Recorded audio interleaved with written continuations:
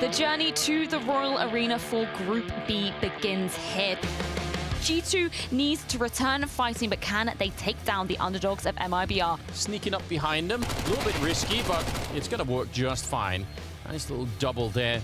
Actually, it's a quad kill on Maniac, and he goes for the ace, and he gets it as well. This should be easy for MIBR.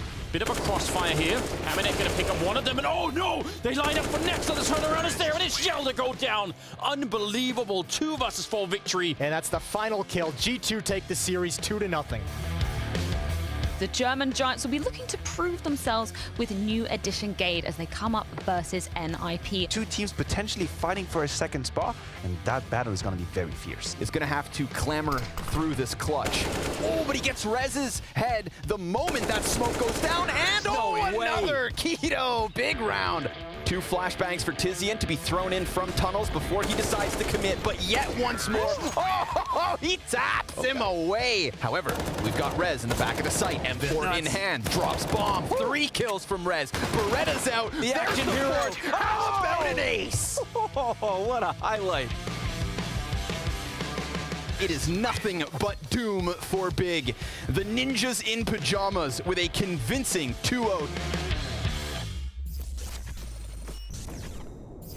The blood, sweat, and tears continue as today we are back for more Group B action. Today, one of the teams will be proving victorious as they'll be the first to claim a spot from Group B at the Royal Arena. For the other, elimination beckons as the showdown is calling. Of course, joining me for all of this action, I've got the lovely Maniac and Maui here to my right. You excited to be getting into more action today, Maui? We're sending a team to LAN. Of course I'm getting excited for it. And there's one team that might go to the showdown too. So it's going to be good. It's going to be good. A lot on the line here. Yeah, there is so much on the line for our teams coming into it. Of course, we do need to recap exactly what happened yesterday. As you just saw, obviously G2 taking on MIBR. Maniac, we needed G2 to really be coming out of the gates hot into this one to sort of start bidding farewell to the ghosts of that 0-5 finish at EPL. Yeah, and I think in that regard, the first task has been successfully achieved, right? They did dispatch of MIBR quite quickly, whereas NIP surprised us a little bit. 2-0 against Big. We prefaced that, you know, this game's going to be a banger, 3 maps on the card. We don't really know what to make of these 2 teams,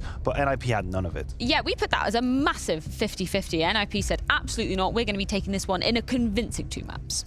NIP look like they are playing on a level much beyond that of Biggs. Biggs came out a little bit flat. They didn't even look too strong on their own map pick. NIP, on the other hand, they look like they were ready for every single situation that Big threw at them. Yeah, it was incredibly impressive to see, and that does, of course, cement themselves in that spot in our winners matchup in the upper bracket. As we were alluding to, the winner of that will be heading on to the group final and will have already claimed a spot at the Royal Arena. Of course, a lower bracket matchup, MIBR versus Big. That will be going on later today. But we do also need to recap the CS Money play of the day from yesterday. You guys have been voting over on Twitter, and we can now crown the champion of day 1 of Group B. Well, we're going to start off with play number 3, Maui. I'm going to throw that over to you. What are we seeing coming up here as our 3rd play? This is going to be Gade in a nice bait setup where he was waiting in pit. He's able to get a couple of kills, and despite the fact that Big are in a big deficit here, he comes up with a nice 1v1 here to take down Device, gives Big a little bit more life in this map. Looking for silver lining indeed. Number 2, we have Nico showing how you can behave when people against you only have USPs. You can have a grand old time, taking care of banana control. Here we can see good cross placement, a good awareness as well as to where the next opponent is going to be, surprised by no one in this, and is going to get a nice 4 kills. And with 69% of the vote, we've got Rez here with an unbeatable defense in the back of the ace site. And this is not a position you're supposed to be getting this much mileage from, but this is a huge ace for Rez. Even busts out the dualies. It's high noon, and yeah. Rez is here. That was nasty to be seeing. I'm glad that that has been crowned our player of the day for day number 1. Of course, we're going to be seeing a lot more of Rez going forward, as he will be in our first game of the day versus G2 Esports. The winner of that, of course, catapulted straight to the Copenhagen Royal Arena for the glorious LAN funds. And we've got Big versus MIBR on the cards, both hoping to keep their heads above water. Of course, it isn't last chance saloon necessarily. The loser of that will be going straight down to the showdown, but it's incredibly hard, an absolute gauntlet to be fighting on through that. And speaking of MIBR, it's kind of heartbreaking to see them coming in with a couple of stand-ins, obviously because of some situations that be outside of their control. 2 of their players and 2 of the big fraggers for the team are unable to attend this tournament. Right, Bolts not making making it because of COVID, and then Cello getting into a car accident. I mean, we just have to wish them both well at this point. And that brings us to the fact that quite a few teams have been using stand-ins here at the Blast Fall groups. We've got EG using their coach as a substitute. They also brought in zepeL, and I'm liking what I'm seeing from Complexity. What do you think, Maniac? Oh, wait, that one is definitely a little bit better than the rest. If you were to compare the players, the name that we have there, having Colter as a luxury mercenary for a little bit is going to be amazing for Complexity. I think it kind of begs the question of what is it that you're hoping to achieve with that stand-in, right? And this is something that we at least raise the question when it comes to EG, for example, bringing a player like zepeL. Are you not supposed to be looking for like the maximum return on short term, like a very short-term investment, very strong player, role for role? They went in for that semi-IGL, which we then hear is having an impact, isn't really having an impact. We don't really know where to go. So that's kind of a tricky situation for some teams. Yeah, and it kind of begs the question as well of how exactly you utilize some of these players. And that's another difference that we see across some of the stand-ins being brought in here. Yeah, and for example, MIBR, they're bringing in someone from their academy team. And that just seems like something that should fit the organizational structure. You know, the fact that they're actually using a player that they're trying to develop, they're throwing him into the frying pan immediately, giving him a lot of Tier 1 experience. That's what I like to see from stand-ins. I don't really love the whole zepeL situation, just bringing in a guy because he's maybe a friend of a friend. Yeah, but that's exactly why it is interesting, the case of MIBR, is that on the side, obviously, one of the objectives is to win the first game that you're playing with your stand-in, and we all understand it. But the other objective somehow is to also develop someone. Like you can bank on the future. You bring this new guy from the academy, you do your best in the game, but you're also hoping that he's learning, or maybe he's surprising you. What if he performs really well? Suddenly he becomes a candidate for the team. So there is that possibility of like a long-term investment on that. Whereas just picking someone here from the grass, like out of whatever FPL it is, you're really looking for short-term. You're looking for a frag today, not tomorrow. Yeah, and that's kind of an interesting comparison when we're looking back at the trend of the six-man rosters that we saw late last year, obviously coming into this year. There's reasons why teams aren't doing that going forward. But then we're seeing the rise of stand-ins as well. So it's kind of an odd thing to look at and think, would you not rather just kind of have this six-man rotational lineup, kind of like Astralis are doing? But again, there's sort of a caveat to that. Right, yeah. Astralis aren't technically using a stand-in, but they are using players that are in their extended roster. And,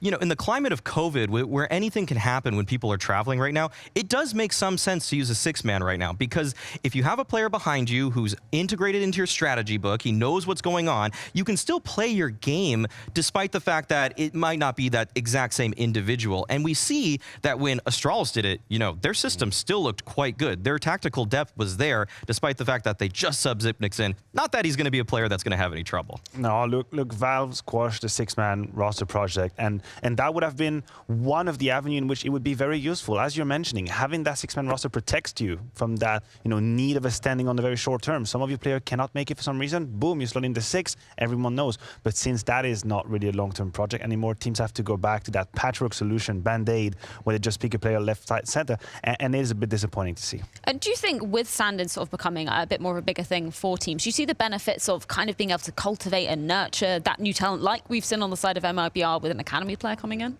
For sure. The fact that they're using an academy player means that they actually believe in that project, that it isn't just for show or anything, that they want these players to maybe one day take the spot of a player who's underperforming on the main roster. That kind of development and showing that you are investing into the future is a bright sign for not only those players, but the future of Counter-Strike. The fact that there are players that are going to be learning under the tutelage of other professionals, and so that they're able to more seamlessly transition once they make that big step from Tier 3 to Tier 2, from Tier 2 to Tier 1. Well, we will be seeing MIBR taking to the stage later on today, but not before we delve into our first game of the day. A rebounding G2 are hungry to continue their form in the full groups, but not if NIP have anything to do with it. We're kicking it to a break, but when we are back, it's all going down in game number 1.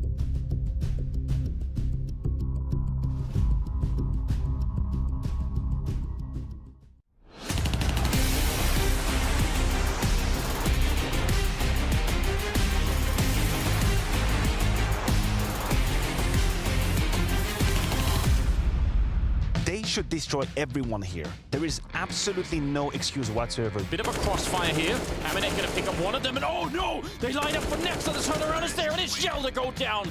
Unbelievable 2 versus 4 victory. This is the form of nip that just suddenly makes me feel like G2 aren't our favorites. However, we've got Rez in the back of the site. M4 in hand, drops bomb. 3 kills from Rez. Beretta's out. The action hero.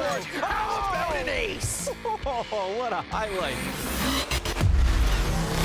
The pack leaders of Group B are ready to collide. 2 teams coming into the full groups with something to prove, and now is the chance for them to be taking the ultimate prize. A spot at the Royal Arena on the LAN finals is up for grabs. So Maniac, how are we comparing these 2 teams coming into things, considering we saw them both taking a pretty clean 2-0 on the first day of competition? First, I'd like to talk about G2 because they came in here at Blast with a mission. It was quite clear. Their mission was to redeem themselves from the catastrophe of EPL. The whole community, everyone, we included, were looking at them and waiting for a reaction, waiting for G2 to play a better Counter-Strike, to prove to everyone that that group stage 05 was just a one-off, and they have succeeded so far. Their first game was clean. You have the high-rated players, you have the Nikos of your world completely outclassing everyone, so it's looking good, but this is the game that you have to win. This is the game where you put all the doubts to rest because you qualify for the full finals.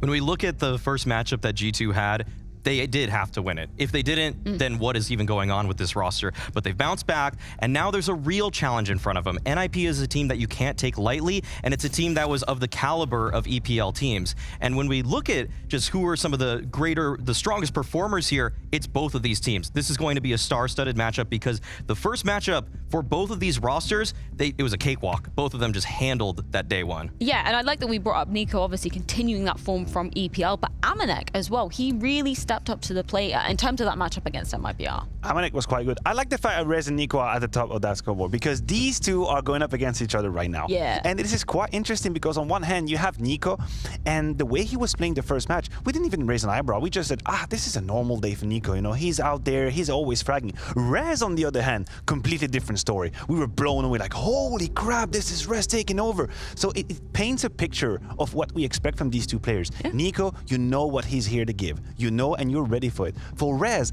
we are hoping for that type of a performance, because if he does, then suddenly NIP have a chance. And this performance from Rez, I believe, was one of the highest he's ever had in terms of his rating on the map of Inferno since he's put on the NIP jersey. It is. It's the best single map that he has played with NIP, and that is incredibly impressive because he had a really explosive 2017. When he first joined this roster, people were saying, okay, this guy is going to carry them into the future. And you know, it was a little bit rockier from that point on, but now he is a star-studded player. There is a reason they re-signed this guy for a few years now, because he is delivering at a star level. There is a chance that he's inserting himself into the top 20 of this year. I think in terms of skill, I just wanted to say, he is the only one that can talk with Nico. He's the only one that can put up a fight against a Nico that is flying on all cylinders. Only Rez could do that. Yeah, I love that we get to compare kind of the firepower of these 2 guys coming into things. But I mean, as you were kind of alluding to, Maniac, we always do expect this from Nico, considering the caliber of him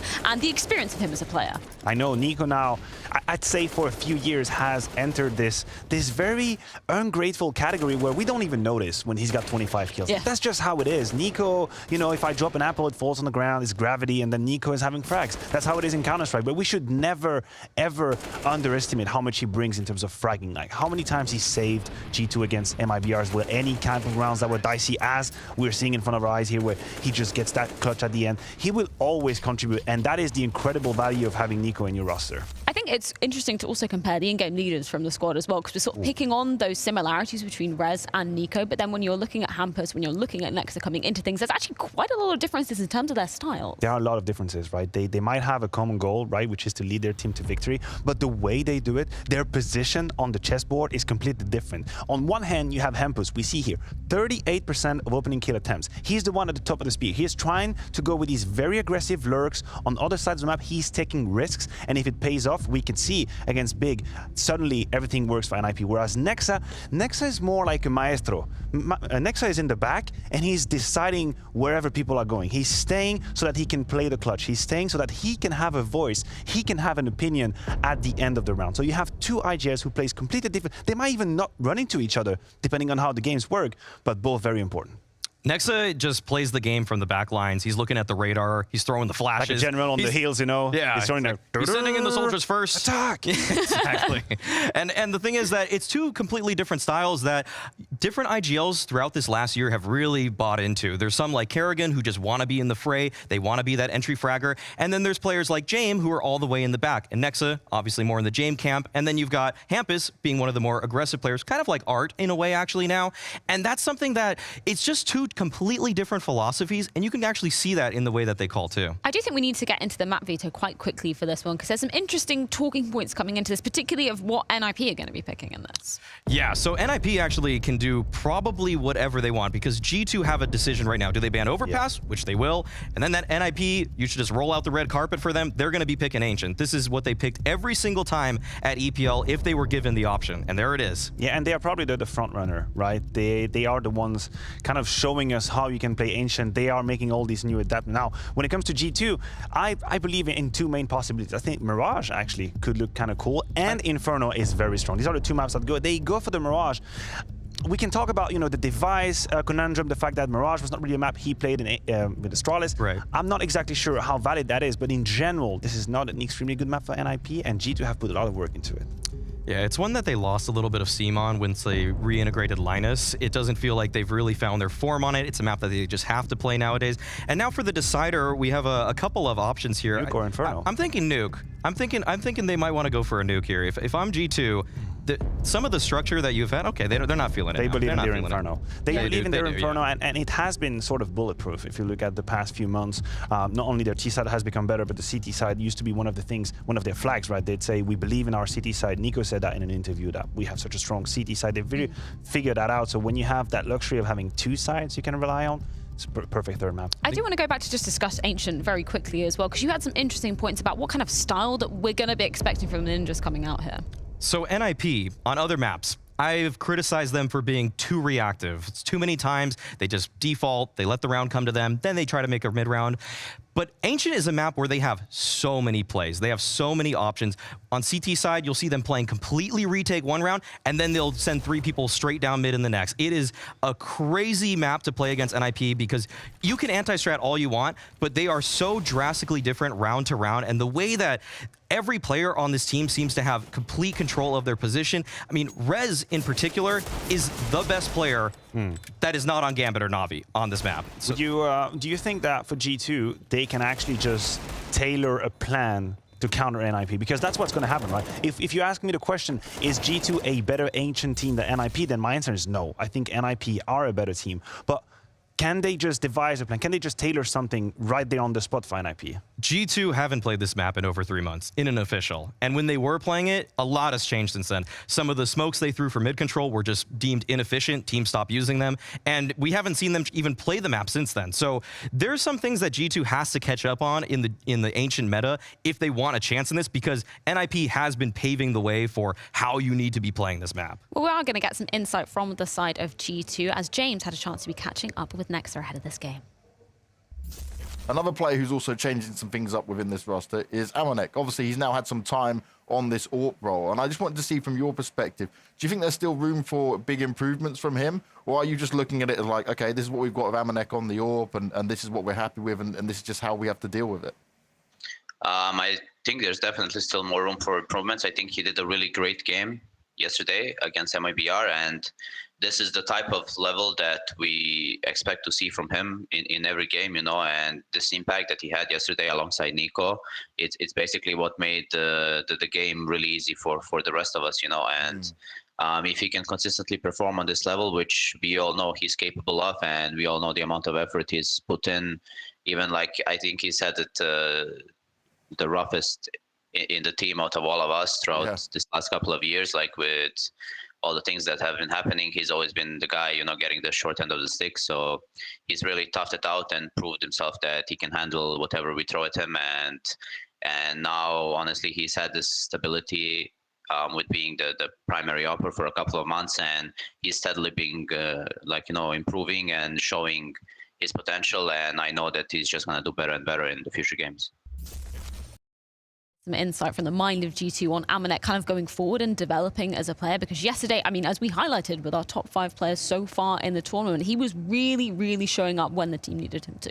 And he will always be in the center of the discussions when it comes to G2, and the doubters of this world, the haters of the world will point at him and say, you're not a top AWP. It's not going to work for G2 because you're not a device, you're not a zipeL, you're not a zipeL, right? And now it's been a few months that he's in that role, so we can start asking the questions, what are the long-term limits? Because at the beginning, you're willing to give him some time to improve. He's got to come to his own with some roles and positioning, and we can expect an improvement. Now, nexa says he believes there's still room for improvement. From my take at the moment, MIBR depends on his opponent's caliber and quality. We saw that against MIBR. We have a few highlights right there. He was lights out. One step ahead of them, positionally speaking, always ready to punish. That's amazing. Now you go up against NIP. Can you do that again? As the level rises, can you also rise to the occasion? And can you do that kind of work? Because if you can, then you're a piece of the puzzle. What's so impressive about MIBR is that they aren't running too many plays for him in every round. It's usually something for Nico, Hunter, the rifles get a lot of priority on this team, and yet MIBR still finds so many rounds where he's contributing, and that kind of consistency is something that will elevate the rest of the riflers. The fact that you're getting a performance out of Nico, you are getting a lot out of Hunter, and then you have a guy who has no real structure around him to succeed, and yet he just patches up the holes. He's basically the construction worker here that's just in the Nico flurry, the nexa mess, he's the one that's going to make sure that everything keeps together. And I like that you bring up that point as well, because we heard from nexa in a HLTV interview where he was saying, they kind of want to start working with MIBR to make him become a bit more of that star AWPer. But I was kind of questioning, do you need that at the moment because of what we've seen so far from MIBR and that ability to kind of patch up those holes? Well, in the first BO3, he was just boosting people, still finding kills. This guy is not getting a lot in terms of help, and yet he's still doing well. I would love to see more. I would love to see them give more priority, but when you have such star rifles on your team, it's hard to justify that. I think it's the next step for G2, honestly. I do believe that a massive AWP is needed for whatever team that has any claim on the trophy and the throne in Counter-Strike. That's just how I see it. The times of 5 rifles are gone. You look at the teams who are performing right now, there's always an AWP. But it's also a give and take, right? How much space and how much resource you give to your AWP, you're going to take that away from someone else. You're going to take that away from the Nico and the Hunter because you are setting up MIBR. So then he has to perform. That is the difference. Right now, we are not being too criticizing because compared to what he has, the context, he's doing fine. But if you dedicate more resources, then suddenly he's got more responsibility. So there has to be an equilibrium. Do you agree with Maniac's take then of MIBR going up against, now we're going to be seeing a device in this server, obviously a much more difficult opposition than we saw on the side of MIBR. Do you feel like that's going to be more of a testing ground for him to see if he can kind of keep up that form? Absolutely. Device picks apart tier 2 oppers like it's nothing. He eats them for breakfast. So this is going to be something we have to look out for, because Device, though, hasn't been having the best time with NIP in recent events. So this is something where maybe Device can build up some confidence. We haven't even really touched on him too much, but he can feast upon MIBR if MIBR does decide to challenge him. Well, we're going to be seeing exactly how it goes down as the race to the Royal Arena is well and truly on. It's going to continue on the ground of Ancient as our first map coming out of the side of NIP. It's all going down with Moses and Anders after the break, and you don't want to miss a second of the action.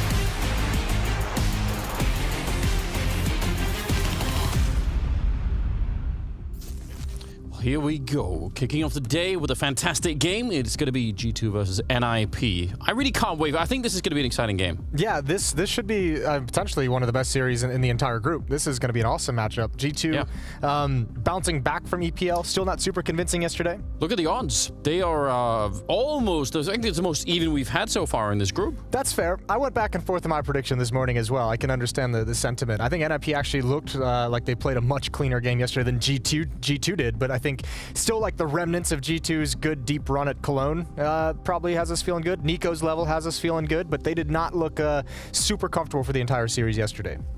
No, they didn't, and you know, we talked about the deep run in Cologne, but the much more shallow run in EPL is still on everyone's mind. So maybe it's a bit of a mixed bag, isn't it? I can understand why people are a bit suspicious.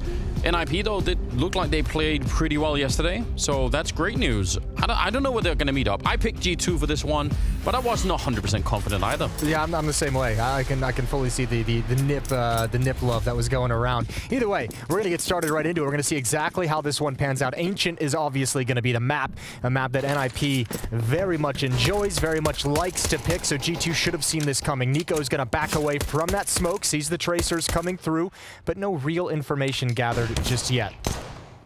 And actually a lot of people towards the A and mid side here. It's a huge setup with only, nexa holding B on his own. It's pretty rough if they were actually gonna rush it, but it seems like they've picked the right idea, although Rez will take down Hunter. Nico with the kill on device and actually forces Rez to turn around, and maybe he could have got killed right then and there. Regardless, it's now 4-on-4. The bomb is outside of the A bomb side, but not really committed. Maniac gonna wait around, see if anyone else comes through. Always smart to wait another second there, but a nice little movement there for him. Yeah, I like that as well. Reposition. There was no way Rez was going to assume someone was there. He had just killed an opposition in Donut. Maniac now backing up. They know he's here, has the angle, got a teammate. He's distracting, and Jax pounce. That's the first kill. Linus is going to go down next, and Jax is doing good work here at this bomb site, just staying alive in the 3-on-1. Yeah, super smart not refacing that. He clearly wanted to for a second because he got some really clean headshots in that round, so I can't blame him for wanting to find a third one. But at the same time, why give him a chance? Why try and make it 2 versus 1 if you fail that shot? Hampers now just waiting and running out of time ever so slowly. 30 seconds, the bomb is right there, and Jack still trying to play a little bit of ring around the rosy. His teammates are quite far away. I'm not sure why they weren't a bit closer. I felt like they kind of left him alone for maybe a bit too long. But Hampers in trouble no matter how you twist and turn this. 20 seconds, he's going to have to go for the bomb plant, and this time, yeah, they're going to shoot him in the back. I think that's why you see the G2 players just backing up and saying, Jax, play for yourself, low HP, not overextending to help save them, realizing how difficult it would be for anyone to get a plant in that scenario at that bomb site. It's so open and exposed from multiple angles. So well played from G2. Rez almost throws a wrench in everything with his aggression in mid, but they're able to hold on. 1-0, and the guns come out. All gone Jax, round number 2. Yeah, that's aggressive, but why not? If you're going to be anchoring that A bomb site down that really long corridor, the AUG is a good weapon for it. I can understand that. Yeah, why not? Get frisky. AUG is what I use whenever I'm feeling out of my depth. Just like a nice little thing to get back into it. You know, you're missing all your shots. You're like, all right. All right, I'm just going to get this gun, crouch, and I'll hold this ankle for exactly. It works well for that. Tech 9 on Plopsky, but otherwise Deagles on the NIP side. See if we can get some cool Swedish 1-Deags. That's a beefy nade. Not too much damage to any one player, but good damage on 4. Maniac might get tested, and he's hearing footsteps running up towards mid, and he's telling Hunter he better be careful. And he's going to back into CT spawn as well. Plenty of teammates there if they do end up attacking. It's actually Maniac who's the most exposed in this position. Yeah, with the FAMAS, I mean, it's not necessarily easy to spray down that many targets. They all have head armor pretty much. He's going to get one of them. And actually a decent double kill. That at least makes sure that NIP can't just flood onto the bomb side and keep going forever. Yeah. There's the power of that AUG in a different position. When they stop the bomb, Rez, I don't know if he can get the bomb down. Nice flashbang to set it up, and they're going to prevent the bomb plant. That's a really good job on the side of G2. Yeah, and more than anything, I mean, Maniac, an isolated position, that was very much fight to your death. Second kill is nice, but more importantly, it gets them the information of where NIP is heading. Allows G2 to be in the right position, the AUG position, so it didn't have a whole lot of danger. Could just sit back and have a good time.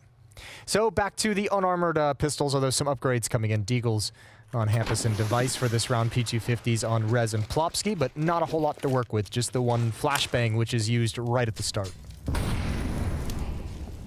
Yeah, this time even less on the side of NIP, of course. Gonna have to wait a little while before we get to see them spring into action. I mean, it's really early, but at least they're not sort of, they're committed to trying to find the advantage before they make a big play in some of these rounds. NIP, oh no. Mutiny on the side of the Swedes. It's a bit early for that. A bit early for full-blown betrayal. Just morale is already dipped that low. 3-0 for G2. Quick, easy, no hiccups, no real issues to speak of. They've sustained early on very, very well. AWP is brought out. That's going to be passed over to Maniac. Well, now is the real test coming out here for sure. 4th round, AKs, a lot of Molotovs as well. And we'll see how they do this. I'm super curious because I feel like every team on this T side on the map is just playing very slowly. It's like you almost have to do that on this particular map. So I'd be so curious if anyone has ever figured out a way to stop that from happening, to try and hit somewhere a little bit early. It just seems like it's very, very hard to do on Ancient. Not that it has to be a bad thing. I don't really mind, but I would still like to see someone try and buck that trend just a bit. I'm sure we'll start seeing a lot of experimentation on the map. I'm sure a lot of experimentation. Most of it's happening in practice, obviously. Good opening kill from Jax. Hampus gonna swing out, and he goes down as well. No trades onto Jax, and finally NIP have a bit of success. There goes Nico. That opens up the B bomb site pretty much entirely. Nexa's here, and NIP's being cautious. They didn't realize the whole bomb site was open to them. And for that, Hunter and Nexa are now here and able to mount just at least a minimal bit of resistance. Oh, through the smoke, taking down Rez before the bomb is even planted. Because I was going to say, this B-bomb site, people play retake on this all the time now because there really aren't that many positions to plant in, and you can usually do exactly what they did. Just spam through. You have a couple of nades left. You can just throw them at the pillar or behind it, and you're probably going to be in a pretty good position here. Device and Plopsky left 2 versus 4 to try and hold on to the round to get that first round on the board for NIP. Plopsky with a very good start, but that AWP at range for Maniac, and he was on fire yesterday with it. He's going to pick up the kill on Device, leaving Plopsky on his own, and it's being diffused, but he can't really do anything to stop it. It's not going to be enough damage either, and it will be G2 to walk away with the round. Plopsky at least going to stay alive with the AK. Yeah, and because the bomb's planted, he's going to get money as well, extra. 4-0 for G2. That's a really cool retake. I like the way they just hardcore baited Jax the entire way. He went forward, nobody else was even close to him, gave up the position of Plopsky. Device was dealt with, and then it's an easy cleanup and an easy defuse for G2. Good start right now for the CT side. They even pick up a couple of AKs. Can steal over to that side and try and do some damage with. But these Molotovs are part of the reason why rushing is just almost impossible, right? You have to respect it just a little bit. Pushed in, there is Nico. He took a peek, might have seen the leg of someone. Pretty bold peek as well through the smoke. Yeah. Backs away, though. Took a little bit of tick from the Molotov. Hampus is down to 62.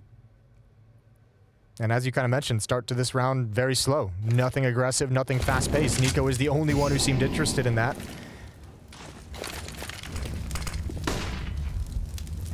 Just burning out the right-hand side, but they're all waiting for each other at the moment. Minute on the clock, and they're starting to take control of middle just a little bit here.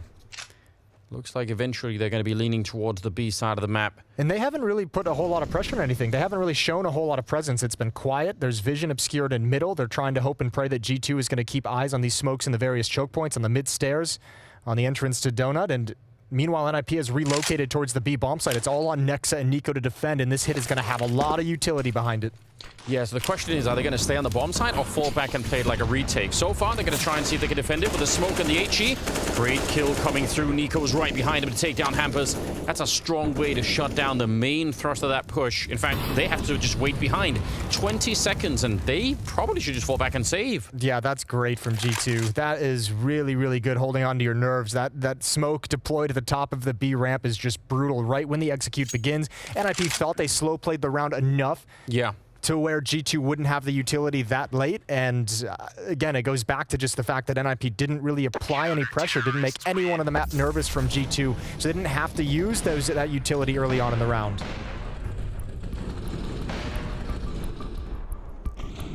And I mean, this is the same as on any other map. If it was sub 30 seconds on Inferno and you had saved one of those smokes and you put it down right in the lane as they try and enter, probably going to have a similar result here. So just job well done for G2. Is there any... should NIP have been counting smokes more? Can some of the blame be laid at them? Potentially, but yeah, I mean, you can kind of count smokes, but I think more than anything, maybe you just don't realize that one hasn't been spent there. Maybe it's just, yeah, could have just been a mistake. Fair enough. 6th round is coming up. G2 have caught fire, as you can tell. But at least they have the round loss bonus, if you look at the bright side. The game has taken pity on them. Yeah, way to be a half glass, or glass half full kind of guy. Wow, I really went backwards on that one. You George pushing half that one glass hard. Full. Half glass full. One of my favorite sayings, really. Here we go, 5-0. 4 players for NIP in this position. Bopsy's gonna lead the way. They're holding that same incredibly passive, really far back setup, and I guess they don't have a reason not to do that because it's been working. But this is a map where you could do a lot of really funky things on the CT side if you wanted to, if you were feeling pressured. Maybe I kind of wish that happens because I want to see if G2 are ever gonna go, you know, aggressive middle, like try and put a couple of people in there to fight, or maybe push out of the A-bomb side. People have done a lot of crazy things on this map. I wonder if they think this is going to be a bit more of like a save, playing very far back. Oh, that is a misplay from MIBR. Overexposed after the first shot. Now it's all on Jax. He's got his teammate here. Actually, Hunter does arrive, and those long, deep angles at this bomb site are so difficult to deal with. And again, a 1v3 here, just like the pistol round. And if you're Rez, you've got no smoke. Even if you get a kill, what are you going to do to plant this bomb? Yeah, the plant zone is incredibly exposed on this bomb site, so very hard. Not a lot of time left either. I was going to say he had 50 seconds, but not anymore. They line up for him, and it's not going to be enough. Maybe he could have found an angle, but in the end, he's going to go down. And you're right, Maniac did make a bit of a mistake there, uncharacteristically. But maybe that goes back to what you were saying. Maybe you were thinking it really was pistols that he was up against. I just didn't realize. I mean, still, I don't know what you're thinking with that follow-up smoke. That might be something when you review, you're like, yeah, that was pretty silly. Don't do that. Yeah, don't wide swing with the smoke in hand.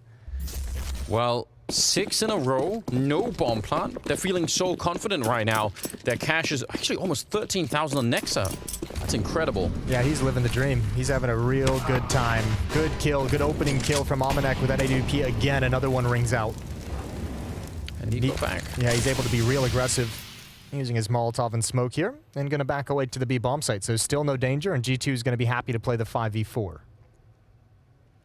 Curious if Nico doesn't run into any resistance in that kind of a play, because he's tried it a couple of times. Would he be so bold as to keep going in the middle or even pushing T-spawn? Like if he doesn't feel any resistance there? That could be interesting to see. I still do like CT aggression every once in a while. Now, Hampus has made his way into the temple part of the map, the middle there. And that's always dangerous when Ts get in there, even though they know it for sure. They're definitely aware that could be happening.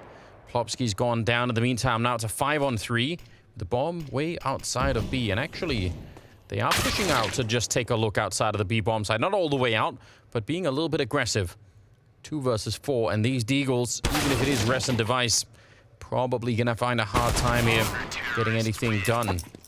I just can't believe this is the start that we're looking at. Yeah, well, I mean, that was the kind of conversation we had when the map started and that we were having in the green room this morning was, where are we on G2 NIP? Like, this feels like it could go either way, and it looks like G2 came in today pretty fired up. We kind of talked about how if you're G2 coming off that really, really rough EPL group stage where you didn't win anything, coming into the event and starting your first match against an MIBR team that had 2 stand-ins, that's kind of a bit of a gift to get you on your feet, let you rebound a little bit more.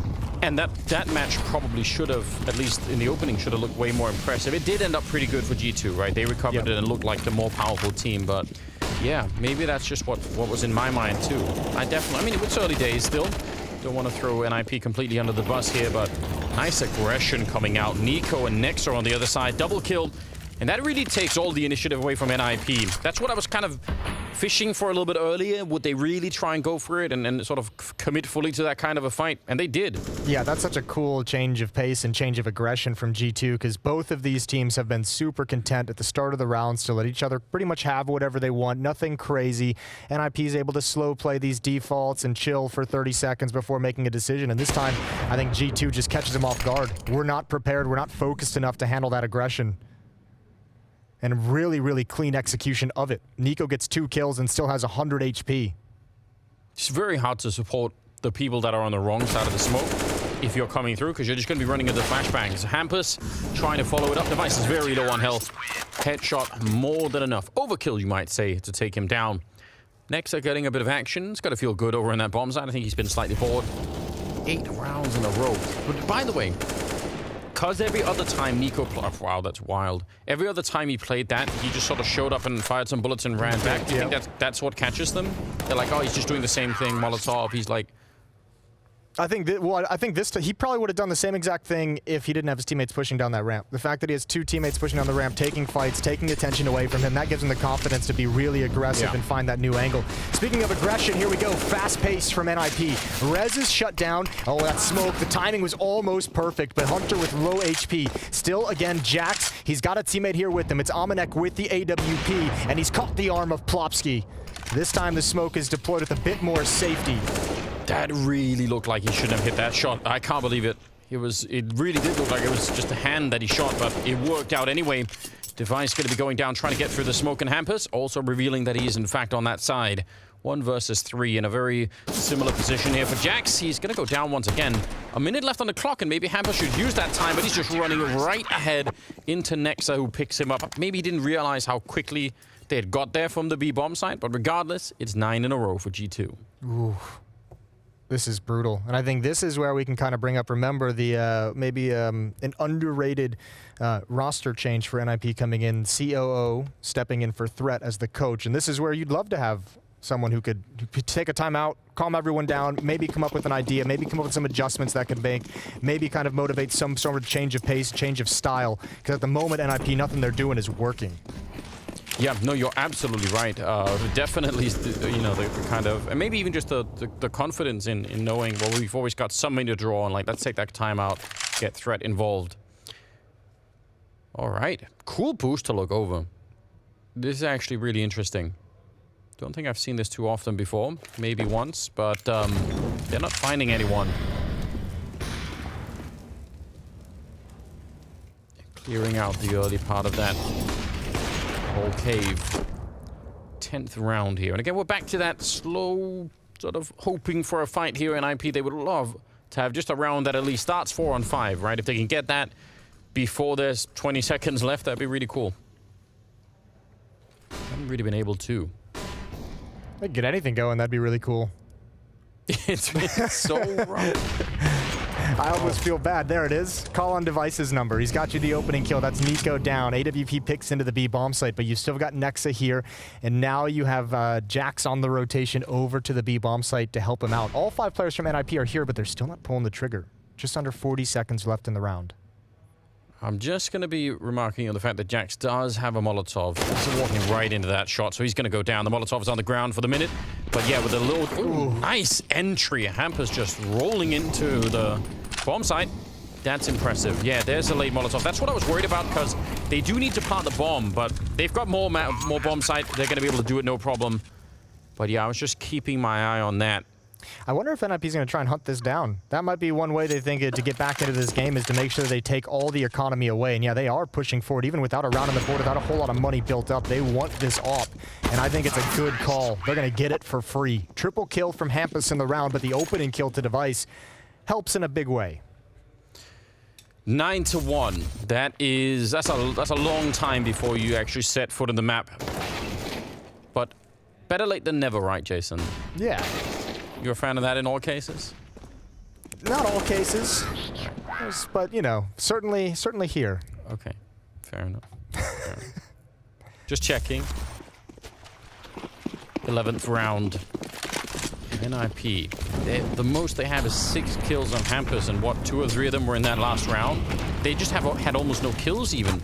onto the dear. G2 side. Why is he standing in the Molotov? Oh, that one hurts, and Nico's gonna run through it. Oh, the spray, they've done so much damage. Oh, Nexa can have a nice cleanup if he's got to be careful. Device has the angle that smoke plumes and gives him some safety, but someone is gonna get some easy cleanup kills on the G2 side of things. Well, Hunter's coming in with an HE grenade, and you can throw that right over. That would be fun if he could just land it deep on them. Saving it for now, he is... And MIBR is alone, playing Donut. So basically covering middle and A at the same time. And then IP are using the time that's available to them to try and just reposition and catch someone off guard. Well, they've also flashed and allowed Nexa to push the B ramp, so he's kind of cleared down at least towards double doors. He hasn't cleared all the way up in that alley towards middle, but he knows there's not a whole lot of pressure coming towards the ramp, and that's why you see the G2 defense relocate, allows Maniac just to pay attention here. Oh no, that's awkward, and that is the signal that they're coming for him, and Maniac cannot manage that as well. Yeah, missing that shot definitely should have happened. Hampus getting the return frag there. Hunter, M4A1, and he's not able to transfer that spray, leaving Nexa on his own. 30 seconds, and they're going to get the bomb plant down. NIP not just rushing onto the site even after getting the kill on Nico, but actually slowing it down, relocating to the A-bomb site. Even with the little bit of a mess up there for MIBR, I still think it's nice to see NIP starting to get back in control of this game just a little bit and find some footing.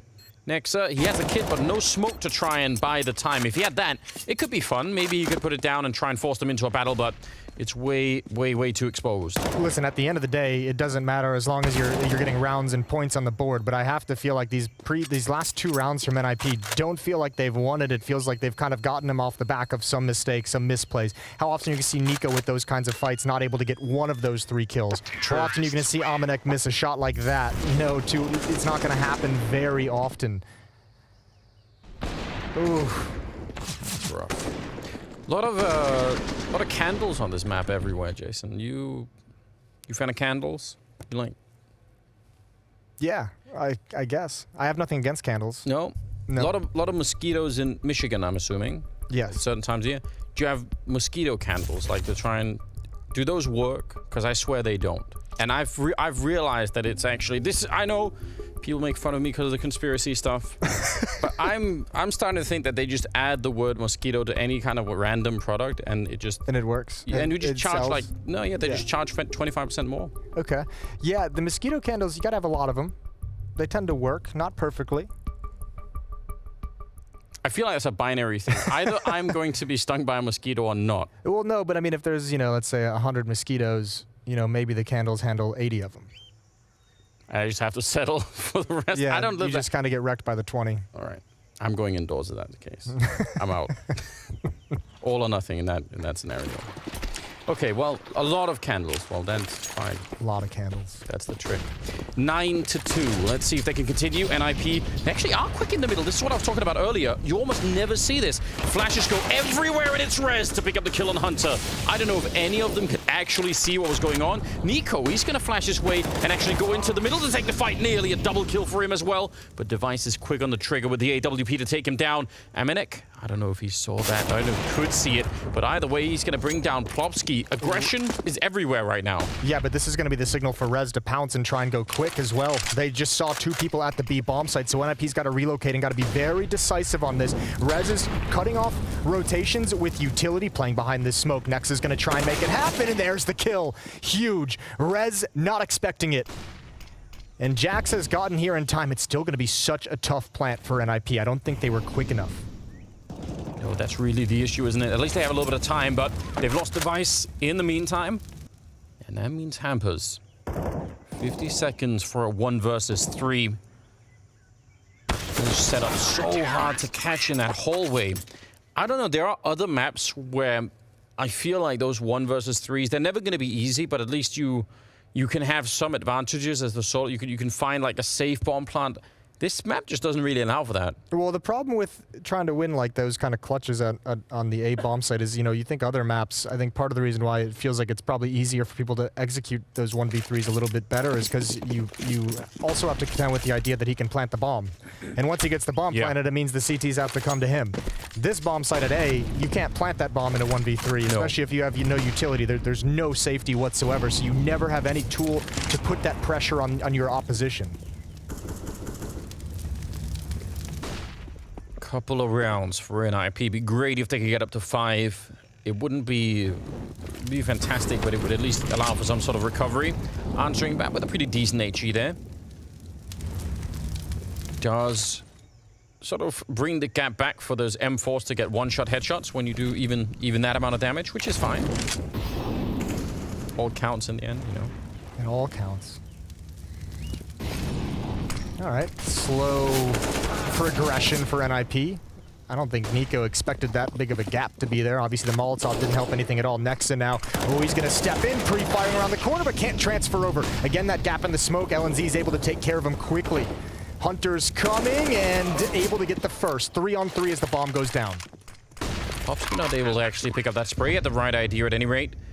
But the bomb down, and yeah, Jax is the one that's lurking in behind them. They can't really wait for him forever either, because then they're going to start looking. So they try to just draw a bit of attention away. Jax is now a little bit late to the party in a 1 versus 2, and he's going to be crouching right into Hamper's headshot.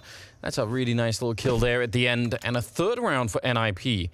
Things started to work out a little bit more in their favor. The money on G2, even though there was an almost infinite amount at the beginning of this, or the middle of this half, I suppose, now it is starting to dwindle down just a bit. Fair play. 10-3. They can't really buy G2. Yeah, finally had the money taken away from him. Took quite a bit, though. Yeah, it was like 14,000 on nexa at one point. Yeah, he was rich. Rich. Exactly. Nico with a deagle. Had to buy that. Can't really blame him. Nico should always have a deal. I know. Someone else should sack. Oh! Yeah. Oh. Even Rez is going to be laughing at that. Yeah. There is that tiny weird little pixel that you can sort of look through. The sweaty rain angle. Yeah. And Nico's like, I know exactly where that is. Oh, don't peek again. Don't find a perfect timing. That would be ridiculous. Plopsky had his back turned for just a couple seconds. Yeah, Nico's thinking about it, but he's got a teammate there to He's waiting distract. for Nexa's contact. Oh, surely, yes. There it is. Almost could have had that one on device. That was like that res wall bang. It's like if you have a really noisy neighbor. Jace. It didn't even come up as a wall bang. No, it didn't. He actually hit shot him like in the tiny pixel. It's perfect. I actually didn't even think about that. That's actually true. This could, I don't know. There's a chance this gets a little spicy. I think they're going to be just fine handling Hunter with his USP if he tries to come through the smoke, and indeed he won't even go for it. So there was a small opportunity, but NIP has stabilized pretty well. Bomb planted, 3-on-2, all the weapons, and yeah, this will be a 4th round for the Ninjas now. As Hunter and Jax just back away. They'll buy for the last round, looking for an 11-4 lead going into halftime. Really good, really impressive stuff. Fifth round is in play for NIP. They could pick it up, but they're gonna have to fight for it. You're right, real hard. And I mean, what do you think? If it ends 10-5? I think at this point, considering how it was, you know, for a large stretch of this half, which was, what, 9-0 at one point, I think, you know, if you get away with 4 or 5, you got to be happy. What is happening? I need an even slower replay of that. Can we slow that down even more? 50% more? Frame by frame. Yeah. Enhance. He's doing, that is the whatever role of Well, his he didn't laugh. You said he had to laugh. He wasn't laughing at all. Nope. Just the rest. That is really amazing. Good times. 15th round is coming up. We've got an MP9, a FAMAS, a couple of M4s, and an AWP on Maniac. Some limited grenades could definitely be a problem in a retake scenario if they get there. Heavy lean early on for NIP towards the B bomb site. Okay, putting down the smoke and just challenging. Hoping to catch someone at the edge. Rez is definitely aware. 4 damage. That's not going to really trigger anything. I wonder if this is like a signal to NIP that mid is occupied by G2, that Nico's just kind of sitting there behind the smoke spamming a little bit. They've got to be like, well, he's not worried about middle whatsoever. And there's got to be a reason for that. Hunter's pushed up. Maniac with an AWP baiting for him at a deep corner. Yeah, incredibly aggressive in the middle. You jump here, maybe you avoid the AWP, but you run right into the MP9, and if you walk out, well then, Might not be much better. Surprise there. Device up close against the MP9, and he's going to go down. MIBR will take down Linus. Now, Jack's sister falls, so they just keep trading left and right. Rez is up next for the lottery. They've got the bomb as well. And MIBR surely should have spotted that. Plopsky's fighting, and Nico's going to take him down completely blind. They've got to know MIBR is still here. It's Hampus with the kill, left in a 1 versus 2, and Nexa is nowhere nearby. And there goes MIBR again, missing a shot. The nade, perhaps a distraction, but 30 seconds for Hampus in this 1v1. Yeah, he can make it to the B-bomb side, so he's just trying to offset that position a bit, hoping that Nexa will assume it's A. And that's a good call right now for Hampus. Yeah, the coin flip comes up heads. I'm not even sure it was the nade. I feel like MIBR has missed a couple of shots. I honestly, God, when I saw it initially, I thought it was just a straight up miss, but I wanted to give the homeboy the benefit of the doubt. Yeah, but help a brother out. Listen, I love MIBR. I think he plays amazingly, but I think he's missed a couple of shots this half that he maybe shouldn't have. Yeah, those sitters in Donut earlier were a bit brutal. Yeah, could be just sort of getting into the feel of things early on. Who knows? But it's worth pointing out at any rate, because I think actually a lot of the times he'll hit that shot, basically. I'm calling him out because I think he's great. What a tough clutch for Nexa as well. No utility. You have no knowledge of where he could possibly be. All you've got is this kit. Oh, Careful took a bit now. of time lining it up. Well, he got the job done. 10-5 in the first half. Let's see how it goes in the second half. That's coming up.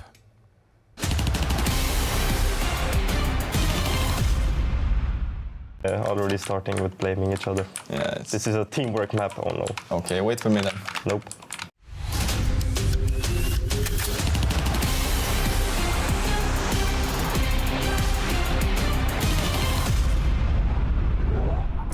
He always lies. Oh my god, mouse.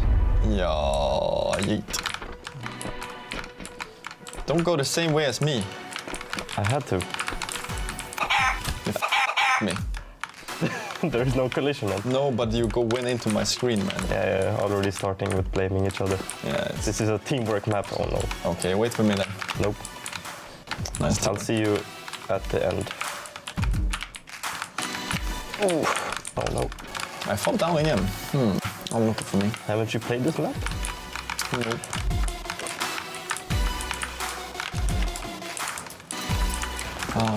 Nice. Oh my god. Spikes. Are you at the spikes? Yep. No. I fucking failed again. No. I'm getting spikes up my... Up your wood? Can't see it. Man.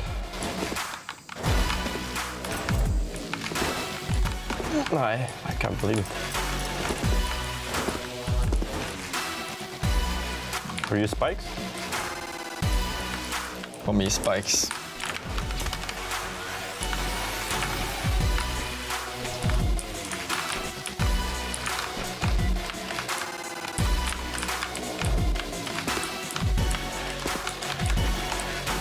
Oh shit. Maybe that wasn't the way. Oof. Where are you? In front of you.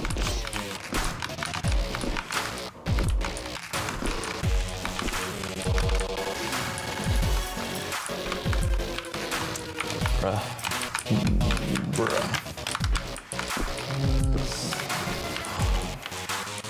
Yes. Dev. Did you win the map? Yes. I have won it. For fuck's sake. These youngsters can't compete.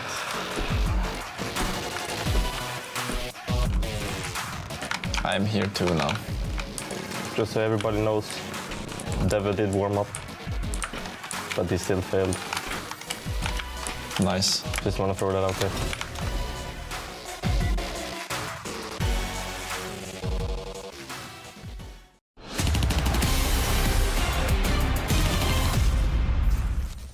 Well, the movement is looking good, Jason, but inside of the actual game here on Ancient, they're down 5 rounds to the 10 of G2. They need a pretty strong recovery. Look, I think they had their pretty strong recovery. I'm actually pretty impressed they managed to eke out 5 rounds after a 9-0 start to or 0-9 start to the game. They won 5 of the last 6 rounds of the half. So finally got into it, finally found some winning recipes, able to put some points on the board. And I mean, that's going to help them obviously a lot in the second half. That would be a huge buffer. Nico's going to lead the way very quickly. It's just a rush. And quickly, 2 players, Nico and MAUisnake, are down, but now the trades start coming in the other direction. Yeah, 2 players, 3 guns though. The Dualies picked up a kill in the middle of that fight. And now it's a 4-on-3. The bomb has been planted. They do have maybe a chance of doing this. As pistol rounds, you never really know. There's a kit as well on the side of Linus, so maybe he could do some work with that.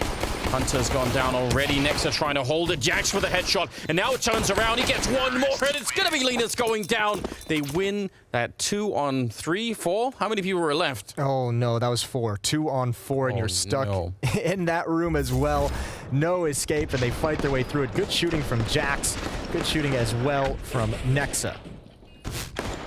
Man, that's just brutal. That's a tough way to lose, and I think it's a little bit eager of I don't even know if I don't know if this is even worth calling it a mistake, but Hampus just gets on that bomb exposed to Nexa's position. If he took like an extra half second to just kind of tuck his butt in the other direction. Right, yeah. It's that would have forced G2 to actually have to get out of the room, and then maybe the superior numbers can work its magic. That's really tough, because if they would have won that, like you said, the recovery was good at the end of the first half. You go into the second half, you win that, and you just feel pretty good about it. Linus goes down to Nico, and now it's a 4-on-5 with bomb plant about to happen. Over on the other side, Hunter is out looking with the UMP for anyone that he could find. Why not pick up some extra cash while you can? Yeah, shout out to the bonus money. I think NIP surely just gonna chill, try and keep these 3 weapons alive, the Scout and the 2 Deagles. Try again in the next round. Either way, back-to-back B rushes. Still works, like Novocaine. It does. Also, good track from Green Day. In case anyone's interested. What? Keep Me Novocaine. Okay. American Idiot album. Green Day fan? Yeah, one of the best albums in a long time, I think, even still. Okay, that's a very random statement to have made. September is ending, Jason, as well, is on that. Yeah, September is coming to a close. I don't know what. Wake me up. Now, those B rushes, I think, only really work when they don't have nades. I think as soon as the nades come in on the CT side, you're going to see them doing that a lot less. So, which is fair enough, but just to point out, that's probably why they're getting away with it. But they don't have to do it for much longer, because they're about to win the map. 12-5. It's a pretty impressive lead so far. And this Nips pick, remember, they've kind of ever since Cologne, they kind of came out as the first team that was really willing to kind of champion this map and have it be their pick. And I think they're on what, like a 5-map winning streak on this, a 4-map winning streak coming into this series, and it looks like G2 is going to put a quick end to that one. At least for the moment. We'll see if NIP can recover in this round with the 3 weapons they saved, or when the guns come out in the next. The powerhouse duo yesterday for G2 was MAUisnake and Nico. And MAUisake's cooled off just a little bit. Nico is going at the same speed. He's just not slowing down. I love it. Yeah, it's super impressive, isn't it? Just imagine every day should never have like a day where it's like, he is really something else. I've said this a number of times. I just really want Nico to re-enter the conversation for best player in the world. Hell yes. I don't think anyone's going to get close to simple anytime soon, but I'd like him to be in the conversation. Yeah, that was, I mean, for a while, definitely people were making the Nico simple device comparison, yeah. Before Zywoo popped off. And Cold Zero out there somewhere. Cold Zero was in there as well. Not to forget. Hunter will get a kill with the UMP before he does go down.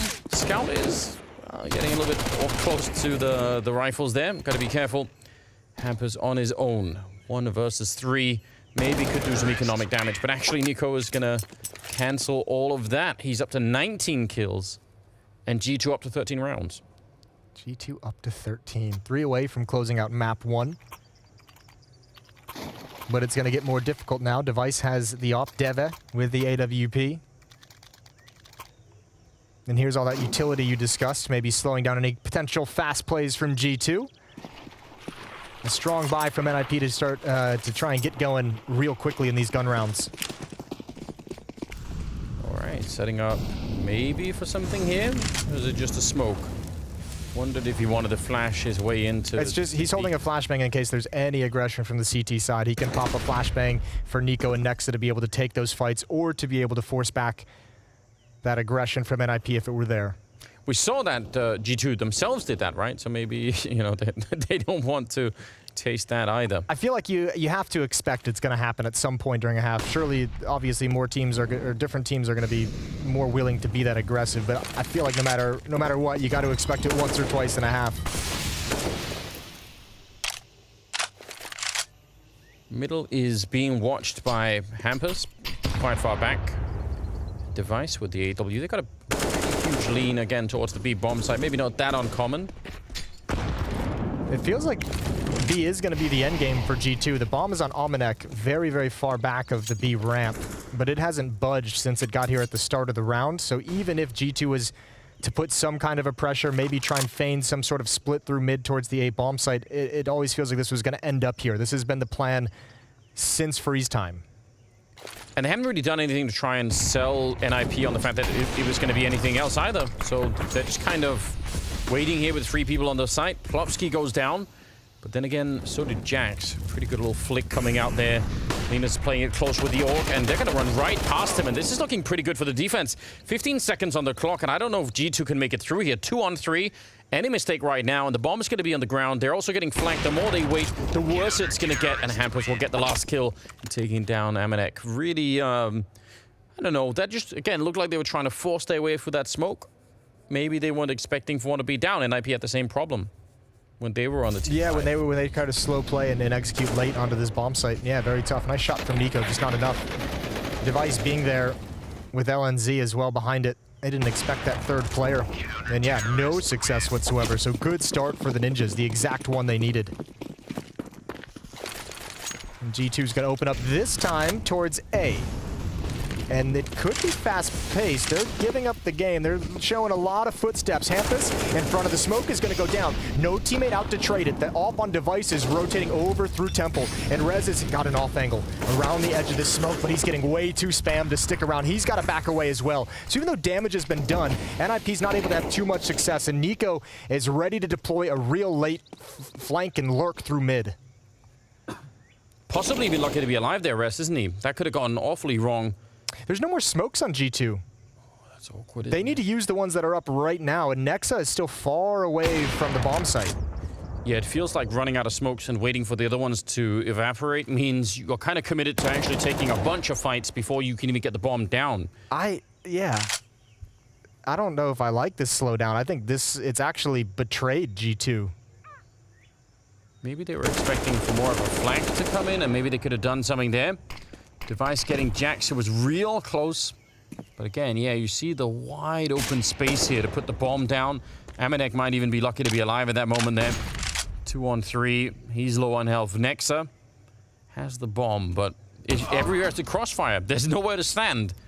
That's exactly why you needed the smokes. Yeah, this round I didn't enjoy. It makes you feel really uneasy. Oh no, that was, I mean, you have those 2 smokes deployed. It's like you have to get the bomb planted during that because you have none left to refresh them, and then the angles are wide open to one of the best oppers in the history of Counter-Strike. Also, when you slow down this much, that's when the alarm bells start to go off in Rez's heads that a flank, that he needs to watch his side, that he needs to watch behind him. Yeah. Because previously remember he was getting spammed through smoke. He was occupied trying to pick up the gap that Hampus's death left. So G2, you know, ease up on that attack, and I think they gave the space to NIP to get back in the round. Well, but now it's kind of exciting because now we got 13-7. It's a 6-round gap that can definitely be closed if they can start to build their own economy up, NIP, which they haven't really done yet. But now is a good chance to do it. Hampus, aware that someone could be boosting over, still taking a little bit of freedom here to turn his back. Linus goes down, and yeah, just a 4 on 4, but at least they know it's Deagles.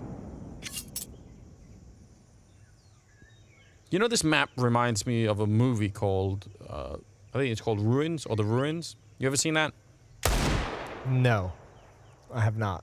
Tourists go to some South American country to visit a ruin. As you do, yeah. And bad things happen. Okay. I won't spoil it, but I'm not going to watch it. You should.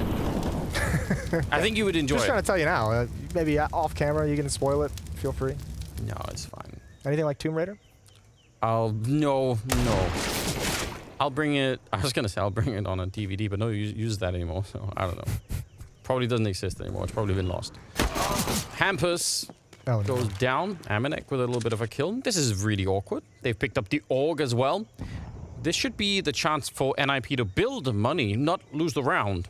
They've got it all backwards. Plopsky ready and waiting in case Nico comes through. The bomb, though, is being planted behind him in the bomb side, and Nico inside of the smoke, still able to pick it up.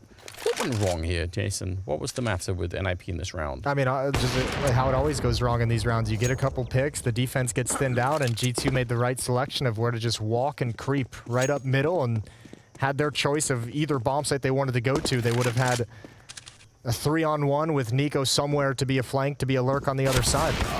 That's brutal. Even finds Rez in the end, 14-7. And yeah, just when you say it's about to get exciting. They take it away from us.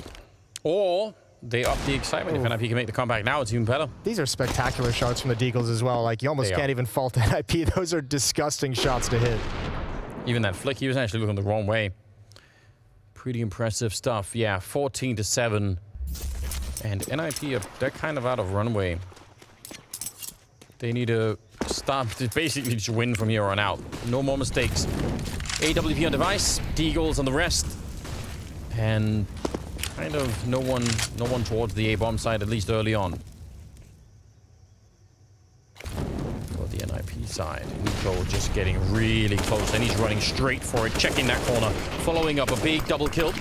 And yeah, this already looks like this bomb site is going to fall. Nico must really, really love entering on this bomb site specifically, because I've seen him, you know, normally he's slow playing and he's lurking and he kind of gets to make his own decisions. And the 3 times they've gone to the B bomb site very, very fast, including the pistol round, he's the one leading the way. So something about the angles must make him feel real comfortable taking fights. And they even find the AWP just to make everything much worse. I mean, what I really like is that he actually goes, he's just aiming straight for that corner, because in the beginning when this map came out, so many teams when they came in on the T side just forgot about it, ignored that corner for way too long, and they didn't Molotov it either, which I found to be very annoying. But it's good to see them actually go for it now.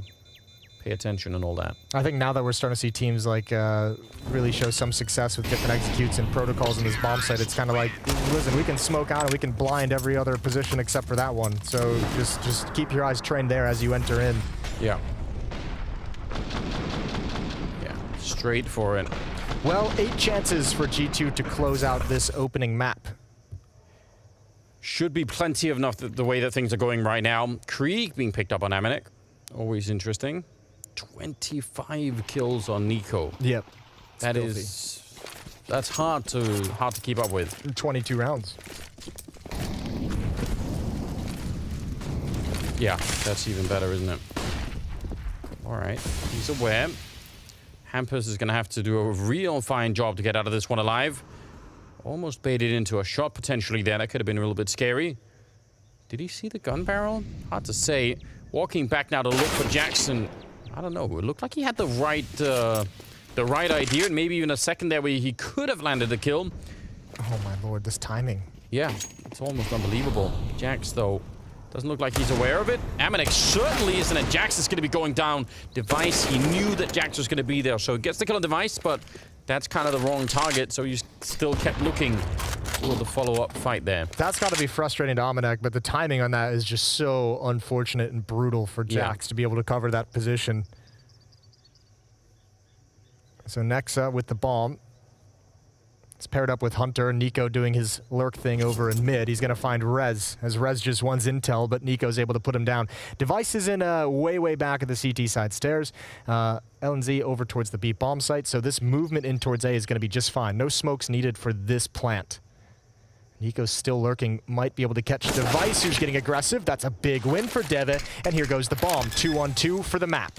He's really trying to bring them back and try and see if they can get another couple of rounds here, but he's eventually going to get caught by Hunter. Bomb is down on the bomb side, and Linus, what could he do here? He doesn't have a kit. Picked up an AK. I guess that is something, but ultimately the clock is going to be running against him in such a big way that he kind of has to find the first kill pretty quickly. Molotov, I don't know if he can stop them. I'm sure they're going to just burst through if it ever comes down to it. And it's a 10-second defuse on top of everything else. I'm trying to figure out a way that this could work out, but I don't think there is They one. could wait out the Molotov and still win. Yeah, that's true. And nexa picking it up, it is 16-7 as G2 bring down NIP on their own map pick of Ancient in kind of a spectacular fashion. That's just very, very cool. We'll see if they can continue on this in the second map that's coming up after the break.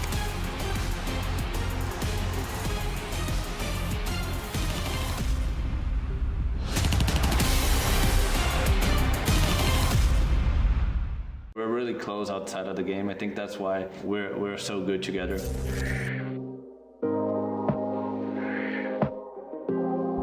Welcome everyone. Today I am joined by zipeL. Pleasant to be here. Once we have established what is your favorite skin, we will try to identify 4 stickers that you are going to put on that skin that reflect on your careers. Just a way to identify you and basically talk about it. How's that sound? Sounds great. Let's do it. Do you have any all-time favorite skin? The only skin that I love is the Dragon Lore, and it's the only one that I keep. It's a pretty skin, and it's really rare. It's time to find the first sticker, and I'm going to go straight to a 1 versus 4 clutch against FaZe Clan during Beyond the Summit. I remember it was me and SAT against 5. It was 2v5, and I picked the guy Window and then picked the guy Market. I would like to award you the This is AWP Country sticker, because I think it fits this action quite good. Do you agree? That's good. That's good. Yeah, Brazil is a great country for operas, so that makes a lot of sense to me. For the second sticker, we are going to talk about majors. And specifically, I would like to talk about the first and only major you attended. That was the Starletter 2019. To be like immortalized in the game with your signature, it was a thing that I had dreamed of. The sticker of the major is Starletter 2019 zipeL signature sticker. How's that sound? Makes perfect sense to add this one on the list. For the next sticker, I would like to talk about MIBR. Obviously, it is one of the most prestigious names from the Brazilian scene, and it must have meant something for you to join this organization, to have this tag next to your nickname. My experience being in MIBR has been amazing. I mean, I played 1.6 back in the days, and everybody that plays 1.6 in Brazil wanted to be part of MIBR. We have an MIBR sticker 2019 Katowice that I believe would be a great fit for you. Makes a lot of sense because MIBR has a lot of fans and heated fans, you know, and so I think it makes sense. You've shared quite a lot of moments with Bolts. Do you mind giving me a few words about your relation with him as a player and how it's been going through all these years? We're really close outside of the game. I think that's why we're so good together. It all makes sense to award you with the Bolts Krakow sticker 2017. We're gonna slap that on your weapon. That's the one that he almost did it, right? Let's not remember this one for him. Don't let him watch this. We have our 4 stickers, and it's time to see how they look like on your skin. I mean, that looks great. Thank you very much, zipeL, for taking the time. Thank you very much, Maniac. It's always a pleasure to be part of this.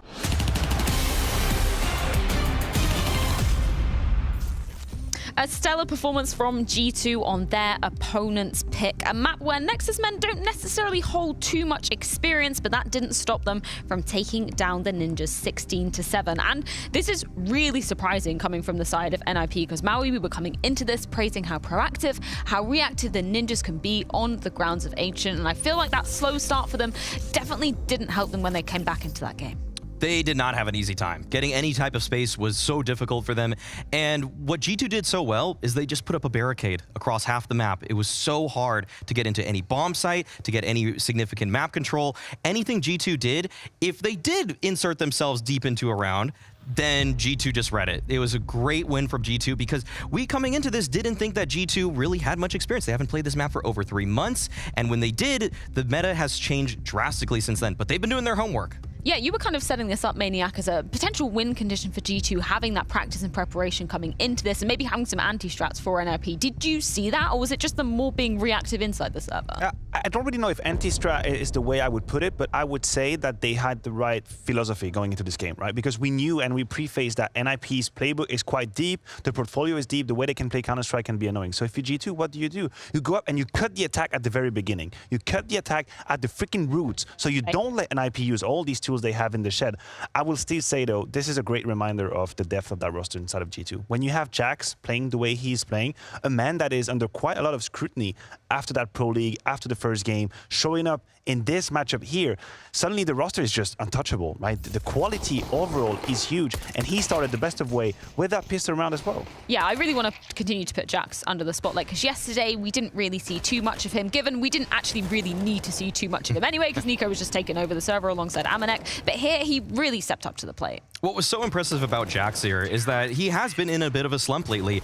The thing is that when he's on that anchor site on A, he did such a great job in just handling different situations, and it was never going to be part of Hampus's game plan to go A very often. He said on HLTV confirmed, we should have just gone B more. Anytime they lose, they should just go B more. So Jax was able to find rotations, able to help out towards middle. He actually was freed up a lot because they weren't specifically targeting him. I do want to go back to that first half and just talk a little bit more about that wall that G2 were putting up in round number 8. Yes, so G2, once they got a little bit of economy, a little bit of momentum, that's when they took the fight right to NIP. And NIP, they do love to go B. Hampus has been so public about this, the fact that this map is almost broken, that you should always go B, and G2 stopped them right in their tracks. It's about that proactivity, and that's something that we didn't know coming into this if G2 was going to have plays like this. Look at how Nico and everybody else is just taking control towards lane there. It reminds me of Banana and Inferno a little bit, in the sense that you have a shift of meta where, let's say, at a given time, the CTs know how to take control of it, and then you have another moment where the Ts are actually dominating, and here, this is the clash, right? This is the clash where NIP have a plan coming this. They know that they're going to use that smoke on the ground, and that's going to extinguish the money. They're going to fight, but what they don't realize is you have that huge double-pronged attack coming in from G2, 2 from cave, 2 from lane, and that's just it. That's 2 kills right off the bat, and you control the entire round. Yeah, I really like that comparison. Another comparison I think we need to draw as well, because we were doing it just before coming into the game, was Nico versus Rez coming into this one. We saw Rez going absolutely lights out yesterday, but also with Nico, and Nico just continued to be bringing the hurt today. Well, I'm going to go back to what I just told you at the very beginning, Freya, is that on one hand, you have Nico, who just continues to fly high with 27 kills, and on the other, Rez, who surprised us. And that is the key word, surprised us against Big. Cannot do it again here. Very quiet on the side of Rez, only 10 kills. Obviously, Nico just put him in the shadows completely in that map. And so you have a deficit in skill. That is it. Nico is just too strong. He is too strong.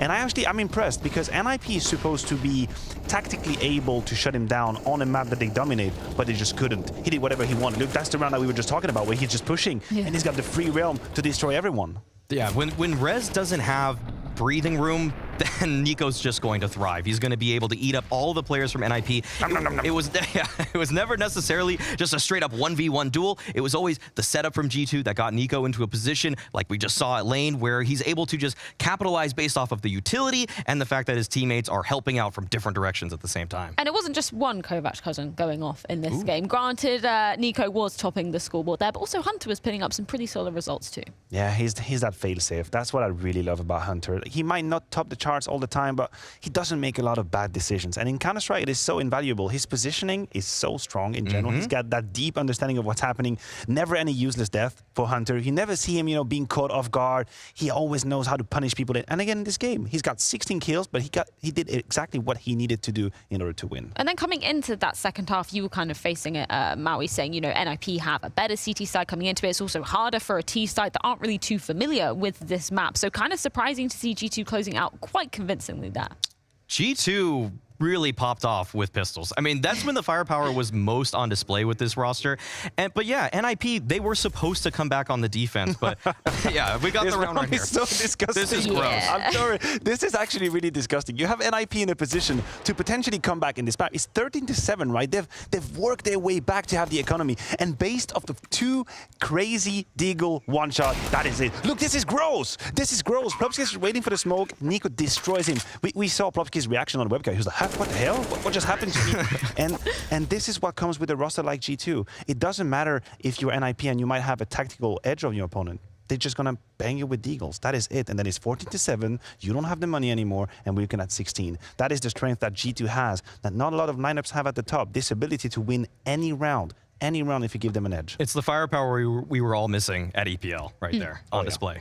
Yeah, and another strength for G2 is going to be coming onto their own pick of Mirage coming into this. Well, I know you have some interesting statistics coming into this map for G2. Yeah, there is a caveat when it comes to Mirage, because at first sight, you might look at 33% win rate past 3 months for G2, and you think, why the hell did they pick Mirage? This is not good. But actually, all of their losses come off the back of that tragedy of EPL run. Yeah. Before that, prior to the event, we were talking 16-1 against Big. We were talking beating Gambit 16-13. So this is a good map. I believe Mirage is a good map for G2, and we should be careful with the numbers. I have to say that some of those losses that G2 had, you can't even be too ashamed of it. When Nexa's telling us that their communication wasn't very good, that players weren't really in form, and they're taking a team like Forza to a 16-14. I mean, people might be thinking right now, who is Forza?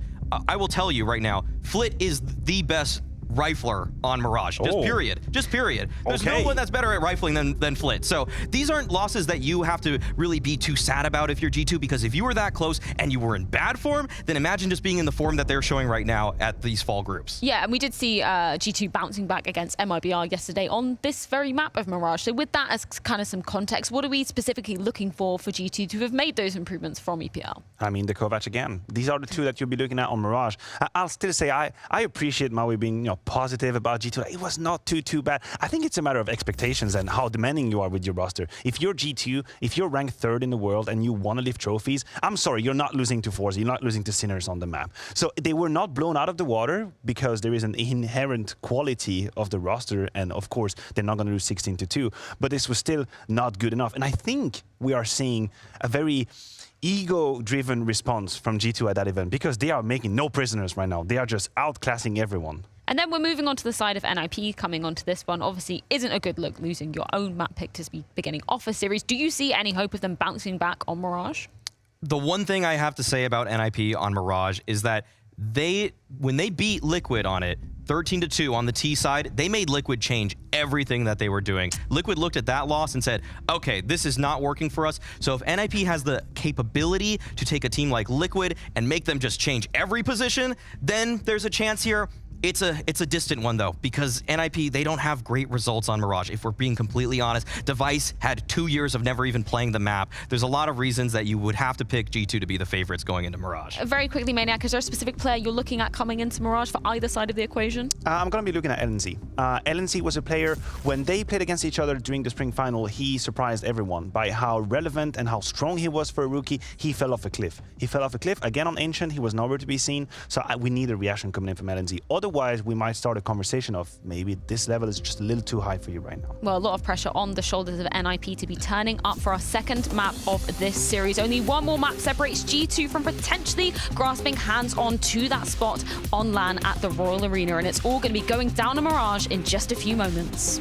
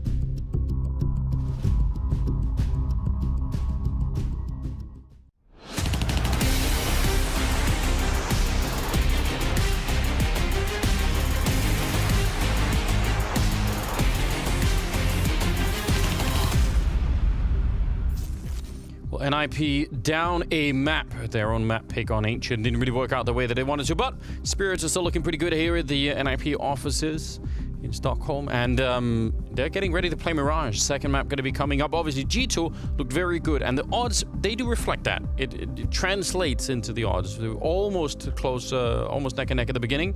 A little bit more favored G2 this time. Yeah, which, I mean, after that display on Ancient, I think makes sense that there's been a little bit more confidence infused into the G2 side of things. Yeah, for the second map. I'm interested by that huddle. Those are the smiles of people who never had to do a huddle like that growing up before. And they're like, this is stupid. Why are we doing this? None of them played hockey. I guess that would be the sport. Yeah, none of them were on like Pee-wee. No. What do you guys have in Scandinavia? Pee-wee hockey is pretty much it? Well, I think in Sweden, it's not in Denmark, yeah. Okay. So hockey would be the play. I'm imagining that's where they would learn it. But they didn't. And we have evidence. Here we go. All 5 players for G2 outside the A bomb site. Just going to be a set piece. 3 players of utility, 3 HE grenades. 3 players to defend initially on the bomb site. The rule of 3 in full effect. Yeah, let's see what these USPs could do. First couple of shots are just blind, and the Glocks are getting awfully close right now. Linus, Blocky, and Rez, they all fall. Device has shown up, and without that kill, this round is almost unwinnable. But now at least it's a 2-1-3, and they still have dualies. Yeah, this round should be entirely winnable for G2. The nade barrage towards Ticket Booth works perfectly. Now they have control of CT. They've got a nice crossfire set up. I don't think they realize how close this creep along the wall has been, but now they've got the information. And the dualies in a real rough spot, but Hampus makes him work for the first kill. He didn't take too much damage either, getting shot at the back. He's trying for more. Hunter is right behind him. He jumps. He's just all over the place. Very stressful indeed. MIBR will take him down. That looked like maybe he had the right idea, but just too much to handle. G2 will pick up the pistol. That's a great pistol as well. Even when that first kill goes down, you get a little bit worried, but the nade barrage works, the follow-up kill works, and pulls him right into favor. Nice work from G2. That position from MIBR just so strong when he gets control of the CT stairs. Very well done. Yeah, it's kind of scary running up onto that A bomb side in the pistol round on the T side. Even with the smoke down at Ticket Booth, just you never know about those USPs, but they managed to make it past. Now they're up against Deagles though. Yesterday when we were watching G2 play against MIBR, some of these Deagle rounds were just ridiculous. Trading all over the place. Yeah. That was a weird back and forth. I mean, G2 did it on their T side as well, but certainly on the CT side, they looked uncomfortable. This was kind of the map that we watched, and we're like, ooh, this game could get odd. Because MIBR was putting up a decent fight early on, and eventually G2 just ran away with it. Back to the A bomb site through T spawn. Hunter is going to be left alone in the underpass, throwing out utility, taking attention, taking eyeballs in his direction. Nico up in Palace with MIBR, Jackson, nexa lining up utility for this hit. Device with a scout. HE as well. If he lands a couple of tags, falls back, throws the nade onto them. Who knows what might happen? Taking a little bit of damage himself, and the smoke is making his job just that much harder. Rez will be in charge instead, picking up a headshot with a deal before he does go down. 3-on-4. Nexa has the right idea. Yeah, he was just pre-aiming that so heavily. And Plopsky sees at 75, just getting his toes slightly burnt. Gonna still take Nexa down. Yeah, they don't have a chance to fall back and save these guns as well. They're very committed. Good tag from Device is going to force MIBR away. Plopsy's got an angle. Okay, no kit, but this is still doable. It's still in the realm of possibility. Nico doing damage from Palace, and Device is starting to shift into the bomb site. They still haven't found Hunter, and through the smoke, that should seal it. Nico just continuing to tap away, preventing Plopsy from getting involved in the action, and that's good work. 4 kills in the round for Nico. Yeah, really, really impressive. He just kept hitting him at that weird angle. And I guess it's kind of a risk-free shot for him to take. You know, he's probably helping his teammate at that point in time, just causing a distraction. Maybe he hits someone, maybe he doesn't, but probably no one's going to be able to actually jump up there and punish him for it. Yeah. So it kind of makes sense. But still a close round. Now they know that it's going to be just pistols and probably no armor, or definitely no armor. So they have a couple of Mac 10s in play. Yeah, let's see him get involved. Build up the cash flow.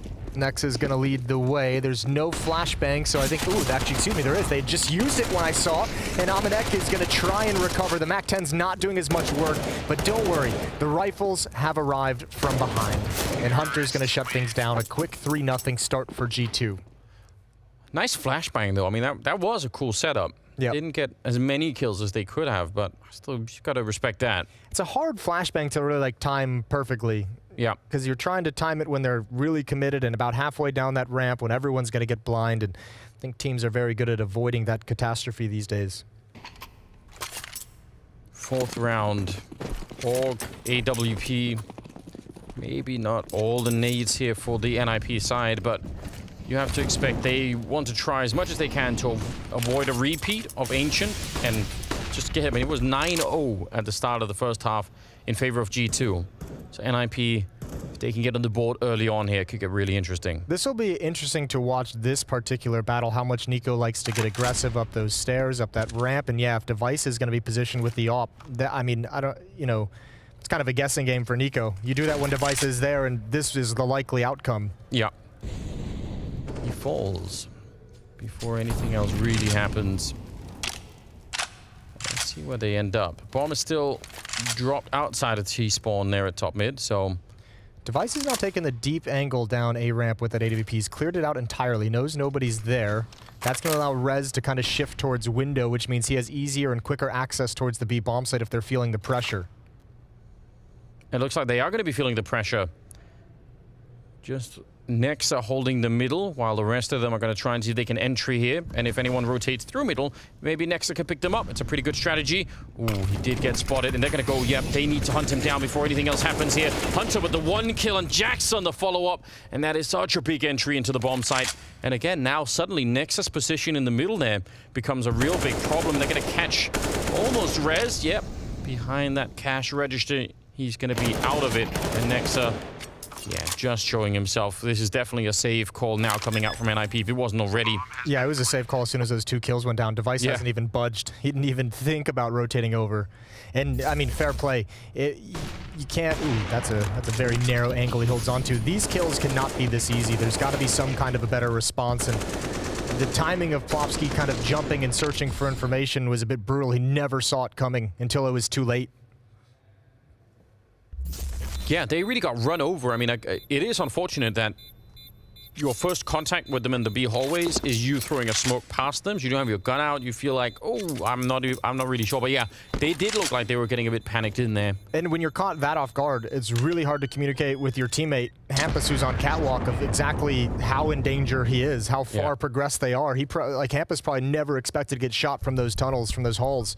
Fortunately goes down, clean take, 4-0 for G2 after losing the opening kill. That's a good job. 5th round is going to be coming up here. They've saved an AK and an AWP on the NIP side.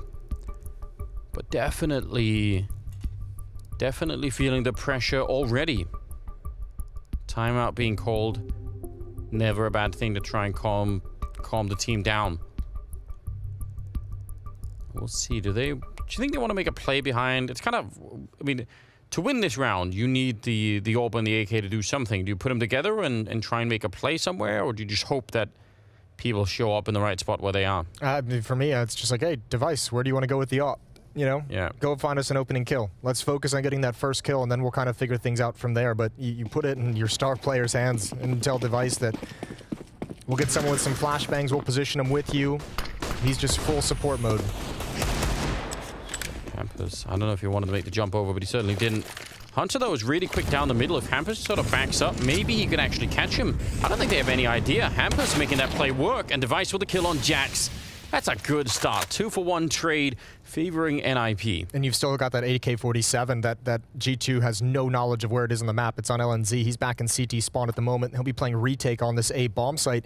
And especially with having a man advantage in a 4-on-3, even with pistols, it's a very powerful retake setup as well. Not needing to commit to the kills. Nico and Palace hoping someone's going to make a mistake and walk into his crosshair, and it's Device that would be the one to do it, and he doesn't make a whole lot of mistakes. Yeah, G2, you can understand the sudden worry in their steps here, just trying to not leak any audio towards the middle.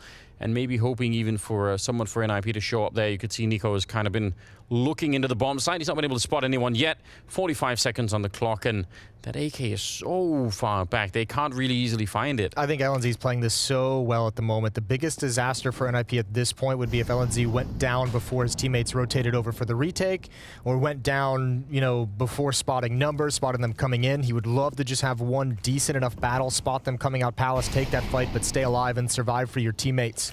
Plopsky's making his way towards Catwalk. Rez is rotating over now, and Bomb's about to get planted. Ooh, device down there. Maybe Nico actually could have had that. A lot of damage. Nice tapping away. Takes down Linus, but nexa fell in the meantime. 9 seconds on the clock. They need to put that bomb down. Rez with a headshot and the follow-up, taking down MIBR. No bomb is ever planted, and NIP, critical round to pick up. Yeah, even though it's a nice shot from Nico on the trade, it's just a little too late. LNZ's able to get that one all-important kill as they get into the bomb site, and that's perfect execution of the retake. And Rez, these are beautiful. Just 2 bullets. All he needed in that moment. Well, finally on the board, NIP on the second map, but in surely what's a very annoying fashion if you're on the G2 side. You're not going to be too happy about that. Lena's taken a tiny bit of damage. And some mid-control being attempted here for Hunter, but he's on his own. If he can distract them, stay alive, just do some damage in here, that B push could actually work really well. Plopsky, though, this time, he wasn't caught off guard, and he managed to do some damage. Jack's running through a Molotov. He did actually get down onto the bomb site finally. Is he going to be clearing any kind of a path? Hunter's been found in the middle by Rez. Super important kill, because now they can focus on that retake. But Jax, so deep in, they didn't even realize, I think. Hamper's going to fall 2-on-2 for only a second. Back into a 1-on-1. Lena's down there. Nexa admiring that skin for just a second, but up against the AUG, you might want to be careful about doing that. He's got a lot of time. A lot of time he can just wait, because LNC, you can see him just shoulder peeking, jiggling for any intel. And if Nexa's watching the right spot at the right time, he might have a chance to just end this quickly. There it is, and nice shot. Good spray control as well. And Nexa, with 3 frags in the round, turns it for G2. 5-1, NIP can't build anything off that miraculous win in the previous. That's very deflating, isn't it? Because they actually had a bunch of things go their way in that particular round. The unsung hero of this round, to be fair, in my opinion, is Jax. Doing such a good job of pushing all the way through that bomb site, getting towards market. The kill on device is obviously great, but what he's really doing is ensuring safety in that much space for his teammates who are back in the halls, who can take their time, Molotov out the dark corner position, the get right position, find one more kill before they themselves commit to the bomb site. But none of that is really super possible if you don't have the confidence that that bomb site is clear that Jax provided. 7th round now. They did get the round off of, you know, no investment really, so that's why they have the money to still put together a pretty decent buy in this one. But they need to get back in this game pretty much right now. Not a complete repeat of what was happening on Ancient, but yeah, but still. A reset here would be pretty brutal. It would be, and I'm starting to feel a little bit worried here for NIP. Just a bit. Yeah, if you're NIP though, you still have the losing bonus, so you at least, again, as you pointed out on the last map, a little bit of a silver lining. True. This is going to end up being a hit towards that A bomb site. You can see it on the minimap. 4 G2 members now lining up with Nico and Palace. We've seen this a number of times already. Hunter just lurking in middle. There's 3 defenders here though, again. Rez just spotted as he tried to walk past. Device, instead of falling back, he wants to help out his teammate in shadow. I could admire that. 35 seconds on the clock. It's Lena's going down, but he did take someone with him. Nexa, big double opening and tapping away Nico. He's been doing that a lot, and he's been very successful with it, but this time he falls a bit short. 25 seconds. Ooh. If only Hunter had the bomb, it would be amazing. They can't make that run. I feel like that's not going to be... Maybe it is. Maybe I'm wrong. This is crazy. I feel like it's going to be so close. I don't think he can do it. Yeah, there's no way. Just from memory, I feel like it's going to be longer than that. Yeah, time is up. That is unfortunate. Yeah, that sucks. Ooh, they can actually... they almost won it by kills. Plopsky does survive towards the end. Admirable, but yeah, very long way to run. At one point in time, I did time all of the trips around the maps from those, you know, from the different ramps. Do we still have the ability to do that in the minimap, or do they take that away? No, they took it away. You can't do the whole shift to draw time. You know, no, never mind. You don't want to go there? No. You sure? I save it for another time. They added that feature because Okay, here we go. That's all I'm saying. And then they took it away. Tell me about it, Anders. Get it off your chest. Lord Gaben giveth, and Gaben taketh away. yeah, it's rough out here. Round number 8. Haven't been given much lately. I don't know. We've got emojis on Twitter. Good point. They excite the community a lot. Good point. Do you think there's something to it? Is there a secret message encrypted in the emojis? I don't know. Probably. Genius Valve employee. It's probably something about aliens. Then I would have known. I would have cracked that code immediately. I'm onto that. Don't you worry. Well, NIP stave off disaster for the moment. G2 put into a desperate buy scenario of 3 Deagles on Jax, nexa on Hunter, 2 AK-47s, but really, really hurting on utility and nades. So, yeah, looks like they're just going to fall into an easy attack of this B bomb site, easy execute. Jax lurking over towards A, maybe with the Deagle able to pop up the ramp and get a kill on an unsuspecting player. Plopsky got to be careful, though. If he goes down in this position, he's the only one at the bomb site. You say they're staving off disaster, but it feels a little bit like if they duct tape the hole in the Titanic, it doesn't bring you that much confidence. And it'll take a lot of duct tape as well. Yeah, it might work temporarily. Yeah, okay, we're not immediately drowning, but I guess they're trying to execute a fake here, but that really relies on these guys getting 1 kill with the Deagle. Jax and nexa creeping up. They've got a lot of space. NIP not expecting this. Oh, that's huge. That's massive, and they're going to spot 2 more in dark. Now, surely they have to know there's only 1 defender at this bomb site. Great shot. Great peek from Nico. What are you supposed to do about this? The Deagle's ringing out everywhere, and G2 in a powerful position to get to 6. they really are. I would have bet money that Jax was going to get shot in the back from that MP9 in dark. It looked like he was so exposed, and somehow he got away with that 1 headshot. Hampus snuck through. Maybe he could find Nico, although that time is surely shrinking. If he makes a step here, he's dead, and he will be anyway. Couldn't really check the bench properly. Lena's going to be walking all the way out of here, and it is 6 rounds on the side of G2. The duct tape has failed. We were watching this kind of attack. I'm wondering if Nico might have spotted like a gun barrel, an elbow at some point earlier. If they might have done their research and Plopsky maybe falls into that exact position way too much. That is exactly the spot where he got killed at a B execute previously in this half as well. But man, I think the real recap of this round for NIP when they look back is that, you know, with 3 players at A, 1 at triple, 2 in dark, that's way too much space for Jax to be able to creep into closet without anybody knowing. 6-2 is the scoreline. Or G2. Sorry. I was going to say G2's map pick as well. Yes. Looking good on this T side. This time, no back and forth, no hiccups. G2's, oh, I think they actually, excuse me, they did have one hiccup of NIP winning that round with 2 saved weapons and Deagles, but they overcome it real quick.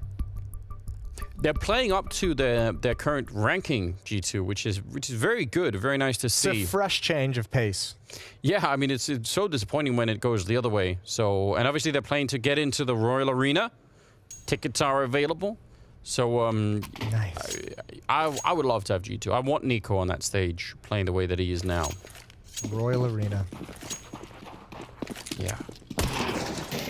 Definitely want to... I mean, that's what we're doing this whole thing for. We need all the best teams. Every one of them. 9th round is coming up. NIP with not that much to work with. Heavy lean towards the A bomb site.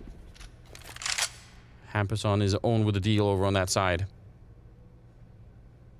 I mean, if anything, yeah, you're right. They did win that awkward round. And they've managed to do damage to G2, which on Ancient for that 9-0, they almost had no kills at all, NIP. At least they're not suffering through that right now.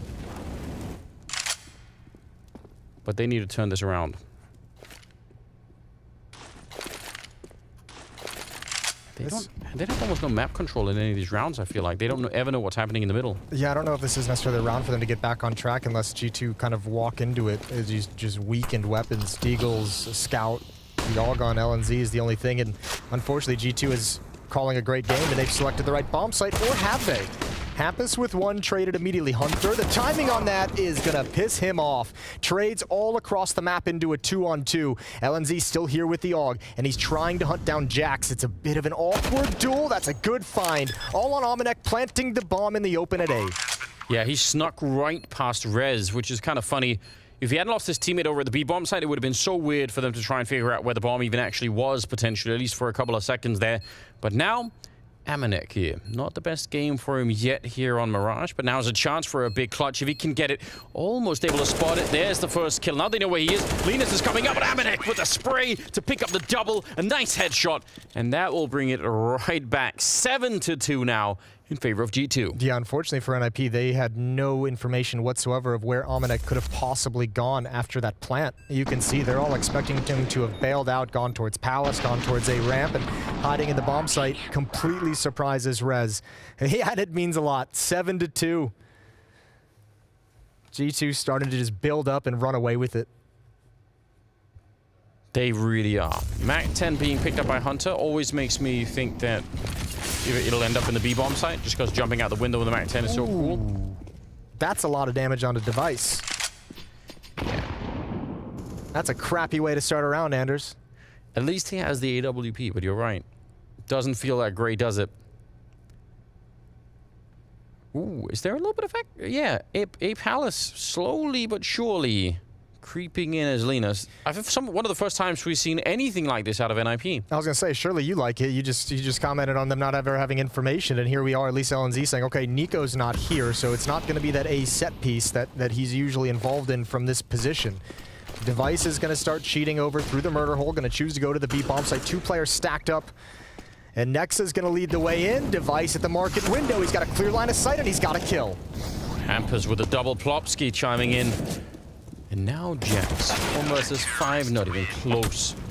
What a much needed round coming out here for NIP. Yeah, I was gonna say that's great with 5 players surviving. It actually ends up only being 4 as Hampus burned alive right at the end. But not just huge for the money in terms of 4 players surviving, but really important to be able to tell G2 that you can actually hold on to this B bomb site. Because there's been a few tough rounds there throughout this half, and even just putting that infusion of confidence into your B defenders there, perhaps a little bit of doubt on the G2 side of things, and even on top of all that, I didn't even notice it, the money for G2 isn't pretty. Maniac at 6,300, but everyone else is busted. 3 players below 2K, Nico's at 2,700, so should be around for NIP to feel a bit comfortable and get up to 4.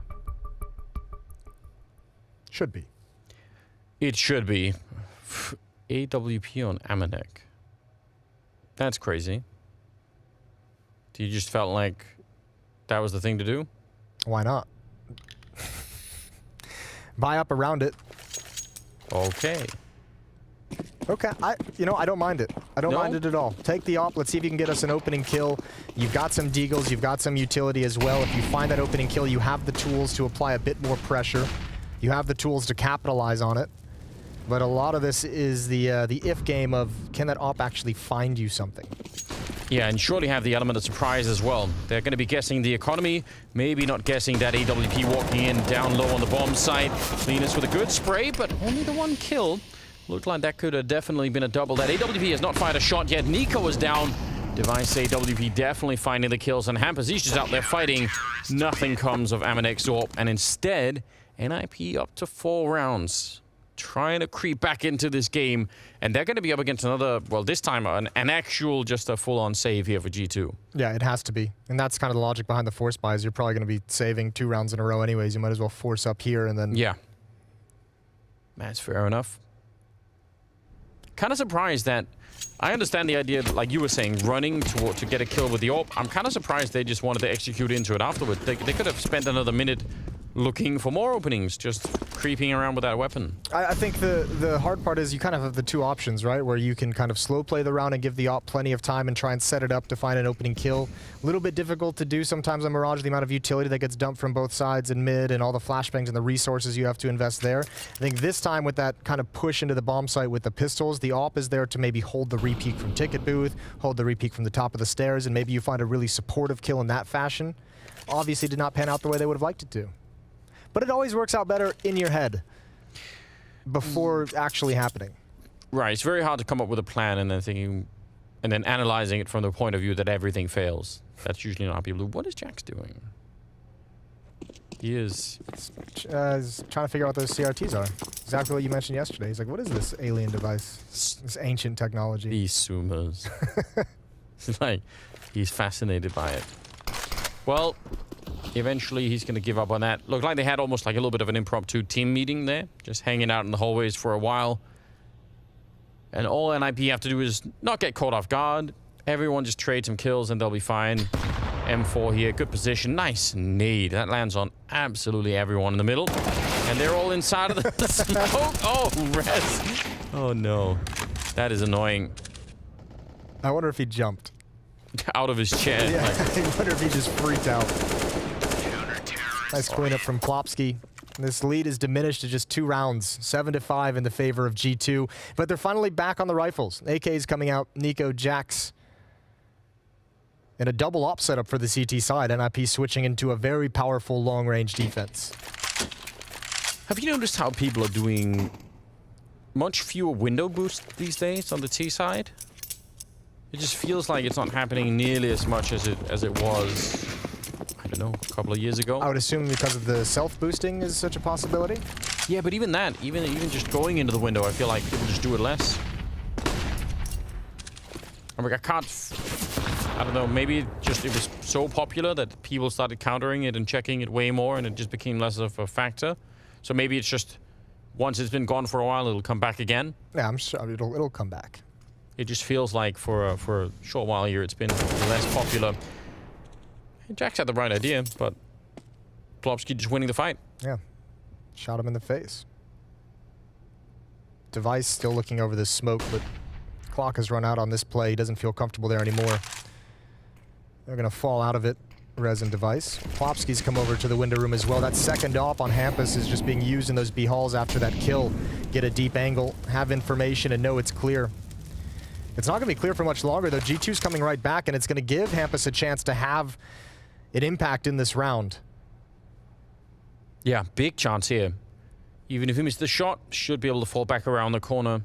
Pretty cool position. Oh, 40 seconds. He actually goes a bit early. Some noise being made in middle. He wanted to try and relocate. Hunter is selling this as much as he can because the real push is going to be here at the B hallway is MIBR. That is an incredible opening to get Hampus killed. I thought for sure he'd be dead already. 3 versus 4. 25 seconds left. And Plopsky, he could almost end the round right here. But they're planting at an off angle. Not the default plant. Then Plopsky, you could see he was thinking, surely I'm here to stop the bomb. They boost Maniac up in the corner, and just like that, it's a 3-on-2 as Nexa goes down. Nico still with all the health, making sure no one's coming through this part of the map so they can focus on just the mark hit. Maniac with a good position, but he's still going to go down to rest. And now, Nico, if he had a Molotov, he'd be so cool, but he just doesn't. All he has is to line up to hope he can get something done. Nice tabs with the AK, but ultimately, the AUG will take him down, and it's going to be NIP picking up a 6th round. That's a huge clutch from NIP. I felt like G2 had a huge advantage, especially after Plopsky falls, trying to delay the plant. Nico had to take that fight at long range, had to try and thin it out. These are great entries, and this was a great way to just juke Plopsky into making a peak, but it all falls apart from there. 7-6, still in the favor of G2, but NIP has come right back into this one. Just like Ancient, where they found the last 5 of the last 6 rounds, they found that winning recipe. They've just rattled off 4 straight on this defensive side to get themselves back into the map and pretty much back into the series. Yeah, really impressive stuff. And again, unlike on Ancient, they have a much worse economy, G2. So the cost is really high for them losing some of these rounds. There's been far more rounds of G2 playing pistols here. Yeah. Flashes are out, Tech-9s are running in, supportive flashbangs in the air, even as they're getting down on the low ground of the bomb site, and Plopsky doesn't care about any of that. He was in a position that's almost impossible to flash here, even if you're throwing them into the sky, so they just don't stand a chance. Ooh, okay, that's just Nico spamming away with the deagle and picking up the shots. Nexa goes down. Oh, what? He just pulled out the deagle and shot it instantly. Device to take down Nico. That second kill for Device looked real cool. Yeah, triple kill for him on the round, and NIP feeling good. Nice hold from Plopsky, good Molotov as well to split that attack into the B bomb site. Makes things much easier when it's just 2 players streaming through the pillars. This one's fine and all, but yeah, he He just swung it around his finger and pulled the trigger. I like it. It's an action movie. Style points. 7-7. Last round dictating who takes a lead into the second half. Well, money's good for everyone, so at least it's a little bit more of a fair fight. Krieg on Maniac. Still feel like that still has some value in the game, even if it's much diminished. We see it very rarely. And I don't know, a little bit more mid presence. At least Rez is keeping an eye on what's happening in the middle, unlike some of these other rounds where NIP have really been blind to this part of the map. So interested to see if that will pay off for them. Is it going to be a boost finally? You've got your boost, Anders. Well, maybe we'll find out why it's not being used as much. Hunter's on the other side. He's always aiming at the vent instead. Is that enough to give Rez a chance when the smoke fades? Or is the flick going to be there from Hunter? He's not seeing him yet, but now he is. Rez was looking up, trying to just continue. Hampus is there. Double window setup. Hampus is a B defender, though. And you can see he repositions over towards that B bomb site. Wondering if maybe G2 is going to notice that and try and exploit the situation. Nico probing on catwalk, using utility and having some presence, taking a lot of damage, and here's a push. LNZ, the timing of it is everything. Oh, this is so brutal. He might think he cleared it. Maniac just creeping into the position he vacated. I think he's hearing footsteps as well, and LNZ has one towards mid, and that should be the round. 2 on 4, but Maniac's position, he would need to double up, and that's not gonna happen, not even the first. And NIP gonna recover fully. They rattle off the last 6 rounds of this half. So impressive. They even found Nico over at the B bomb side. Well done on the Swedish side. I mean, that recovery is everything they needed. We'll see how they do in the second half. It's coming up right after this.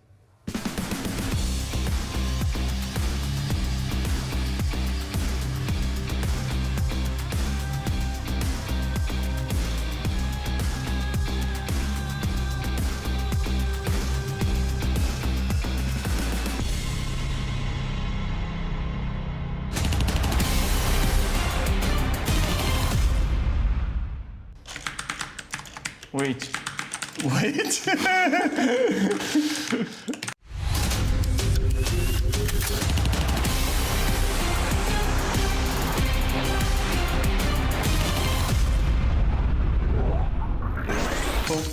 Help. Let's go. Is it live already? Oh my god. Live, man. Oh my god, you're so fast, bro.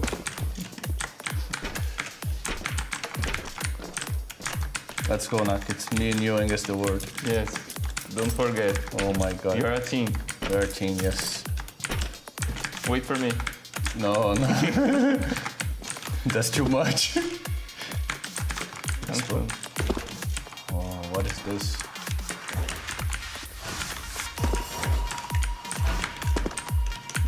Wait, what? Jesus Christ. Oh, I lost so many time on this one. Jesus.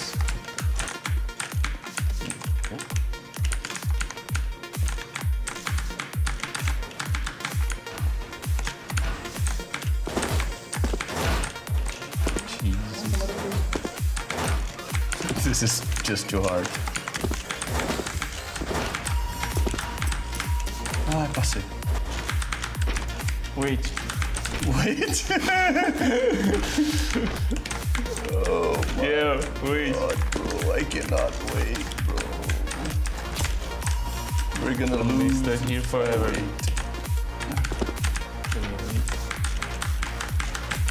Awesome? Yes. Good. Okay. Now.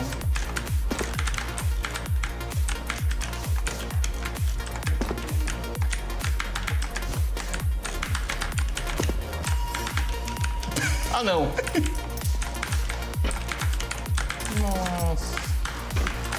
I think we lost already, don't worry.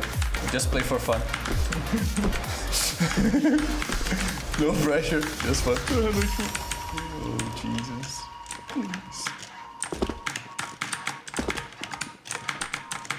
Okay, I got it, Nuke. Just waiting on you.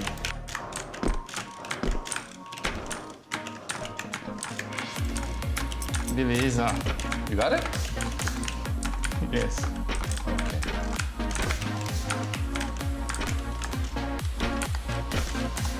Nice.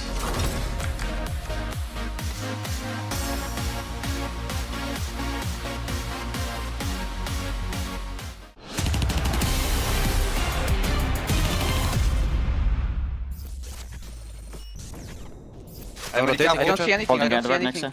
Go, guys. He's close under window. I think he's alone. No, I don't see this number 2. I think he's Backside. Sicko. Happy. One jungle. One jungle, yeah. Kitchen or I'm jungle? going towards it. Backside, frérot. Passing on He's Jackie. side now, he's side. 1v2 tonton. Let's go map. Let's go ma gueule.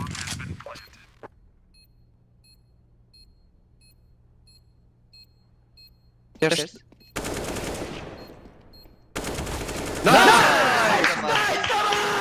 Easy, Ama. Easy, Ama. They're crazy.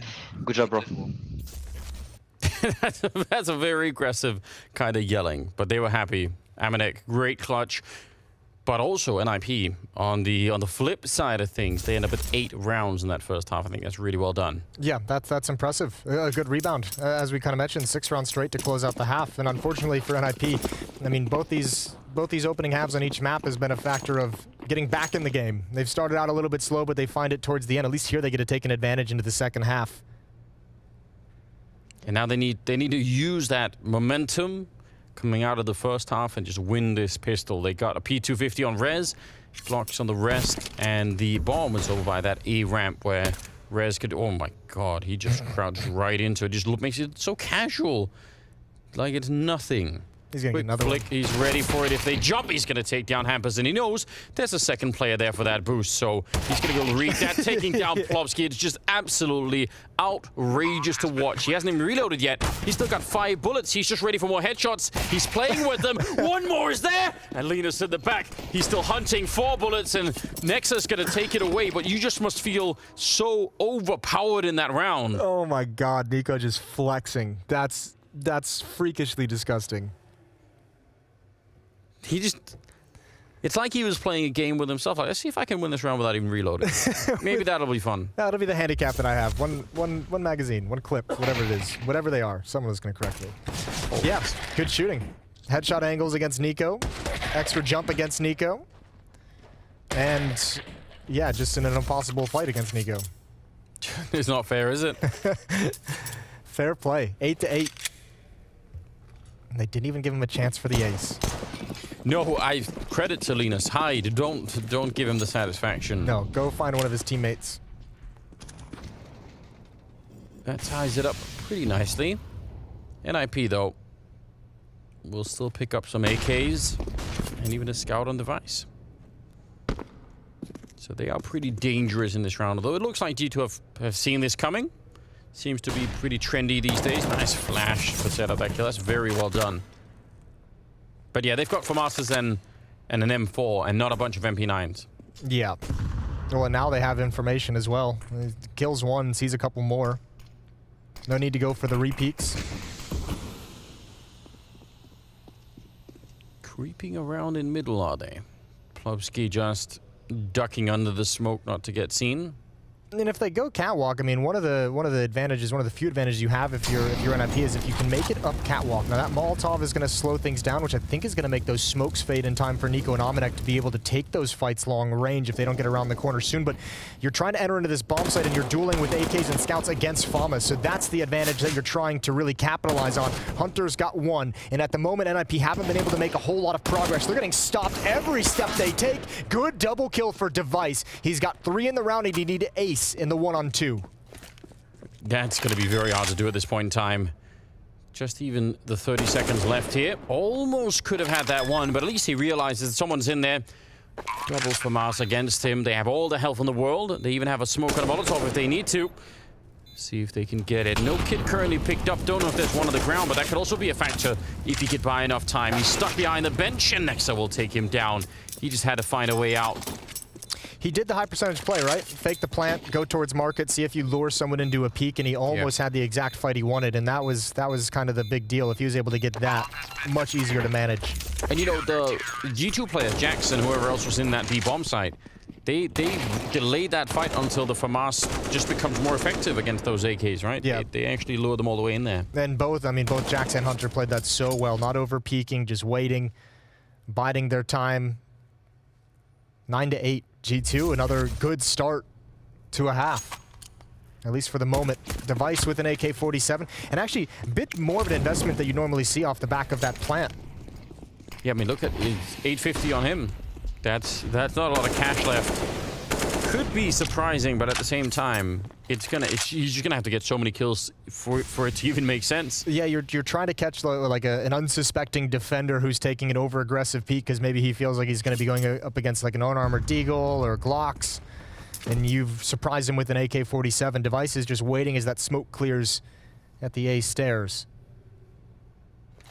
Doesn't look like anyone from G2 is going to give him the fight he wants, though. No, they're being very passive. That's got to be annoying if you're hoping and praying for that.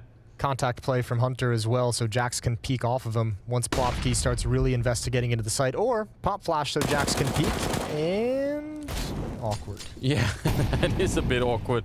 The Molotov will force him back, so at least Plopsky is going to be escaping that one. That is very close. Hampus, ice cold, just crouched down there, not even peeking.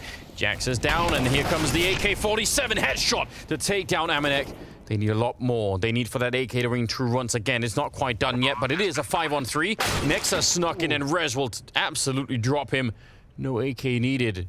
And this has actually worked out for NIP way better than I was expecting. Yeah, NIP actually applied so much pressure to this defense without a whole lot to do it with. The Deagle hiding in smoke and Khan made him feel really nervous. The missed opportunity in the B halls made them feel very, very nervous. Plopsky's even able to find Jax at the end of the day. And that gave all the space needed to Device to creep in with the AK-47. So Hunter's just going to try and hold on to this weapon. He's tagged up pretty well. Yep, backing up. We're looking at a tie ball game, Anders. It's exciting because NIP, again, this is the kind of luck that they haven't really had before. Losing a couple of rifles at the end, but it's fine. And also, if you go back to yesterday, I mean, this is where G2 probably showed the most weakness against MIBR, was being able to handle Deagles on their CT side of this map. That is true, isn't it? Yeah, Plopsky finally got that kill. Wasn't even necessarily the AK that did a ton, but it still worked out. Perhaps justifying the purchase to begin with. He needs a nap. Growing migraine. He needs a nap. Or maybe not right now. Not at this moment, but maybe like an hour or two. Power nap.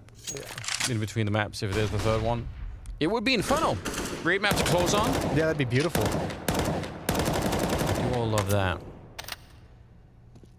Well, now G2 are in a not quite the same position, but double AK from us and some pistols. Going into the 19th round. Smokes all over the place. Oh, Nico. See him doing those taps now more and more. He is so just unbelievably accurate with it as well. MIBR goes down, did a backwards boost there. Not all the way on top of the box, but Rez just not even caring about it. Yeah, if Rez is going to be able to make plays like that with any sort of consistency or frequency, that'll be huge. Nice find from nexa. Even better that he's able to escape, but they don't know the position of Hampus, who's been able to hear all those footsteps, so he could make a play. He's got the information. And they're so lean towards the B-bomb site. Nice if they could walk it back. Nico with a nice headshot to drop Plopsky. This is a little bit awkward. Back into a 3-on-3, and they had no idea Jax was there. Lena's trying to take the fight to Nico and just jumping down on low ground. I think NIP just gave up their player advantage. They believe Hampus is calling that nexa already evacuated the B-bomb site, so Device has no idea that he's here. Hampus didn't realize that he never committed to rotating all the way to the B-bomb site, and that's the round. And that's tough. Yeah, because that looked so winnable, didn't it, for the NIP side? And the way that they went down, again, there was almost no chance for a refrag. It was just kind of crumbling. Hampus is flanking through window room. Device is still kind of like in mid/catwalk when they're trying to hit the B-bomb site. And you kind of, obviously, you expect those two players to be able to go 1-for-1 or trade a kill. But, man, that round falls flat after a great opening for NIP. And unfortunately, again, that's kind of the money heavily disrupted here for the NIP side. They've once again gone for an AK, armor and helmet on Device. Maybe they can make it work. That's an incredible flick to take down Jackson. He wants to see if he can power it up and maybe just take the B-bomb side entirely. The bomb is really far back, so it's not like they can rush in here and get the bomb plant down. It's all the way down at T spawn. But if he could have caught a second player, that would have been amazing. And now he's just waiting, letting them make a mistake. If they are going to make one instead, Nico will find him. But I kind of appreciate that for Device, though.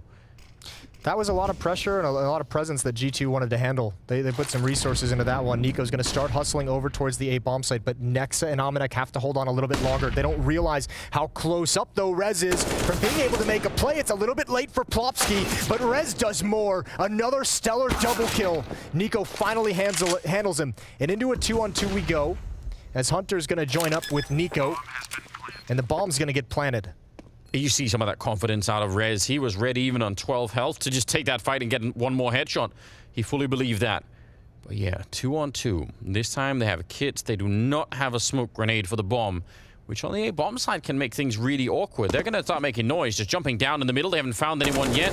Lena's not hearing that? That's surprising. And Hampus is on his own. They have a nade, which is not going to kill him, but at least it'll put him low if they throw it back here. They're not even going to do that. So now the question is, can they find him? They're jumping up. They definitely seen him, and he was so messed up in that position. They're going to be right on the bomb. If they'd left it any longer, I think this round would be over and done with. That is really close, but it is G2 picking it up. That's a great retake, going deep into that clock, using all the time that you have available to you. And man, again, remember, Rez had that stellar double kill in the previous round in middle. That gave him a huge advantage, and that round slipped away. Another stellar double kill here to get them into the A bomb site, into a post-plant situation, and this one slips away as well. So a couple of phenomenal rounds from Rez just kind of squandered by NIP. Quad kill for Nico in the round, and I mean, just as we've come to expect, 25 kills, delivering one more time. I mean, it is just so impressive when you see it happening. You know there's a high chance that it will happen, but you still, day after day, just showing up on every single map. Rez taking down Hunter. Smooth movement. That's why we have those movement maps. It does make a difference whether or not you can make that jump instantly. Nexa aiming a little bit off, and Device will take him down. 3 versus 5, and what looks like an imminently winnable round here for NIP. Yeah. And I can't explain anything that happened with Nexa and that A ramp, but I know Nico was in a really uncomfortable position once you realize that Rez has access to window room, access to jungle. Yeah. He didn't know where to position or where to go. There were no good options for him. But again, off the back of an opening from Rez, finally this time they're able to convert it into a round win. I like this play, just right over to the window. I felt like Nexa was snoozing. Possibly. You did say you wanted Malik to take a nap, but maybe more of them are. Sleeping on the front line, not a good idea. No, you get in trouble for that. 0% chance to win. The AI has done a Moses, 100%. I was waiting for that. That's a throwback. That is a really old school reference. 11-10. NIP, I mean, to their credit, they're not letting them run away with it in the same way. It always felt like it had to be some sort of crazy comeback on Ancient, but they're really keeping up with it right here. All they need is to keep that economy low. And again, the way the Device is playing is super encouraging, but Rez, if he can just keep getting those entries, Popsky's right up there with them, that's an incredible trio. This has been, to me, like a pretty impressive T side for NIP, which feels odd because they've only won 2 rounds. Ooh, here we go. Talk about it. Give it to me, baby. Third one, that's nice from Jax. All headshots. And Anders, that's the only M4 brought into the round. So many low econ rounds just being turned on their head. Beautiful work from Jax. Yeah, what an absolute nerd, just boosting up into that angle. And it worked so well. And he didn't even tryhards these days. I know. I'd be typing that in the chat immediately. How else can you get back at them once they just wreck you like that? Maniac guarding the television. Linus kind of knows about it a little bit. He's at 75, actually not ringing true this time. That's awkward. 2-on-3 now. Ooh, if they can bring it back NIP after that disgusting boost in middle, that would be so helpful. Oh, Hunter, if he can get here quick enough. He's so fortunate. Hampus didn't peek on top of the van. Yeah. And that the Molotov miss. Yeah, he's having a little bit of luck here, and he's going to take down Hampus on top of it, and just trying to stay alive, because he knows more people are coming to help him out. And Linus There's a very, very tough task ahead of him. Actually, almost like he could walk into the market and go for the A-bomb side if he really wanted to throw them for a loop, but he has no idea where they are. Yeah. And nexa will take him down in the end. So G2, off of the back of one boosted M4A1. Check this out. This is great. Nice triple kill. Slow, calm, measured. I was saying before that boost kind of came in that I really thought this was an impressive T side from NIP, considering how many times they've won a round, or how many times they've actually challenged for rounds with like bringing in one AK-47 and deagles. Yeah. You know, an AK-47 and a scout and deagles, and still been able to make it work. G2 does the same exact thing right back to them. But I mean, it can only be impressive for so long until you're just like, wow, even with all the good things, they let too many opportunities slip away. Yeah, you're right. It's hard to know, what frame of analysis you want to pick here, because I kind of agree. NIP have played a pretty cool T-half so far, but they just need to string rounds together now. They've even got the economy of G2 low pretty much all the time. It's just on the edge the whole time. So is theirs, though. Are they going to split B?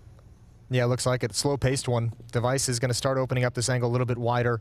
3 players on catwalk as well. Flashbang from Hampus to allow them to turn that corner through the smoke. Device is going to Molotov out the position. That's going to force Jax into the open for those catwalk players. But again, just not able to capitalize on the opportunity until it's a little bit late. Oh, Hunter not able to find another. And a 3-on-3 as the bomb gets planted. Really impressive. Popsky nearly died as well. A lot could have gone wrong for NIP, but a bomb plant and a 3-on-3. That's not that bad, really. See ya. Nade, Plopsky, never getting out of there. As soon as you hear it or you see it coming through the smoke, you just know. And Nico's going to reposition. He actually made the window jump to jump into market with his teammates. So you can see Hampus and Device got to be concerned about catwalk, but no one's there. I mean, even if they get this kill, they got to be careful. Device, he actually hit nexa on that shot, but it is not enough. They're still going to end up falling and running right onto the bomb with the kit. It's going to be 13-10 as G2 retake the bomb site. And you're right. They really had no idea. They thought for sure someone was coming catwalk. And you could see Hampus turned right at that last second to look towards catwalk, and that was his undoing. Good initial defensive catwalk, and obviously a great retake from G2. This right here, you can see Hampus is like, okay, I'll take that tiny little angle. But he was a bit way too exposed. I don't think there was really a good solution considering those positions of who would have to take up the catwalk. Maybe not, yeah.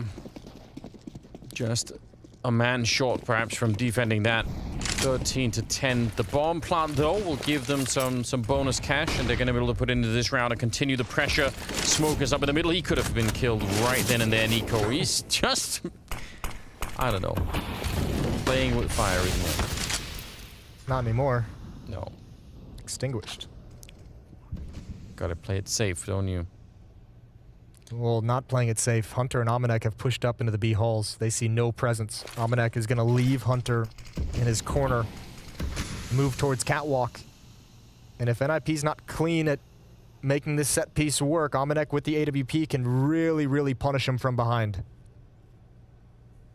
That is true, but at the same time, if Nico goes down in this position, that the rest of that A defense is just done with. He's going to get the 1 kill, but they're in a lot of trouble on this A side because they're coming up off the ramp as well. They're feeling it now. They're actually doing a very good job right here. Jax nearly able to pick that one up. It is a 2-on-2, and I actually thought they'd get crushed on that shadow position way quicker. Oh, Device is taking a long time, though. He actually pushed with the bomb towards jungle, and that's bought maybe 5-6 seconds for Hunter's flank to become perfect. Now, they should be able to expect this flank, especially now that Hampus has cleared CT spawn, and now it's been spotted out, and Device is going to land a stunner. Almost was looking the wrong way in spite of the information. Maniac, not a lot of cash. Yeah. He had a great opportunity to stop that hit. He missed 1 shot as he came up. It's not necessarily an easy shot. You're peeking into gunfire as well, which is never comfortable. But that 1 shot missed might have been what turned it for G2, what alleviated some of the pressure on those A defenders. Good trading from NIP. Why is he stopping to do property damage in the middle of that? Shooting those flower pots. He made a point of it even. Doesn't like flowers, maybe. Oh, you are so screwed. Yeah. He was just cooking in the kitchen there. You know, if you got one of those oil fires going on, don't throw water on it. Classic rule. Yeah, that doesn't help at all. I don't know about Molotovs. I have to imagine they fall in the category of like an oil fire. Probably, yeah. Yeah. He didn't have any water at any rate, so it doesn't really matter. No. 13-11.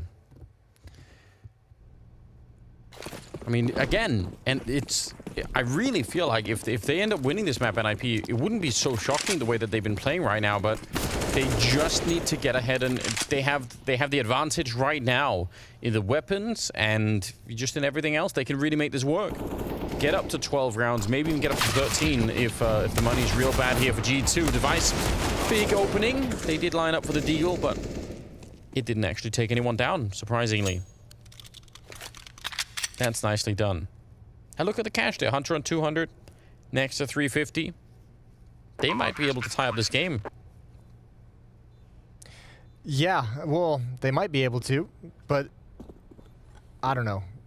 It feels like every time they get like a benefit or like a fortunate break, it's like it goes away real quick. That's true. Would G2 be so bold as to try and go for like one of those weird buys, like an M4 or something? What just happened? I don't know. Get yourself one more, Maniac. LNZ right above him. Ooh, and he thought he had completed it. Thought it was a headshot, not to be. 13-12. Yeah, NIP just one round back and full economic control. A chance to build up even more money as G2 are scrambling and struggling. And I mean, this is the benefit of such a nice T side that we've kind of touched on for NIP a few times, that even in these opportunities that they've created for themselves that they've ended up letting slip away or losing, at least they've kept that money low for G2. At least they've always had them at a breaking point. So unlike Ancient, where G2 won like 9 rounds in a row and they had like 3 buys that they could burn through, yes. Now it's just like G2's constantly on the back foot. 27 kills for Nico. Yeah, I was about to say. Yeah. It's really outrageous. It's Device with 24 on the other side of things for NIP. I mean, that makes for a spectacular game, which I think this second map especially has been. Device versus Nico. I'll take that any day of the week. Nico up here trying to see if he can add to that number. He's done a bit of damage, but received about the same. And they do have another deagle in play on Jax. So should be a fine round here for NIP, but just have to make it past the deagle. So maybe the USB in this case. Maniac got the kill. Nico with the follow-up. Still in control, but some of them are a little bit low, especially Device now. Down to a single point of health. AK's been picked up by Maniac and a Molotov. Again, you could make a case for trying to save this AK, because some of them really don't have that much money. And on the other side, retaking 2-on-3, I don't know, how bold are they? Well, I think Nico knows he's tagged at least one. And I think if you're Maniac, you let Nico take contact and make the play. Molotov out for him. You need that kill, Nico, and that might have been the one that allowed them to get spurred forward. Beautiful shot on Rez. I don't know how he hits those ones. There's no godly explanation. All right. 29th kill. Yeah, he probably could have had the one on the guy running away from the Molotov. That looked like it was almost happening. Plopsky, I believe, trying to make his escape there. If they would have had that one in the follow-up, who knows? Regardless, Nico, I'm assuming, can he run for it? Device goes up with the bomb. It's the AK. It is right there on the ground for him to pick up. As well, yep. And that's good, because Hunter, coming into this round, is at 4,500. He could use the AK-47 to make sure he can have, you know, all his utility kit as well. Didn't even hit the coffee mark there. Stayed safe on the, I don't know, cash counter. Cash register? Cash register, yeah. Cash counter? I don't know what I'm saying. 27th round, and yeah, this is down to the wire now, isn't it? All tied up on the second map. And they want to get into play inside of the arena for the fall season finals. There's been a lot of success for NIP getting into bomb sites in this half. There's been 4 defuses for G2. They equally have done a great job retaking, but also 3 bomb plant wins for NIP. Yeah. They've been finding their way into these sites. And again, we kind of talked about some of the economic aspect of this match as well, but that extra $800 over and over and over again is applying so much pressure on a G2.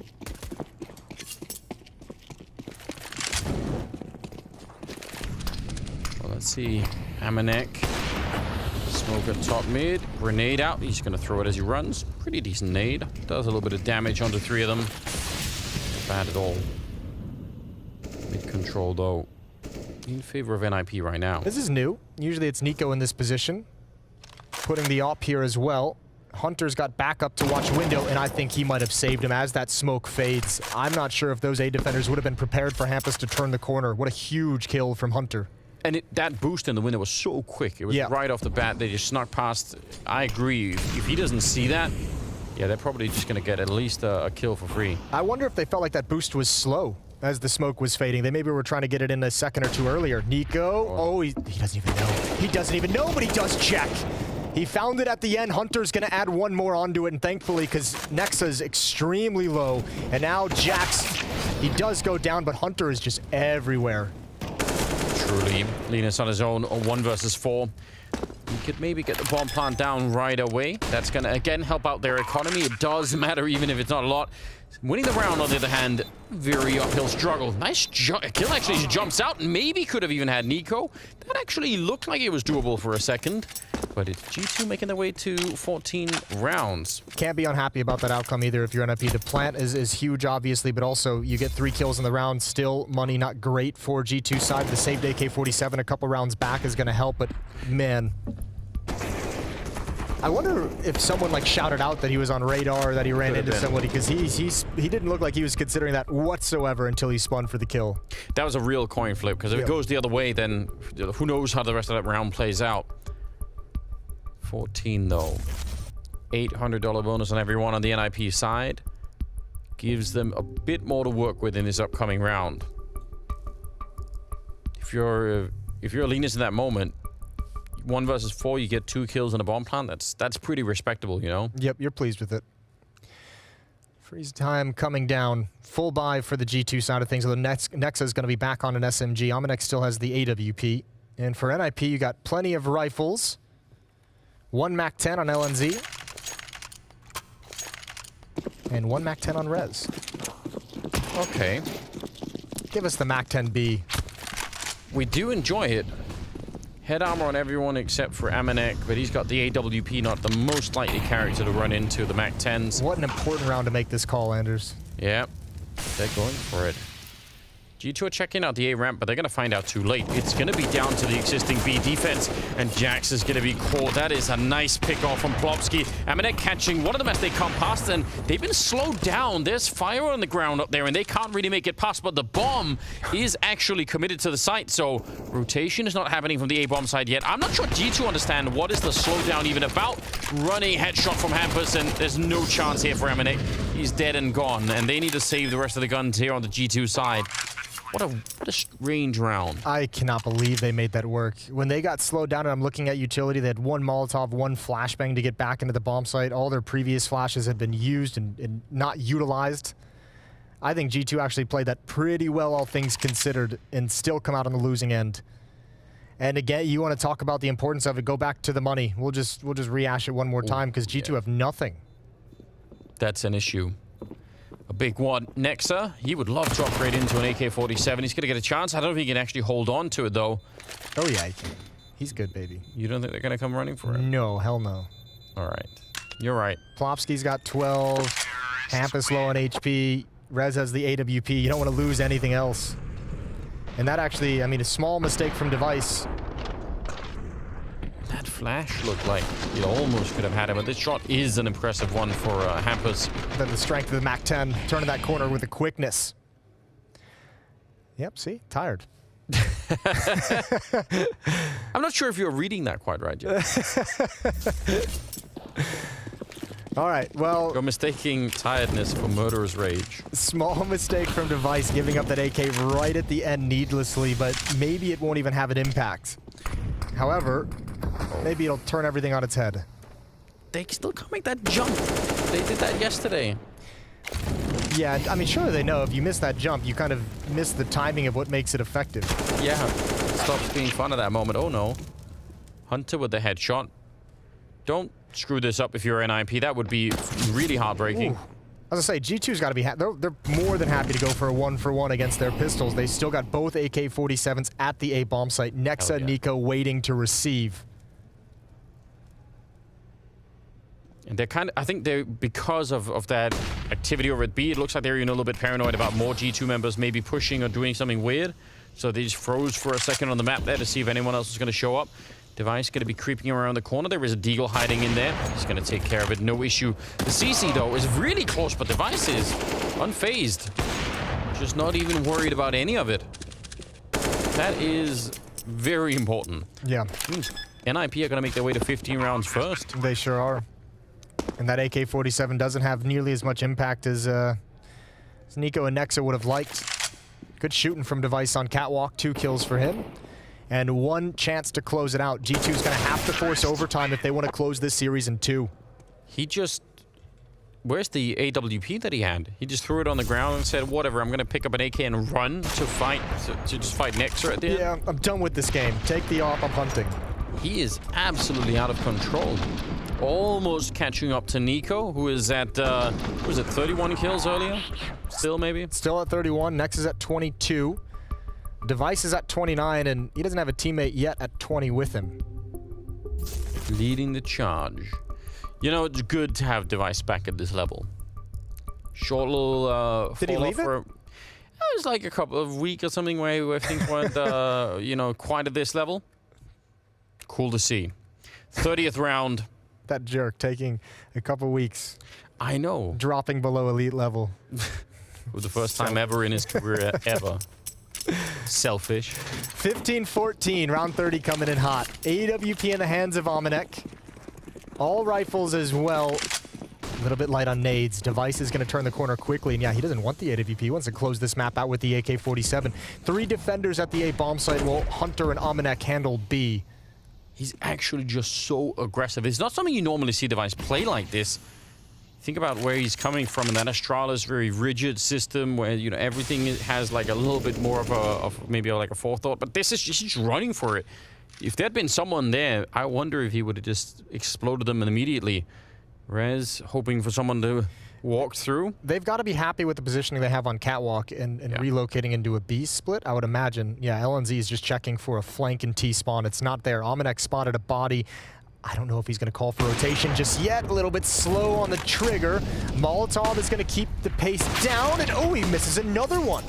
Does Maniac. He goes down, and that bomb site is really vulnerable at the moment. Hunter, he's on his own fighting the entire NIP squad, and he will go down 5 on 3. Lena staying up here. The bomb is going to be planted now.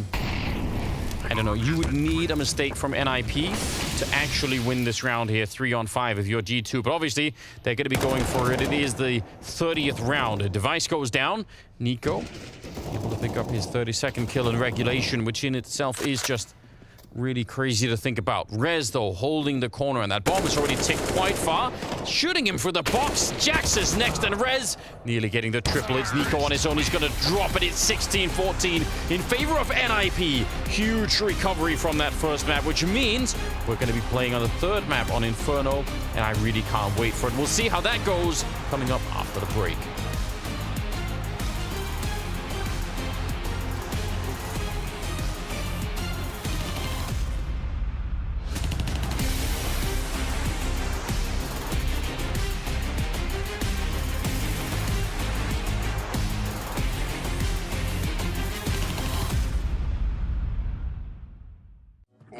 Hit broken or what?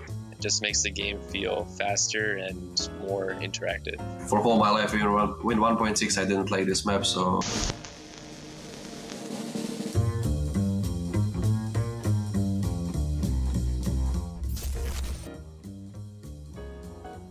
Scroll wheel. Oh my god, hit broken or what? Scroll wheel. Although I do use both, but I prefer the scroll wheel. Easier to bunny hop with. I like the hoppings, and you can't do that with spacebar. So I'm gonna say scroll. Scroll wheel because you can like bunny hops. That's all. That's the main reason. Scroll for sure. I have both. I've been space as well, but I use it really barely. So I use scroll, of course, more as all other players. Scroll wheel just because that's what I've always used. Scroll wheel in any game, no matter what. My spacebar is what I talk with in Push to Talk, all programs. So. I think both are interesting, but just because right now I'm playing Stretch, so I'm gonna have to take Stretch right now. I will say Stretch because I use it more. I tried out native some months ago, but in the beginning it was nice, but long term it's, I don't know, too slow, everything too small. So you go with Stretch and you're fine. I've always played Stretched in my career, except the time where everyone played Black Bars. It was a time there where everyone had 10-24 Black Bars, and when people started to go away from that, I switched too, and I've never gone back since. I really enjoy Stretched overall. It just makes the game feel faster and more interactive. Probably stretched. I've always played 16-10, and over the years I've switched to 4-3 now. Trying to figure out what will be mine for the rest of 2021, but we'll see how it goes. Ancient. Ancient. Ancient. Ancient, just because I didn't like Train. Freya, because I really like this map before. I don't like Train at all. It's like for all my life, even with 1.6, I didn't play this map, so Ancient is a new map. I'm looking forward to play it more, and yeah. I will say Ancient because it's like new map, so.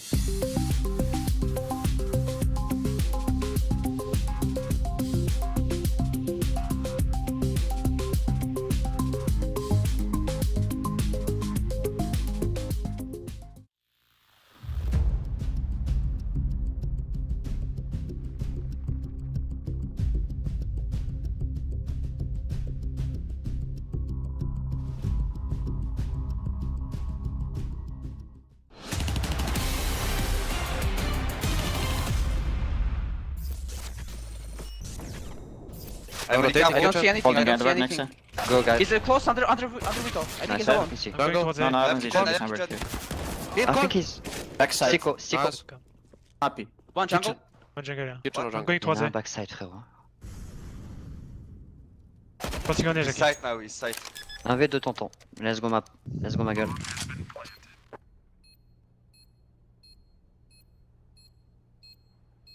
Yes.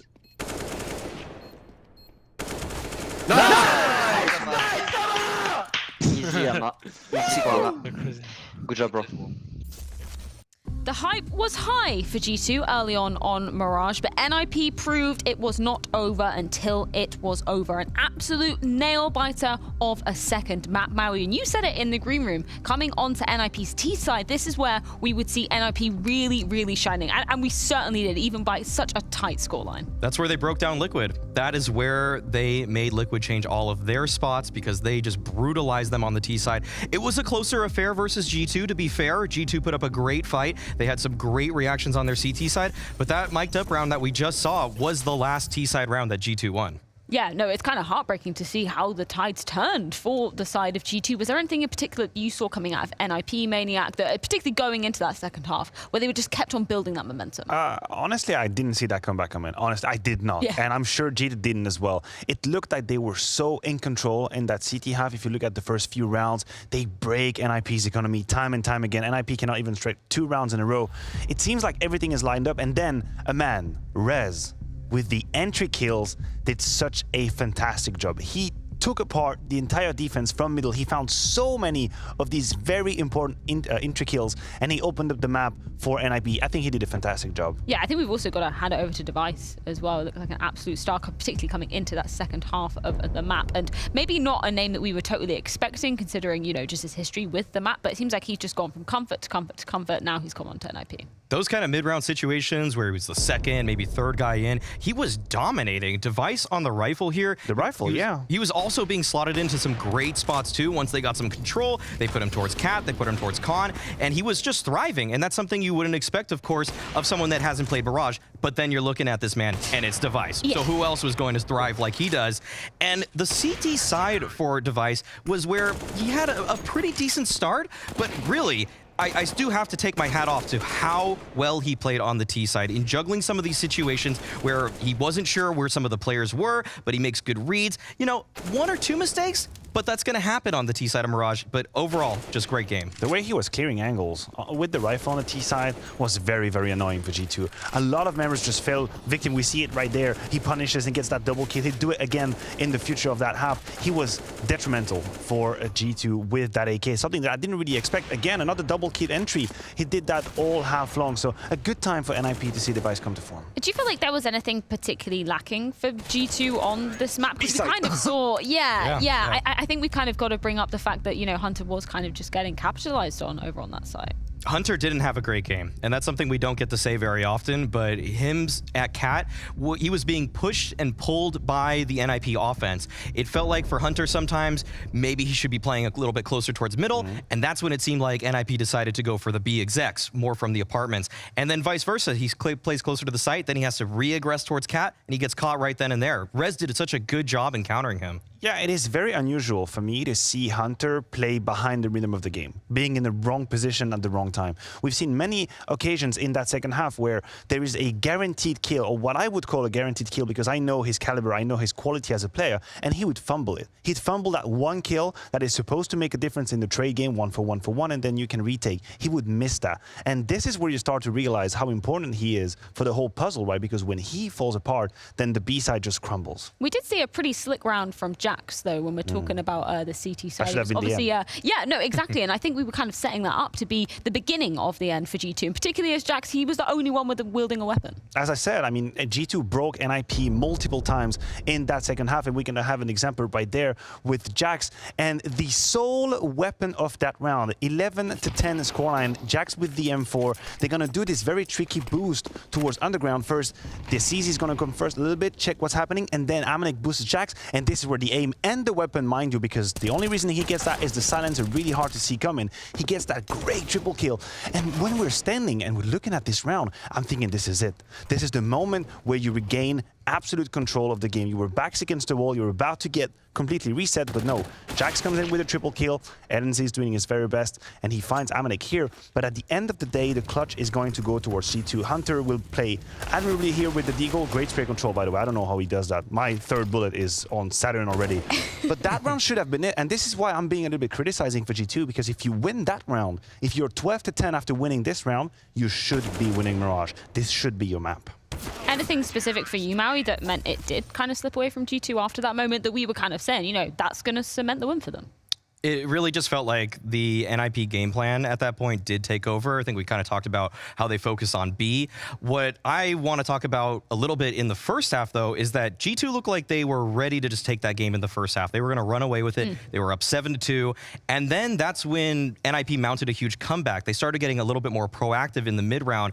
And that's something that I always see with NIP, where they always decide to, you know, be very passive at first, and then they'll kind of open up their playbook a little bit, regardless of the scoreline. And that's something that helped them out tremendously. We saw Linus pushing towards A ramp finding kills. We saw Hampus just dancing around window, even though he's supposed to be a B player. They were all moving around in ways that just caught G2 off. They stopped giving them the standard recipe, and at that point, they gave them the remix, and that's when they took over. Yeah, and that was something that we were kind of expecting coming into the first map of Ancient, but we didn't really get to see that super proactive, reactive, and just overall active side from NIP. No, and if anything, that second half of Mirage must fuel them with confidence, because they were backs against the wall, and finally, towards the very end, they won 6 rounds out of 7. Like, they figured out the puzzle, that's it. They knew how to solve that mystery, and now this is confidence that Hemp is going to take onto Inferno, because both teams had great showings up until that point. We're talking 16-6 and 16-6, respectively, and now we have full force going up against each other for a third map. Yeah, I'm very excited for this third and final decider map, the ultimate decider, if you will, in the best of 3 series, and I'm particularly excited because of what we got to see from Rez just yesterday. I know it was against Big, maybe a team that we're looking at being slightly lower caliber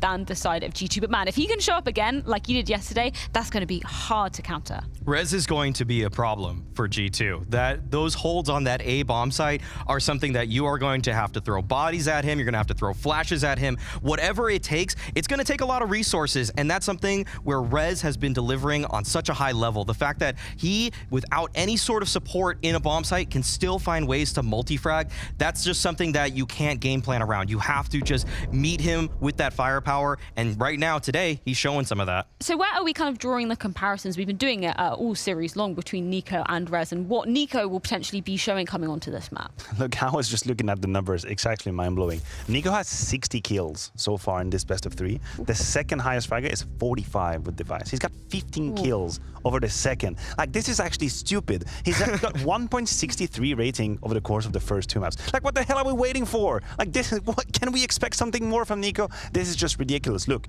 we talked about Jax. We say he needed to bounce back. Personally, he's checked that box. This is a better looking Jax than what we have seen at EPL. But You have Hunter and Maniac that need to do better. Hunter is the key piece of Inferno. You're talking about the CT side, you're talking about the A side and the defense. Hunter is the multi-kill machine. He is the one that makes sure the defense stands strong. And what we have seen on Mirage cannot happen on Inferno. That would be too much of a problem for G2. Yeah, no, it would be a huge problem indeed. I know we've already talked about one of the stars on the side of NIP coming into Inferno. Anybody else that you're particularly looking at, Maui, if we're looking at potentially seeing NIP pushing this one over the line? Yesterday, Plopsky was dominant at Banana, and that's something I didn't expect going into these groups, that Plopsky, that man right there, would do such a great job. He was controlling Banana with Linus, seemingly taking initiative in the mid-round, making sure that they had a lot of information there, and that's something where a couple months ago, NIP gave extra resources to Banana. They always sent a third person there. It was so frequent. But yesterday, they showed a different look. It was just Linus and just Plopsky in a lot of those rounds,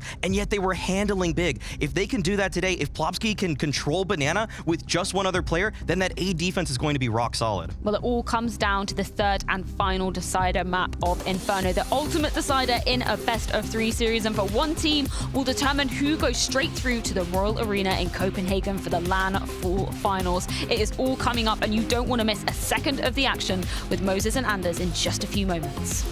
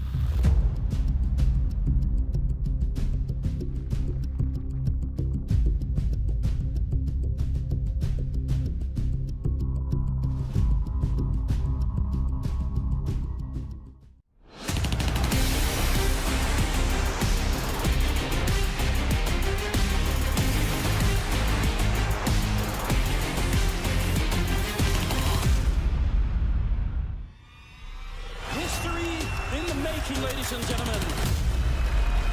Copenhagen! Let me hear you! Are you guys here? Are you ready to watch some Counter-Strike? They're right in front, defusing the bomb. The struggle. Three taking two and falling back. What a match between these teams. Nami, finish like this? You are kidding me. It's loud. It's insane. I can feel that vibration through the walls, through the floor, through my heart to the core. Dude, the atmosphere is crazy. Are you ready to get this show on the road?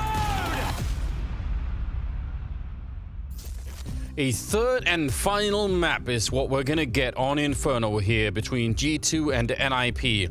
We do have the kind of huddle, sort of. All right, guys, get together, do the little ice stick huddle thingy. I don't know. on 3. That's something that can immediately be upgraded. We can see that they could do that better for sure. But at the end, the odds, they're right back even kind of where we started, and it makes sense, doesn't it? Think about how this is played out. Yeah, it has. I mean, it's nice to have that even kind of belief in both teams. We've seen great things from both teams. We saw NIP in Mirage. I'm just pleasantly surprised with how they handled all the adversity that was thrown at them to come out with a win as in regulation as well. That was really, really cool to watch. That's got to make you feel a lot better if you're an NIP fan. G2, it's got to hurt a little bit because they did seem like they had the advantage for most of that map, and it just got stripped away with them at the end. And now we have the best decider in the pool here as the third and deciding map between these two teams.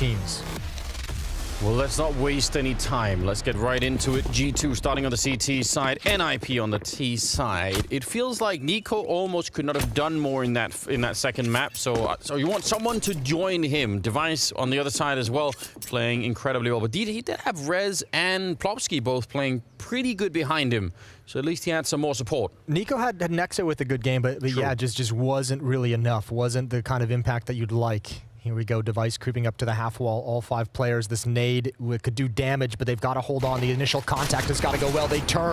Oh, the double nade blows up everyone. Nexa and Nico gone. B bomb site gone.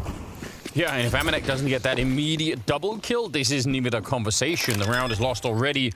Now at least, Jax and Hunter could kind of run over here. If they get random headshots pretty quickly, maybe they could try and go for the retake and actually win the round, but it is very unlikely. Just given how this has been set up right here. Grenades are already out. They didn't blow anyone up. The smoke is there as well. And they're going to try and see if they can flash their way in. Bit of a fight. Standing in the smoke, actually. Not a bad idea. Although Rez has gone down. They're going to find Plopsky as well. They don't have a kit right now picked up. I don't know if there's one out on Banana. Oh, Hunter picks up the kill. And they're going to go straight for the defuse. I can't believe they found Linus like that. No. What a disgusting way to win. I can't believe they made that retake happen. 2 on 3, and they made it look easy. Spectacular shots, because this is the opening. I can't believe they're able to recover, and you're right. If Maniac doesn't get these 2 kills, just you know, it's done. Just stay at the A bomb site. It's not even worth coming into it. And what an incredible retake.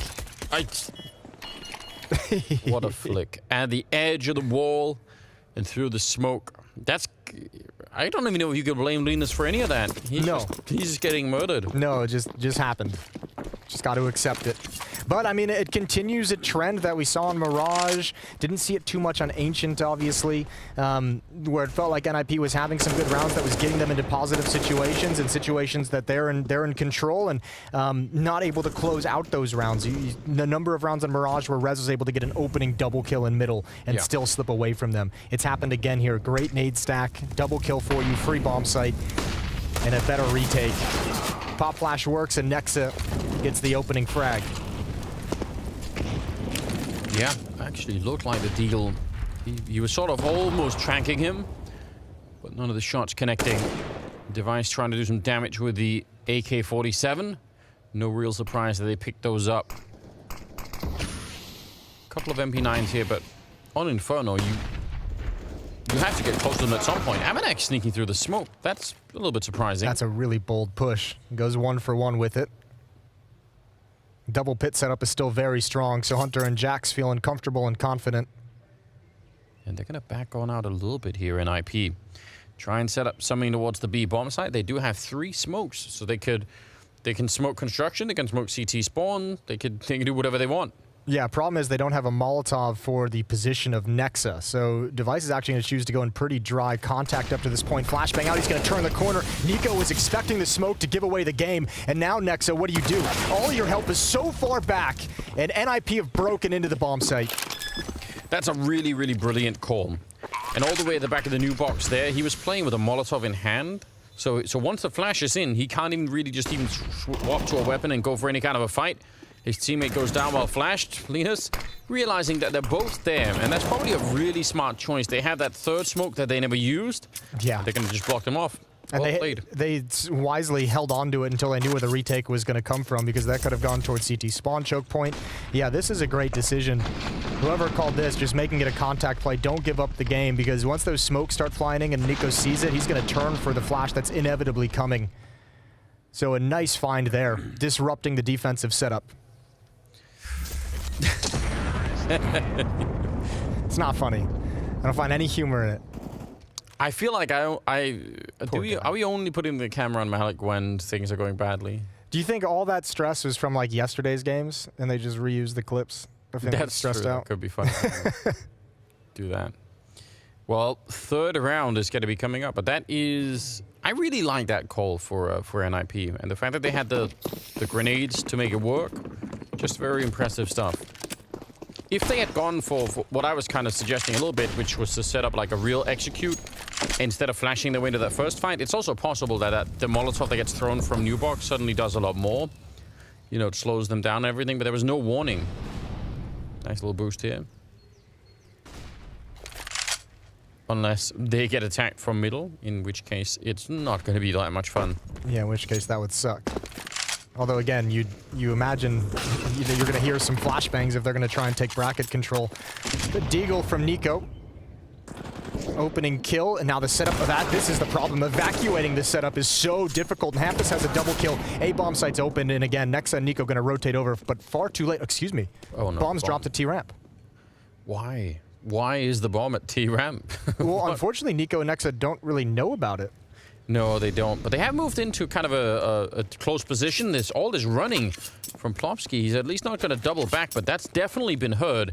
And can nexa put together the information here? If he can, maybe he could catch him. He's got the deagle. It's going to be a quick shot if he can get it. Plopsky's a little bit low on health already. It's going to be the MP9. He just barely makes it across. 18 health left. Yeah, if he had the AK, Plopsky would have been dead, and the bomb would have been on the ground with 40 seconds left. I'm kind of surprised that they're not going for it. I'm just surprised that nexa hasn't challenged. He's waiting for Nico. That's going to allow the bomb to go down, but it's all on this kill. If nexa can't get Hampus. Yeah, then it won't matter. Another MP9 picked up here. A little bit of a lineup and a good headshot for Hampus, and that is probably all they need. Nico going to take the AK and should be backing on out of there.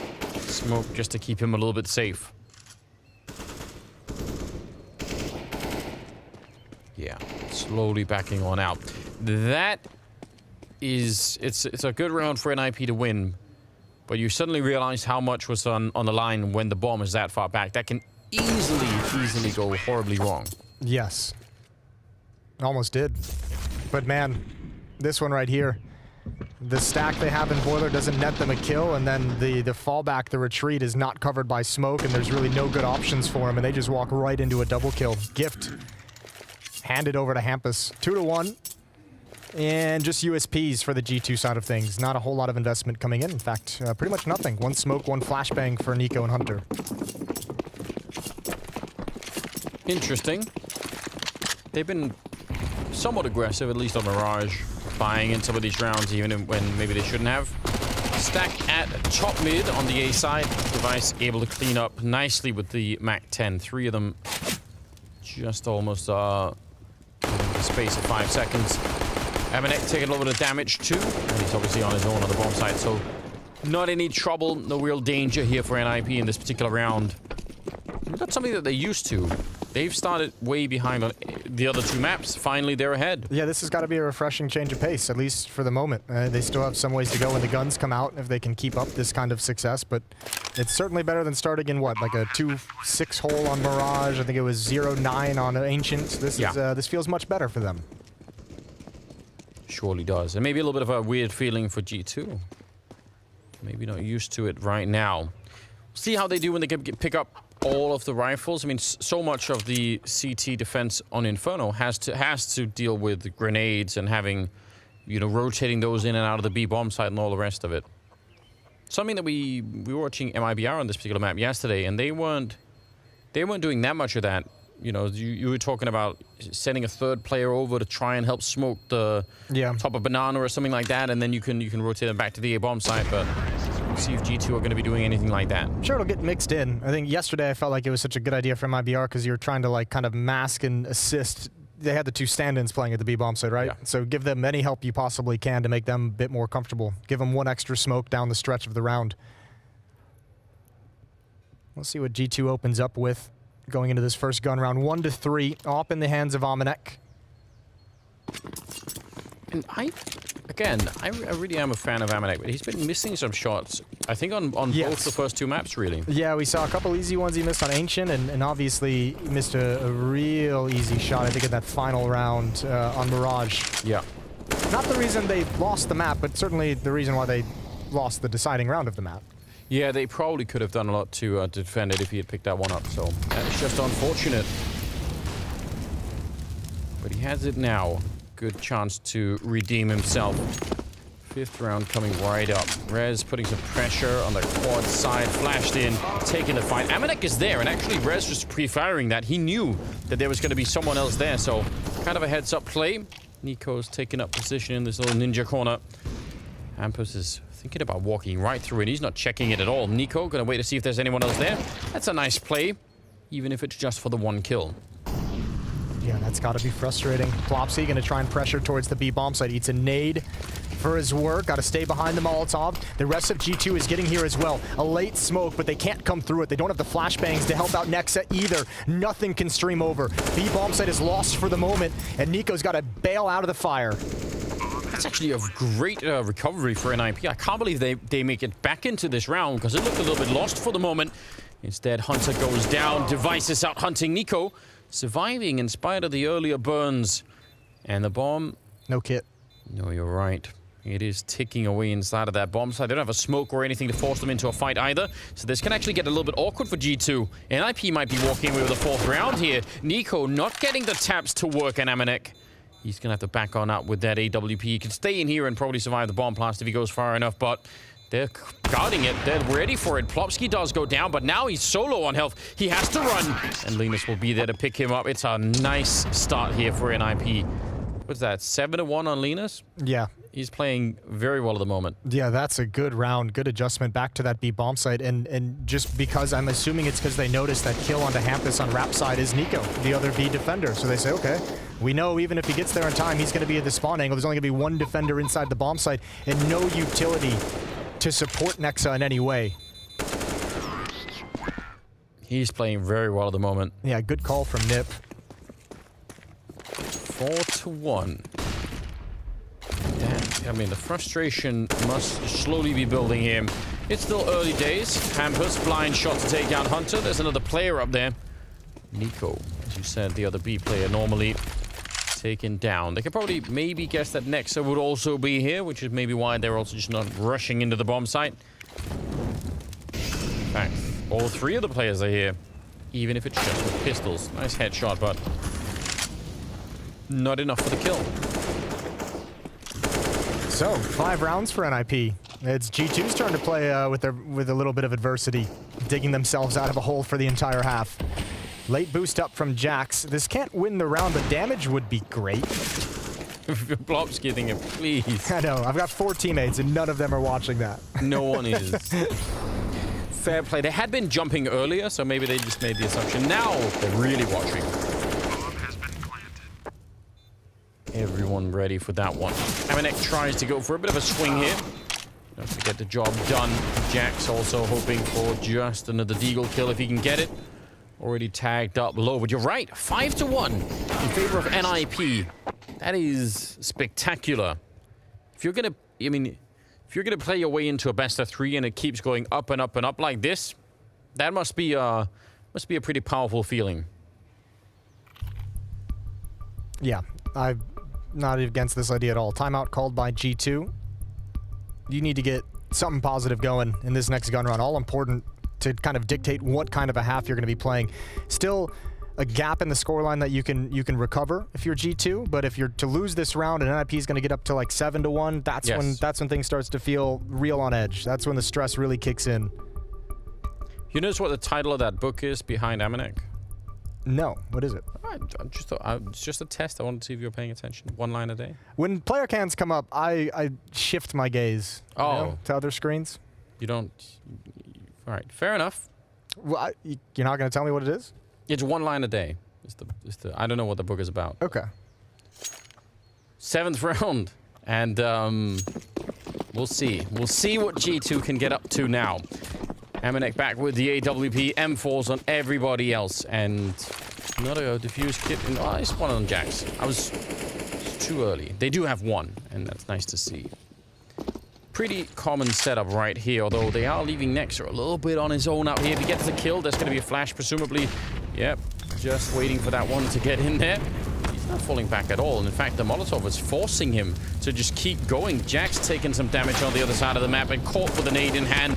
Nearly the pre-fire there, and the shot on Nico. And he's down and out. It's a 4-on-3 with Jax nearly dead. That's fantastic management by NIP and Banana. That's really well done. And yeah, Jax has kind of got to put himself in no man's land because he can't take any fights. And yeah, there's another one. We just mentioned it earlier. Some of these misses from Maniac, they're starting to get brutal. I'm going to need a replay. Especially in their simplicity. Where did the bullet go? Was he not aiming right on him? I think it missed. I mean, it clearly did. But my question is how? Okay. Did he have his ears pierced that it bullet shot right through? Yeah, I think the crosshair just wasn't on him. I think it was on a brick in the background. We're gonna get the replay for you. We'll check it out. We'll get slow motion. We'll get a couple different angles. I need that because I have no idea what just happened. I feel like it, in my brain, maybe it is just because, like I said, I am a little bit of a fan of Maniac. Maybe I'm just trying to, in my mind, it's like he's always hitting the shots, but. Yeah, I mean, regardless, I think the tough part now is some easy shots missed on Ancient, some easy shots missed on Mirage. This one is the first one here, and it just starts to seep into your game, doesn't it? It starts to seep into your mind when you're holding these angles that you can't hit those shots, or you're not currently hitting those shots. And the real problem comes in when it starts to dictate which fights you can take. But let's check this out. Okay, maybe the crosshair was on him a little bit. I take it back. Maybe the crosshair was on him a little bit. A little bit? A little bit. Okay. Well. But I think you're even doubly right when you're playing a map like Inferno, because with the AWP on this map, you actually probably need even more confidence. There are so many fights that are really close and back to back. You have no time to even rescope half the time. It's a lot of pressure. Let's say you're an opper, Anders. Let's just I used to be create a hypothetical alternate universe back in 1.3 where you've got some op game. Is it more frustrating to obviously miss shots like that, or more frustrating to feel like your crosshairs on them and you're just getting robbed? I feel like definitely the crosshair straight on him and it misses is like, could be, I don't know, depends on how rational of a human being you are. But for me, I spiral down into the kind of, even the game is against me. Like the universe is actually plotting to screw this up. And just so we're all on the same page in the crowd here, Anders is not a rational human being.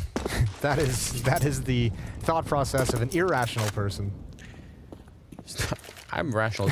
It's the world that's wrong, Jason. I'm fine. I'm absolutely fine. Hunter and Maniac at the A-bomb site. Hunter's got an M4. Jax has an M4. That's over towards B. Stacked up in Emo. So it's all on Hunter's rifle to hold on to this, and Maniac CZ in the halls. If he can get this kill and find safety in the halls, that'd be huge. That's about the only play available to him. He has the AK. Hunter needs at least one, and he gets it, but they're both immediately traded. Nice work from NIP. They're really on point. They're playing a very clean T-side so far. Yeah, it's impressive. Even in those really hot situations where one little mistake, you're right, if they let him get away with the AK up there, they have to worry about that when they're planting the bomb, but it's so fast. And they've just thrown their second Molotov towards Little Pit and Library, and they have another one on device, so they can just keep this burned out all day. I'm sure G2 are showing up thinking, all right, just wait until the Molotov is gone, but they just keep being more and more nades there. Device, is he gonna use it already? No, Hamper's getting a headshot instead, and surely that means they're gonna back on out and try and save that M4 on Jax. Yeah, that was always gonna be a desperate retake. Yeah. And Device not throwing that Molotov because he's got the op in hand holding the angle. True. He's just like, I don't even need to touch this Molotov. Nothing worse than pulling out the Molotov and then getting shot in the face. Those are the kind of plays I like to make. Where did Device kill him? If he could have transferred that spray, it would have been something. 7-1 NIP. Is it what's the 7 rounds in a row? Yeah, G2 it's the pistol. The pistol won by G2 on that crazy retake at the B bomb site. Yeah. And then it's been all NIP. That is kind of mind-blowing. Did we all pick G2? Was it unanimous? No, there were some people picked NIP. All right, well, credit to those people. At least right now, it's looking like a pretty good bet. Obviously, if you are just tuning in, second match of the day, also best of 3, will be Big playing MIBR. I think that's going to be pretty spicy as well. I mean, if nothing else, watching MIBR play and their just overall energy is just always a good time. Yeah. And they've got that sick new player from the Academy team. What's his name? Breno. Dodged that one. In style. Oh, Device. That is actually close. Molotov in the corner. Device kind of giving up the angle a little bit there, but yeah, aggressive plays coming out. I'll say that this is the second time Device has gotten to this position really quickly, but missed the information that Nexa had made it to the sandbags. It got, I believe, Hampus or Plopsky killed earlier. This time, they don't progress nearly as much. So utility trading has done good damage. Nico's gonna get crafty. Pop flash, and they come through the smoke. Nexa's gonna add a second one. Transfers out instead of reloading, and he's gonna force LNZ back with low HP. And this is a good hold of Banana. Hunter's gotta be careful. With all this attention here, they could just decide to randomly spam this. Yeah, they kind of forgot about it, but you're absolutely right. And he's gonna step it right up. Only gets the 1 kill, but it should still be fine. Man. All right, throwing away the AWP, trying to make sure they can't at least steal that. Not that I think they would really want the double AWP, but maybe he doesn't know that Maniac has the other one. It's all fine here. Hampus, bomb, 40 seconds. I don't think there's really a way out here, unfortunately. What do you say? Smoke? No, there's nothing he can do here. Smoke the rooftop. That's a good smoke. That might make him think what's happening. Yeah. Never seen that before. At least he's got like 5 smokes to pick up on the way. All right. Going straight for it. Fair play. Had an attempt at the very least. Second round after losing 7 in a row in G2. 1 step in the right direction, and it's going to have to be followed by a lot more. Yeah, you can still recover this if you're G2, but you've got to go on a bit of a run here and close this gap before it gets too wild. I guess you're never really going to be incentivized to take that run down middle from the CT side if you're losing this badly. But G2 seem like the sort of team that would otherwise do that. Amanek cover and Nico just charging down the middle if they felt confident. Yeah. Yeah, it's a very risky play to do at this point. Device there, spots Nexa trying to make the cross. Almost hits the flick. Good nades and good Molotov. Device at about half HP, but still kicking. All right. He's backing on out. Surprising that more didn't come from that. 3 people there at the beginning, but ultimately no real fight breaks out. Critically, G2 didn't want to hold on to that position at sandbags. Nexa was there and he could have extinguished the Molotov, but he just backs away, which leaves 2 smokes at this B bomb site for the rest of the round. So this one should delay NIP.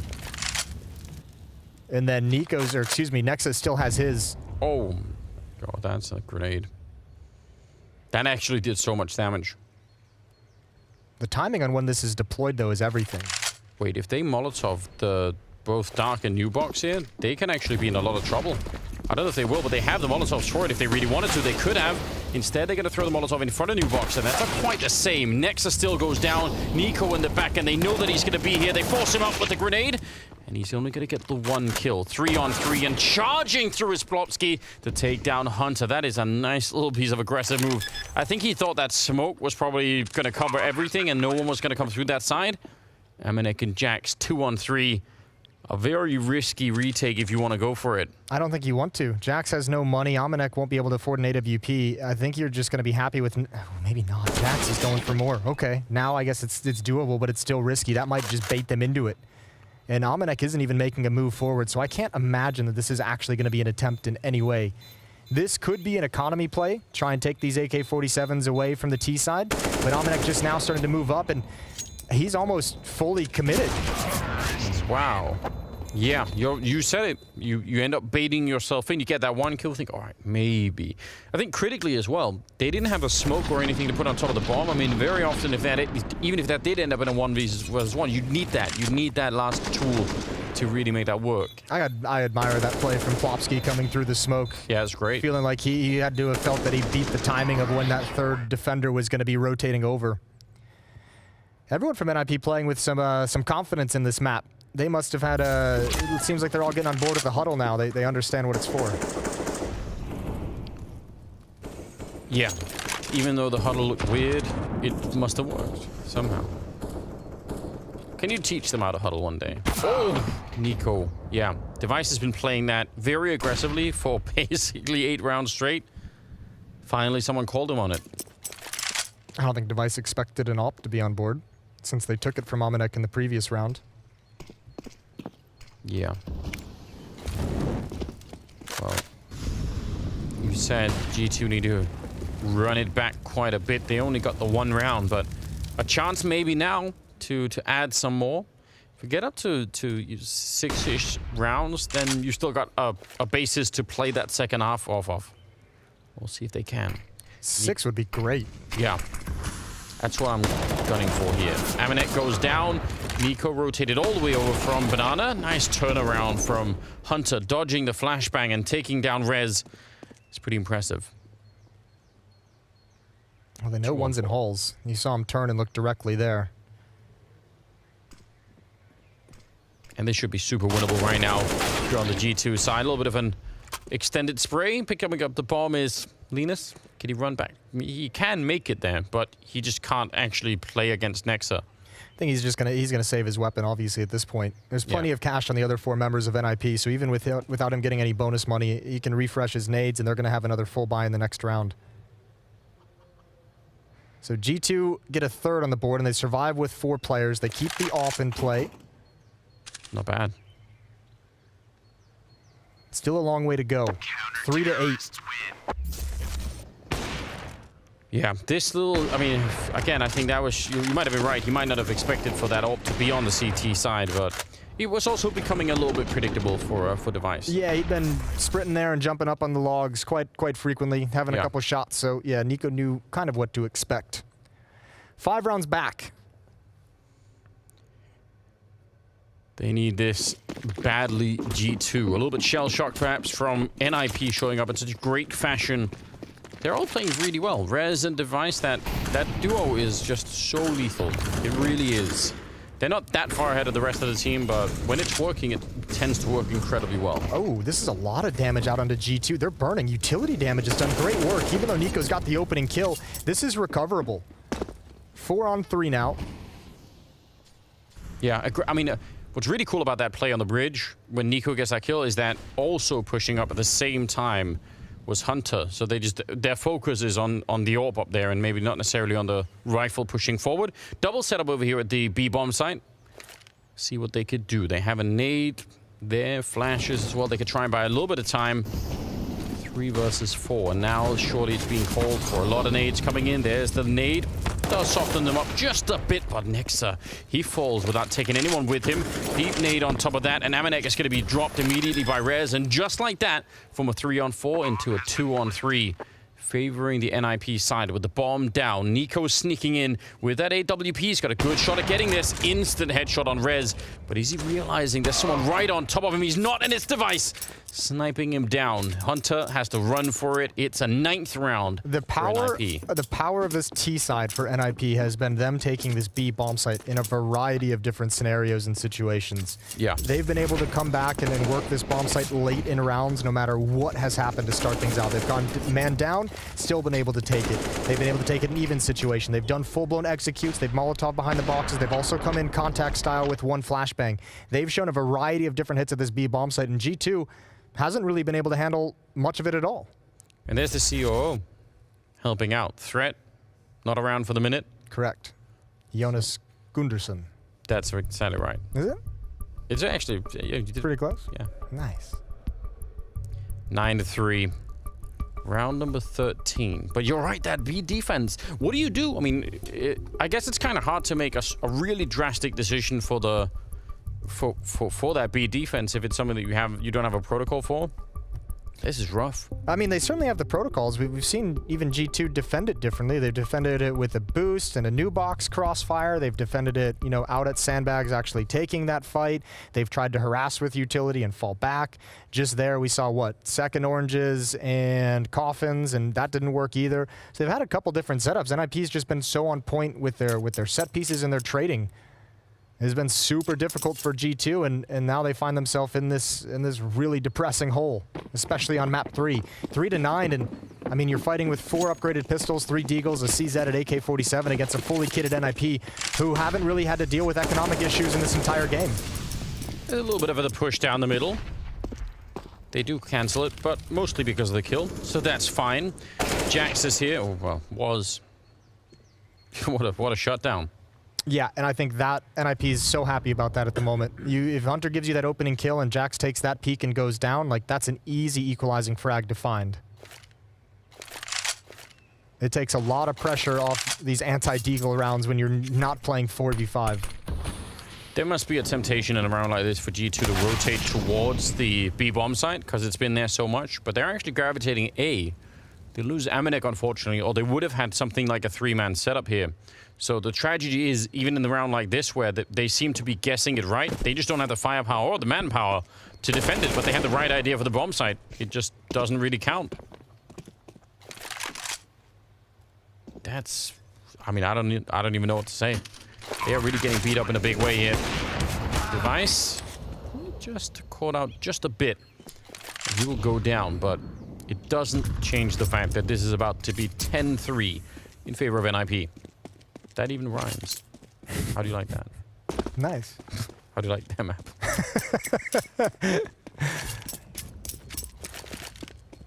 It's 7 years of professional commentary, all culminating in that one rhyme.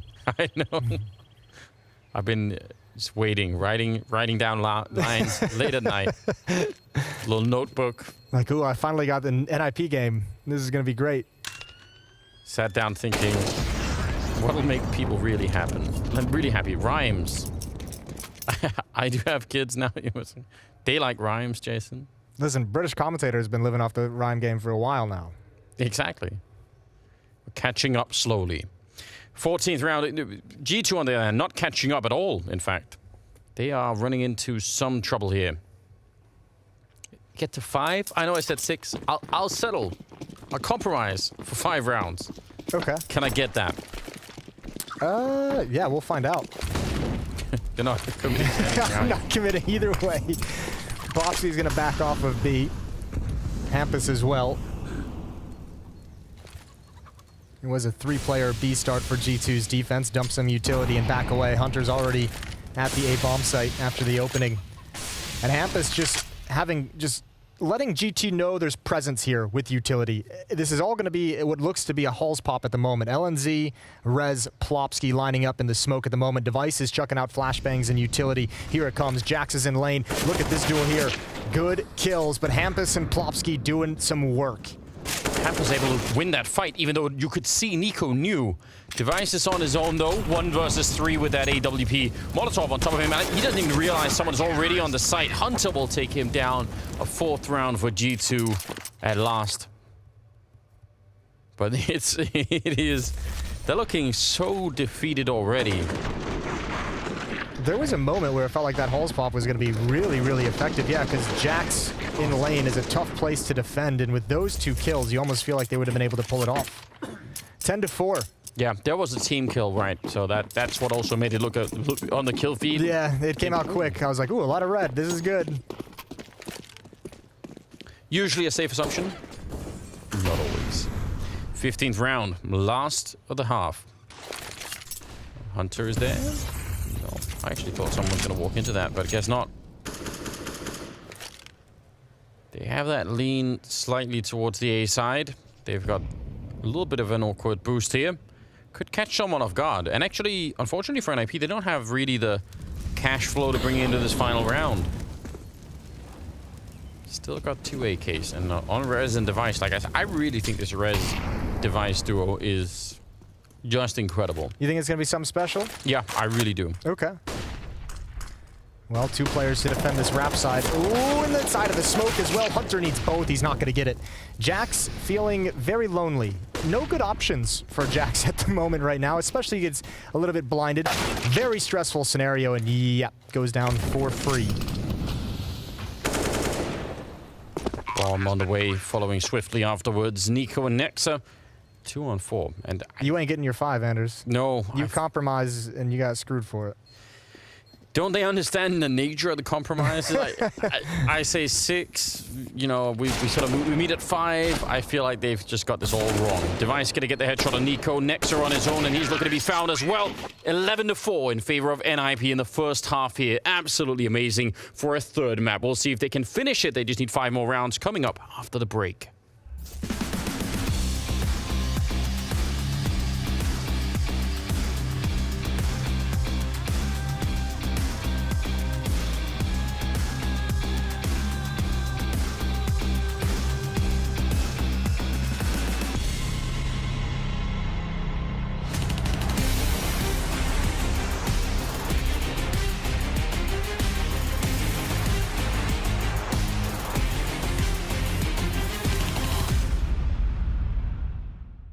Hey guys, Kerrigan here. Right now we're watching CSGO screenshots, and I'm doing that versus Boomich, and hope you enjoy the content.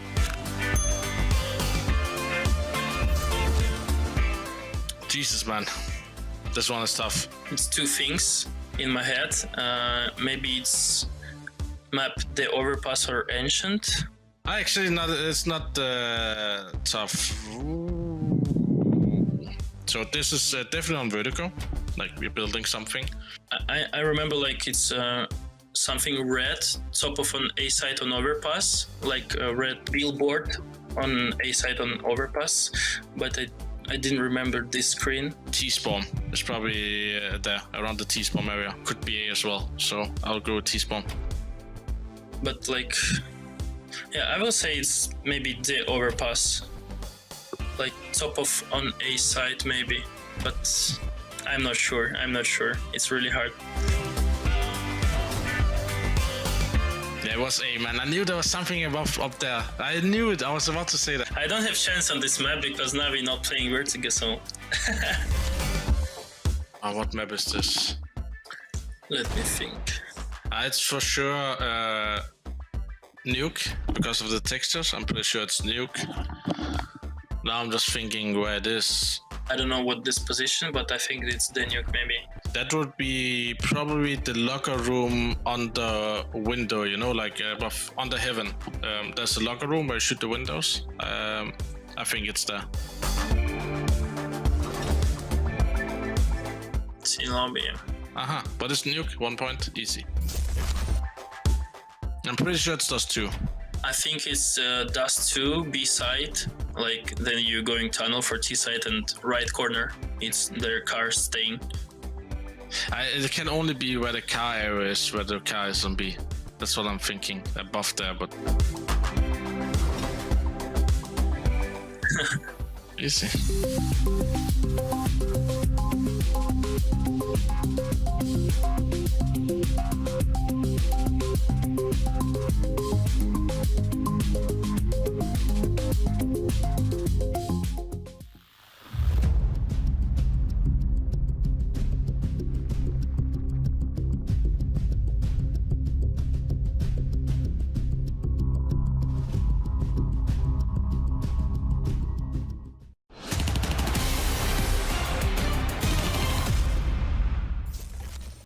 We're back, ladies and gentlemen. 11-4 in the first half in favor of NIP.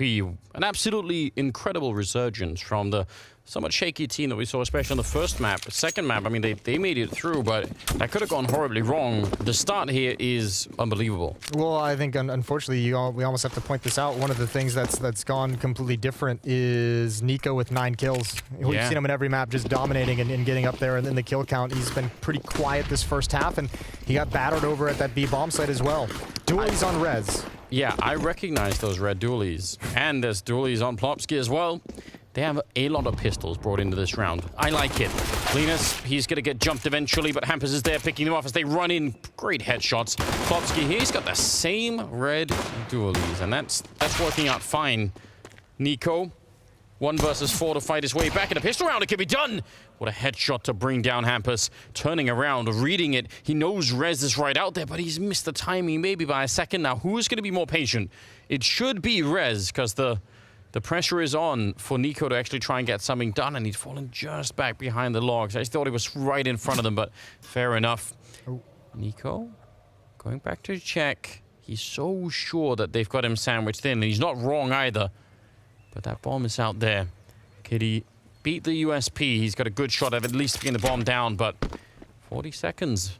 He's crouching really far back. That must be heard out on Banana, so I wonder if they can guess what's happening and call it in. He's certainly hiding Rez and Device. Now it's Device who hides, and Rez has eyes on the bomb. So they're just kind of trading. You could see Nico, every time Device spots him, he looks for his flank, and yeah, unfortunately, there's just only so many times you can do that. Nicely played from Device and Rez.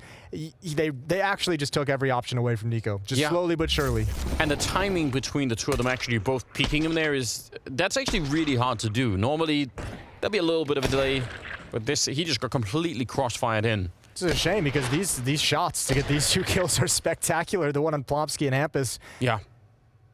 And you really want to see him take that pistol round, just not to be. And man, that turns this hole into, I don't know, what's deeper than a hole? What's a deep hole called? There's got to be something. Pit? Chasm?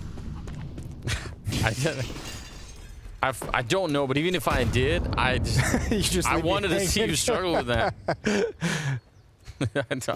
I'm not sure. Can we do, I think a deep hole is fine, Jason. Okay.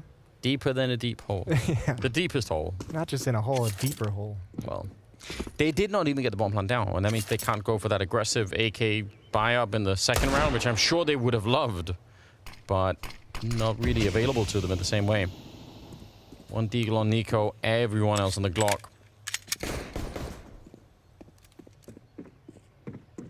Yeah, this is just a complete reversal of how every other map has started. NIP have had to claw their way back into both the first 2 maps to try and get it done. Nade on Nico and some of his teammates out there. And they're slowly getting picked apart here. Game's a lot more fun when you get to play from the front. Yeah, more people should really do that. It's surprising that's not a more common strategy, you know. Yeah. Well, there's really nothing to even talk about with this B hit. There's not a whole lot of resources that G2 have that could make you feel like they're going to get no smoke, no flashes, nothing to even give themselves half a second of space to do something.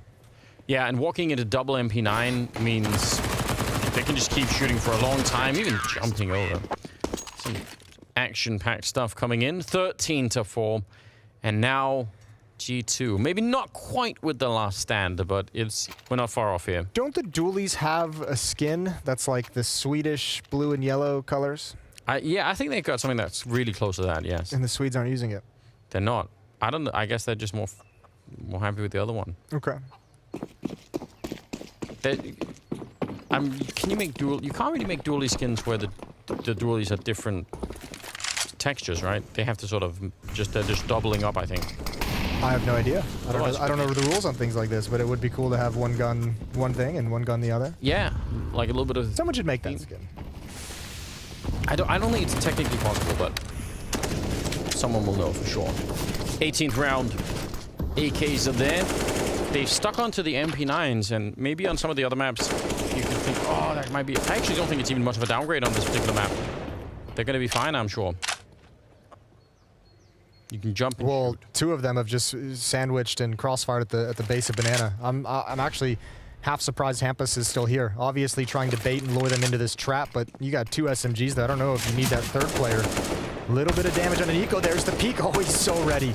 He's so ready, but you could see he has no idea Plopsky's here. Meanwhile, his whole team has just walked up brackets for free. They're going to head towards Rap side. That's Rez with the M4, and the timing couldn't be worse. Yeah. I think Hampus is going to get heard. He's sprinting to Library right now, and G2's just going to be waiting for him. Yeah.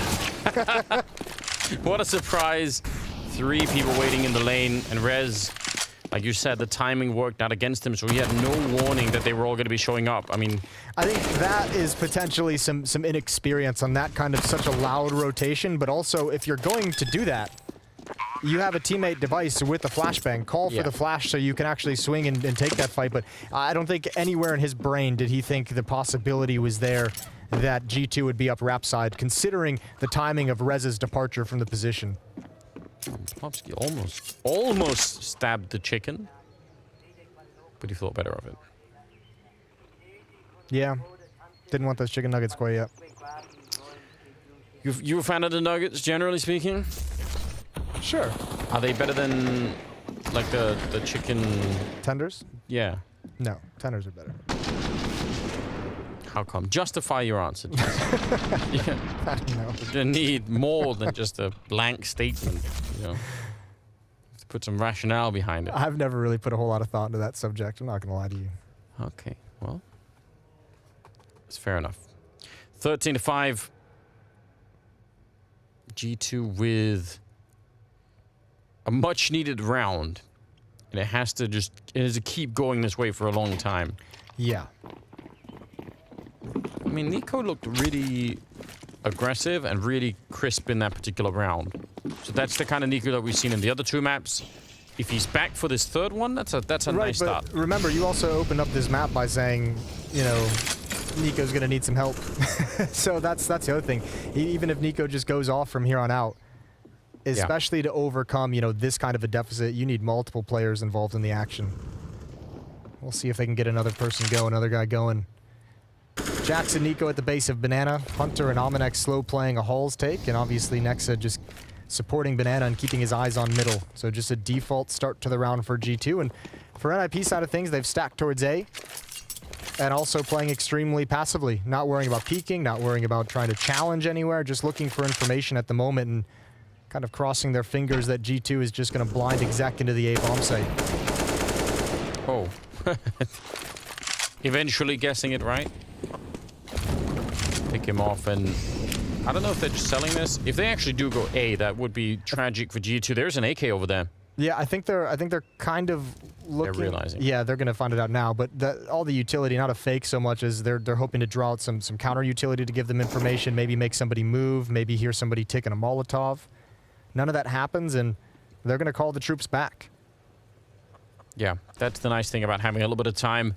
Would have been very upsetting if they would have run into the whole NIP team over there.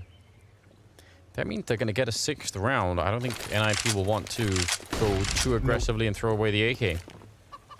They're surely just going to save it. 6-13 is still... What a long road back. Interesting to see, because it's not that G2 didn't try to do sort of a variety of different things on that CT side, but much of it just never really played out. And like we said, there's a huge weakness towards that B bomb site. Defending that just was not easy, almost no matter what. So if NIP fall into the same funk, I wonder if they have some tricks of their own to try and get out of it. I mean, we saw G2 at the end aggressively opening A apartments towards the bridge. So there were some fun things happening. Yeah, they certainly went into the playbook. Yeah. As that half got more and more out of control. There's obviously nothing worked enough to stabilize. That's a free rifle. Thank you.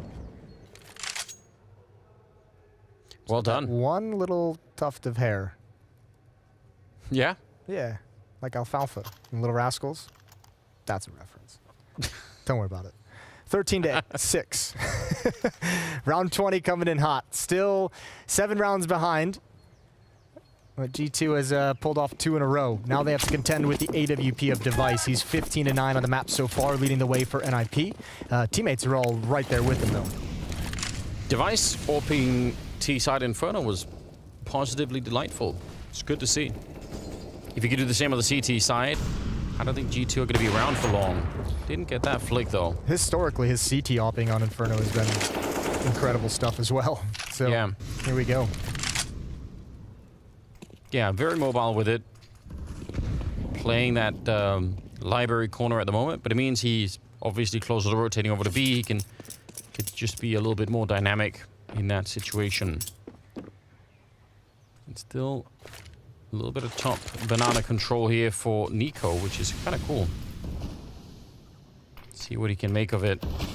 At least forcing out a couple of smokes on his own, while the rest of the team Kind of look like they're trying to play the strat they were last round, where they called it off because they realized B was empty. They're going to try and explode on. They're down into the pit, and Hampers, that maybe even could have been a triple.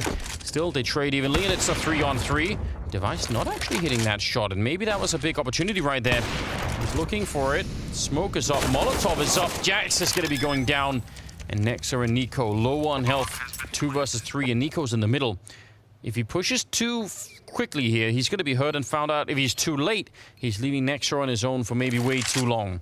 There is 2 Molotovs left on the NIP side. If they realize that they're up in the apps here, they'll never be able to get out of that position. So very dangerous. Plopsky, he has the other Molotov, and he's checking everywhere. And when are they going to realize they're not actually going to throw it up there? That might have been a mistake. Nexa still goes down. Nico, are they going to guess that he's in the same position? The angle is not quite there. He's not actually stopping the defuse, and it's going to be the round for NIP. Full-on defuse. Nico not quite getting hunted. I thought maybe they would even run for him, but they're leaving him alone. It's 14-6. That's a tough post-plant to win for G2, especially when Jax go down. I have to imagine Jax was just so eager to take care of Device on ramp side for his teammate. That might have been an overextension, but you understand the idea. His teammates battling here, and I don't think Jax ever expected the rifles to be with Device. Plopsky's actually been hitting some really cool shots in this game so far. Everyone on NFP has just been solid. Yeah. No one's going crazy. No one's doing anything super nuts. Everyone has just been solid. As we mentioned in the first half, the strength of that T side from NIP was efficient trading. And now Device gets put into play with the AWP. Double kill and Banana. This round's over. That level of confidence is, again, very, very hard to play up against. Just really jumping over the smoke to spot that they're there, going for a repeat, and then even though there's a lot of stuff out on Banana at that moment, smoke and fire and everything else, he's gonna hit that flick. 3 versus 5. Hunter trying to sneak out, but actually just, wow. They threw everything at him. Yeah, fair play, I guess. Ominek's turn. Smoke going to be fading, throwing nades at him, and one or the other was going to get him. 2 people holding that arch corner, leaving nexa. Back in T-spawn with the chickens. It's going to go for that 48-second save. Yeah, and he can't even play tic-tac-toe down there. No. Can't really do that on your own. He's got no friends. Device is taking them from him. Yeah. That got dark. Yeah. The face of someone losing a game of tic-tac-toe.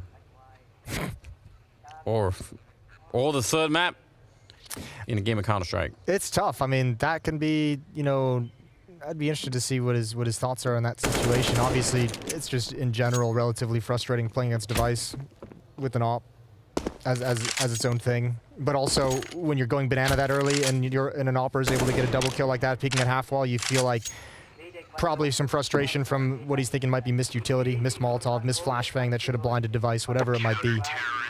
And then frustration hitting tab and looking at the score. 15-6 in the favor of NIP on this third map, which is so depressing because G2 played a wonderful Ancient on NIP's pick, stole that away.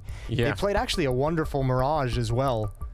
Doing a good job of recovering in a lot of rounds where NIP actually had control, doing a good job of getting themselves in a nice position, having control for a lot of the map and having it ripped away right at the end. And you just think for a second, I mean, the kind of opening that Device has brought to this Inferno map, and then you contrast the sort of the just disappearance of Maniac. Yeah. You realize, wait, they're really missing something then. Because who's going to stop Device at this moment? Yeah, I feel bad. The only round I remember of Ominex with the AWP is the miss. Yeah, unfortunately. In middle at Porch. Never a good thing. Yeah. I kind of agree. Nico and Hunter, the 2 cousins, are 13, 14 kills. They're doing pretty well. But they're just so many rounds behind. I can't even begin to put together any kind of a reasonable proposition for how they would pick this up. Hampus run boosted over, charging in to take down Maniac, although that's a good return. Hunter is there. Nico to take down Linus with a wallbang shot somehow. Guessing, yeah, over by the car. And it's a 4-on-3, but Device is still alive. That's a cool play, though, from Hampus to go for that. I like it. I like it from NIP. Device still flirting with this peak, and again, like, just the knowledge that he knows he's not going up against an AWPer, so why not just challenge? That smoke and boiler gives him some freedom to take this fight. He's actually looking for Hunter, who was just there. He was just walking around that smoke. Feels like this is a very dangerous position for Device to be in. Oh, it is. This is down to timing. He could get screwed at any second, and ooh. Yeah, and he can't really scope around in that position because that's going to give away his position for sure. Hunter doing nicely in this round. 3rd kill for him right there. And Plovsky now the one that's just going to have to play hide and seek, but at least he has a chicken with him. At least there's that. You love these chickens. I mean, they're all right. They're all right. For chickens. I don't really have a particular like opinion of chickens at all, actually. Really?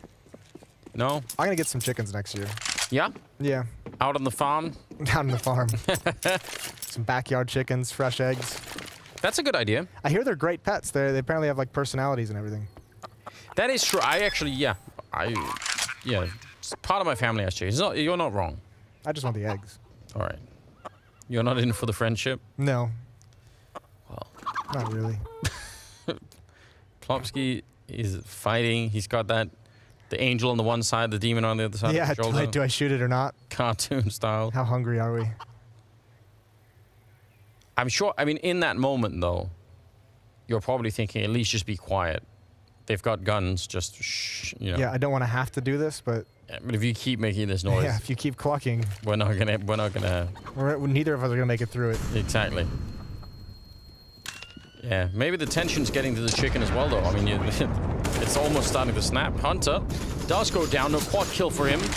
They're gonna make it out. Both chicken. He protected the chicken. What a guy. You know, in Madagascar, it's like a folklore that there's like a mountain that you can climb, and you have to do it with a chicken. You have to carry a chicken with you the whole way up the mountain because they think it wards off the witches. That's interesting. And then you release the chicken. Maybe that's what Plopsky... Yeah, that's what I'm saying. I'd never heard that before, but that's... Put him on his backpack. Put the Kevlar vest on him. Yeah, keep him alive at all costs. 23rd round. Backs against the wall in every way possible right now, G2. They need to win 8 rounds straight, get it into overtime, then they have to try and win that overtime before we can even have any kind of a discussion here, because NIP just a single round away. Fooling around a little bit at the top of Banana, somehow still getting a kill. That looked incredibly disorganized for NIP. That was NIP huddles levels of disorganized. All right. 4-on-5 for the series. And Nico is out of the fight. Jax taking a shot, spots out Plopsky, at least forces out the smoke. It's not too big of a win. LNZ is there at the B bomb site. He has a smoke of his own and a Molotov. Eats a bit of nade damage, but again, not going to care about that whatsoever. G2 is lining up for this hit. Smoke just deployed now, so that's going to go on at what, like 34, 33 seconds, and then there's going to be a Molotov behind it. Yeah, Linus has a counter Molotov of his own that he could try and put down in front. Don't know if it's going to stop the whole team, but now a third player is being rotated in Hampers, who's not got any more nades, but just him being there could get really interesting to see. Trying to get through early, in fact, and he goes down. I don't know why he wouldn't wait for his team to be there. Now they're in trouble inside of the bomb side. Linus at the back. He's already a little bit soft from earlier, and he can't get that follow-up kill. It's 15 seconds, and the bomb will be planted. Rez and Device, like I said, one of the most lethal combos I think currently around. Could they do it? 2-on-3 for the retake to try and win this map and the series. That would be something. There was a big opportunity. Airborne Indy, he misses the second shot as well. Could have just as well had it. And yeah, now is the time to back on out. I was going to say, knowing Device, this is a save call for sure after he misses that shot. That was the opportunity they needed to press the go button on the retake, and they're both going to get out with guns. The team of NIP has no money whatsoever. I'll tell you what, though. That's a botched defense. There's a lot of mistakes in that defense. They're running through the smoke way too early when they're still very far back, and also, you're not in a position where you can fight with your teammates either, who are 2 in the bomb site. And then also that Molotov we made such a big deal in the hands of LNZ. He throws it at the tail end of the smoke, into the smoke, and it gets extinguished immediately. Yeah. So 2 mistakes there, and that makes G2's hit so much more powerful. That's a bit of a shame, because the awareness to pull in Hampus to that whole thing, I mean, everything else, he shot right under the arm. Yeah, feeling like Amina. Oh, and right over it. Unbelievable. What a replay. What a replay. 24th round. M4 AWP saved from the previous round. Hard to get too excited for G2 yet, because, again, the road back is just so long. They've got a boost to look in the middle, try and offset the angle. If you're ducked down there on the T ramp and you think that maybe you're going to be safe and suddenly they're looking a little bit deeper, could definitely be upsetting.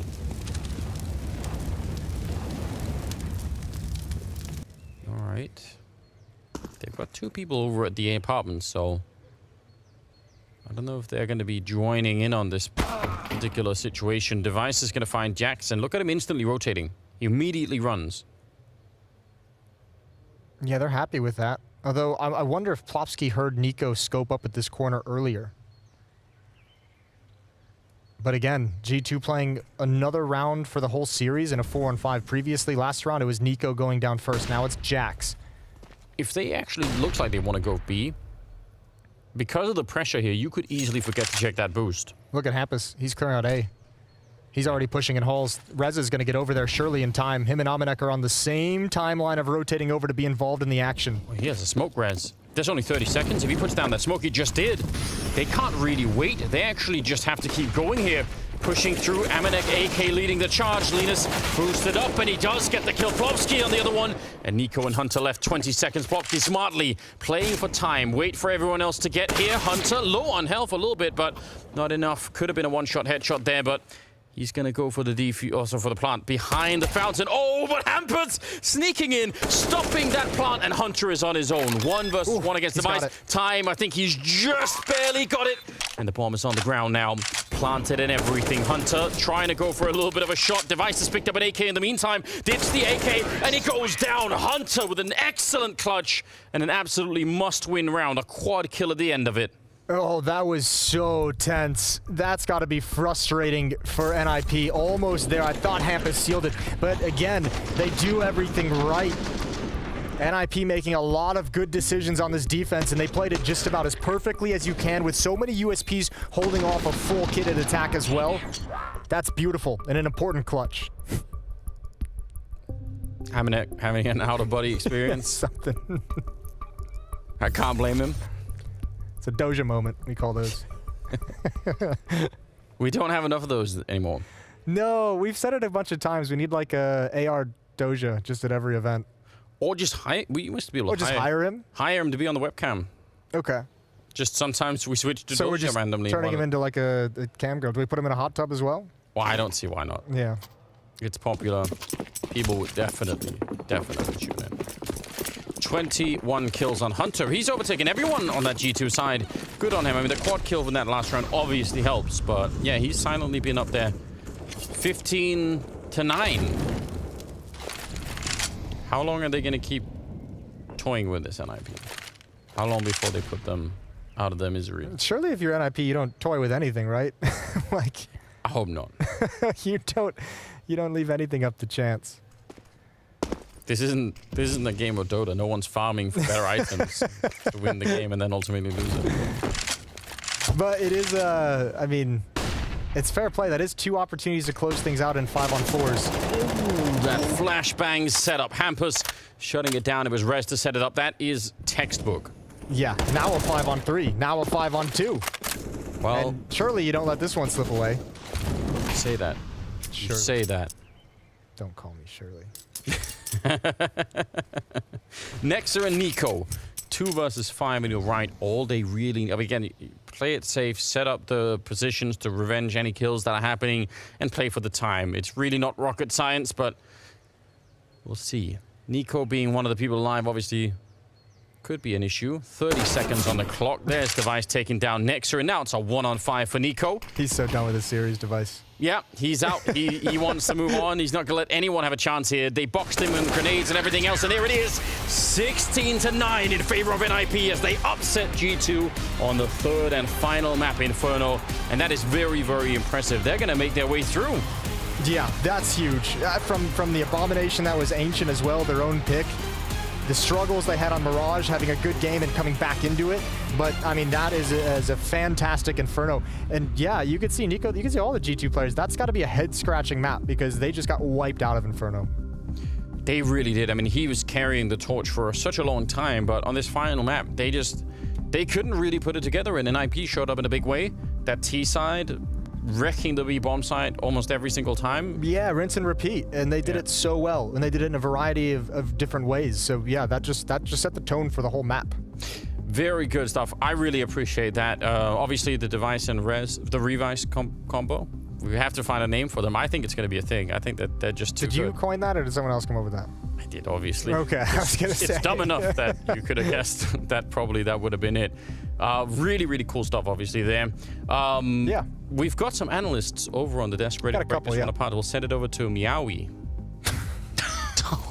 Oh my god. Anders at it with all the names today. You happy about that one, Maui? Wow. Oh God. I'm gonna play into it a little bit. You know, I gotta do it. Yeah, I think we need to move on from that one and maybe We'll talk get it, about NIP managing to make it to the Royal Arena on LAN, the first team from Group B, and what a fashion to be doing it in. Maniacs bidding farewell to the disappointment that we saw on Ancient, absolutely coming back into it on Mirage, and just looking lights out on Inferno. Yeah, you got to tip your hat to NIP and the reaction they had. And as Anders and Moses were talking about, it starts from that Mirage comeback, right? They were down 13-7 on Mirage. They found their way, they clawed their way back into this map, and then they completely outclassed G2 on Inferno.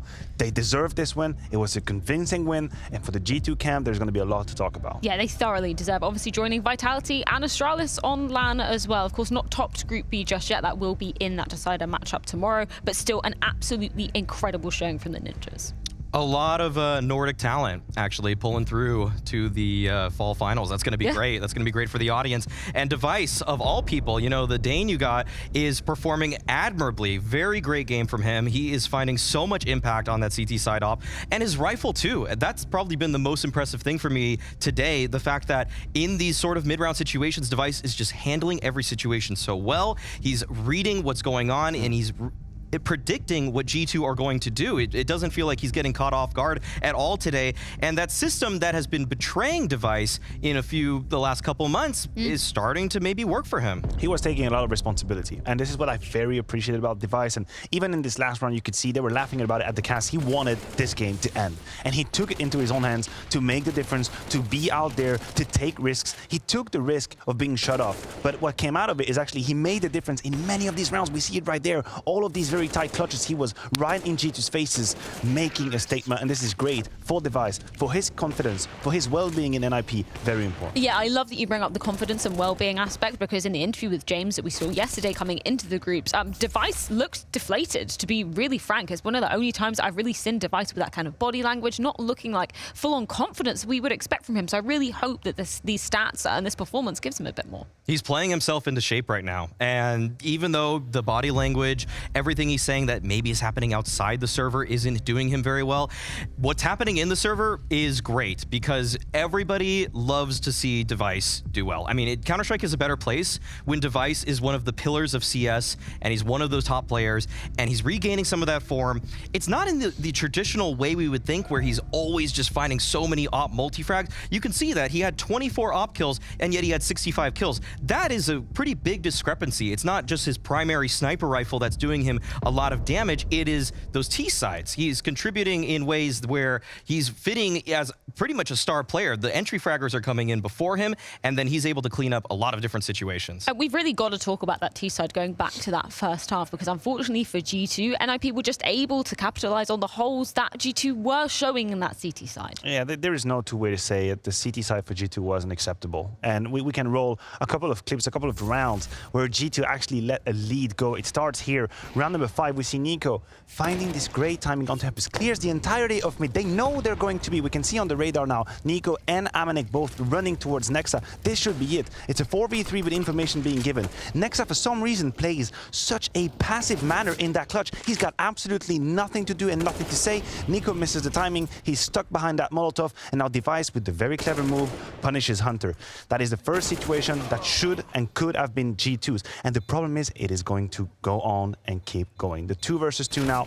Nico with Maniac. He tries his very best. Impossible. Maniac has to save. You move forward to round number 7. Now it's nexa who playing towards that sandbag position. He finds the first kill. It's a beautiful 5v4. G2 have everything they need. For some reason, nexa sticks around. He decides to play a little bit before that Molotov. Switches for some reason to a utility as the flash is coming in. Plopsky finds Device, and then Device finds Nico, sorry, that was here to try and help. Maniac misses a shot. Another situation, another power play that G2 had complete control over. We move forward to round number 12. Same situation, 4 versus 3, 2 players on the B side. Nexa caught moving for some reason, escaping the Molotov, not having any kind of impact. Same goes for Maniac.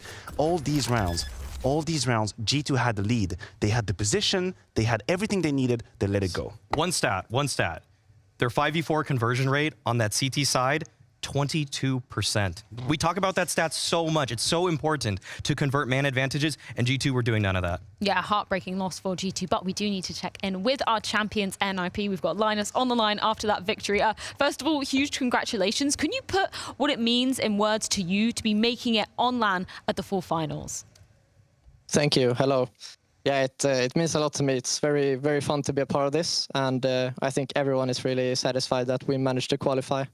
I really do want to ask about what the turning point was for you guys specifically, because we go back to Mirage. G2 did look like they were going to be in control in that one. You guys managed to push over the line, and then an absolutely dominant performance on Inferno. Can you tell me about what was kind of going on in the team to sort of switch it around in your favor? I think we, after that CT side, we kind of felt like we were warmed up a bit compared to the Ancient one where we were down like 0-9 or something. So I think just we were just basically being confident on the T side, and we committed to the calls that Hampus made, and we just basically just played good together, I think. Linus, great series. Congratulations on qualifying for the LAN. Question about the coaching situation, because Threat is obviously not there. You guys are working with Jonas behind you. What is he providing for you guys that's different to Threat? I think what he's providing is a lot of energy, a lot of hype into in-game. And I think also he brings maybe other ideas that Threat would. It could be both negative but also positive. But I think he has maybe another vision of how, like what our problems could be in a round. And he can come up with like fast solutions, which might not even be technical things in-game and just like things that have to do with us as a team mentally. Another question. You guys have been converting 4v5s at an astounding rate from today and yesterday. Have contingency plans or learning how to play man down, has that been a point of emphasis recently, or is this just you guys on fire? I think a bit of both. I think we just basically don't see the round as done when we lose the entry, and we just basically play good off each other and come up with great ideas mid-round. And also, even though Hampus is dead, he's still calling mid-round, and I think that's a very good thing that has helped us a lot. And we basically help each other a lot, which basically means that we will just play good off each other. Speaking about playing good on this first half of Inferno, you guys overturn a number of situations where G2 had the numbers on you.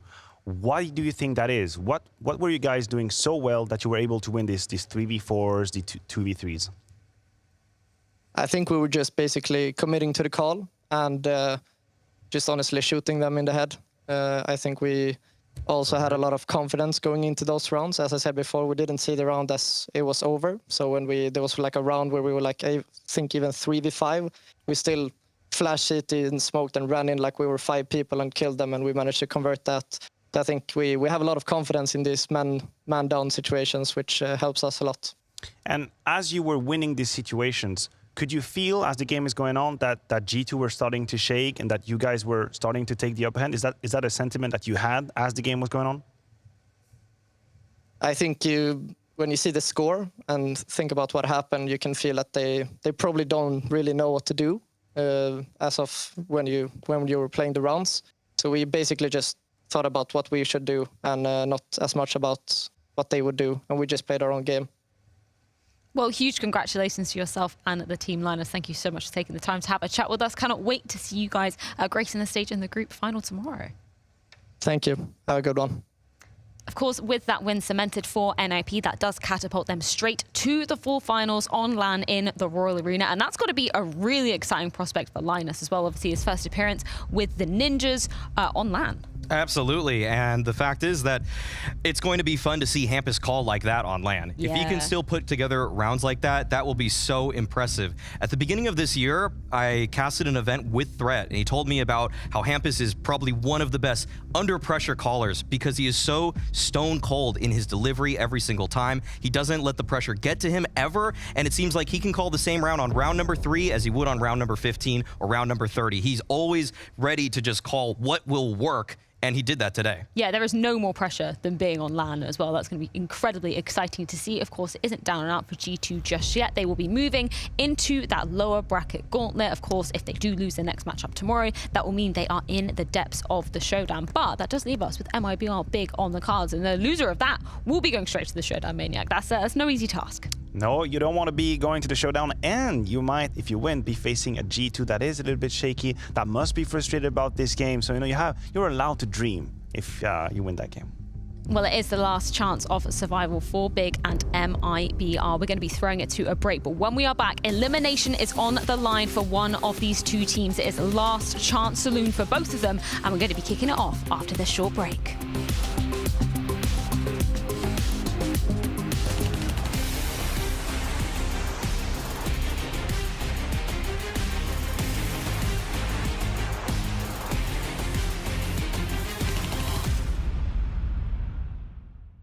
They play their A game. I think they're like 3 levels above every other team in the world right now. It feels really pretty boring to me actually and slow. Oh, that's rude.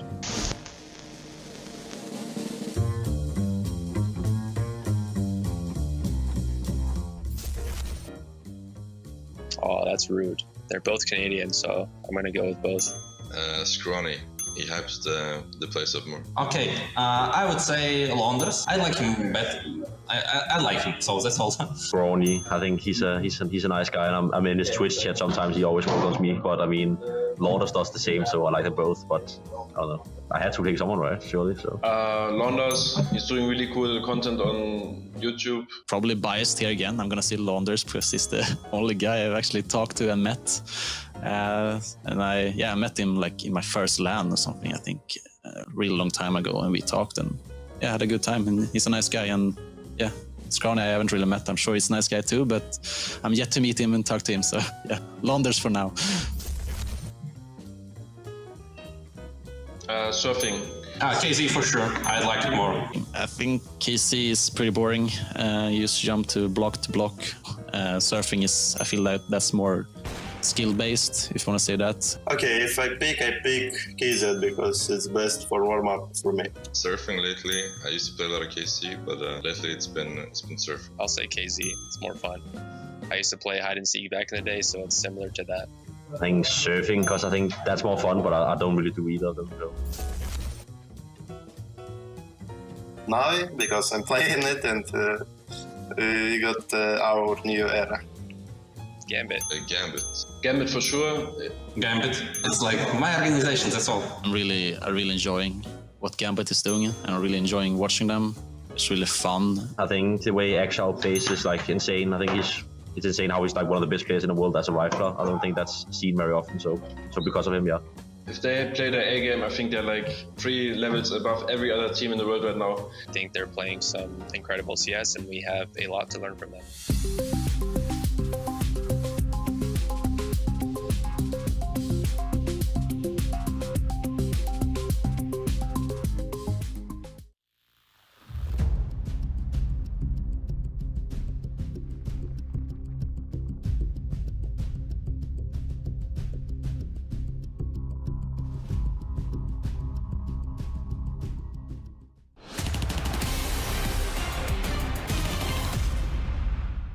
If MIBR were to take maps, if MIBR were to take wins here, it would be something huge. Something is going on. This is going to be really hard. Oh, wow, that is so lightning fast. They're going to have to be careful and really take that game extremely seriously, not see themselves in the decider, but first you got to beat MIBR. Is going to have to clamber through this clutch. Oh, but he gets Rez's head the moment that smoke goes down, and another Keto, big round.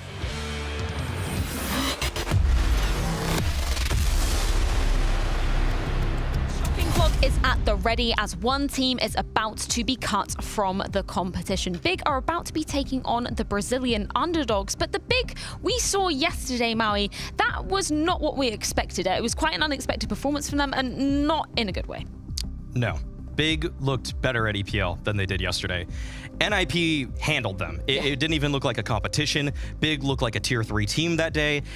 Hopefully they look better today. They have to. I mean, MIBR, they're no slouches. It's a depleted roster in MIBR, but Big as a lineup, this is what they're working with. This is what they're moving towards. They're integrating Gade now. They're speaking German again.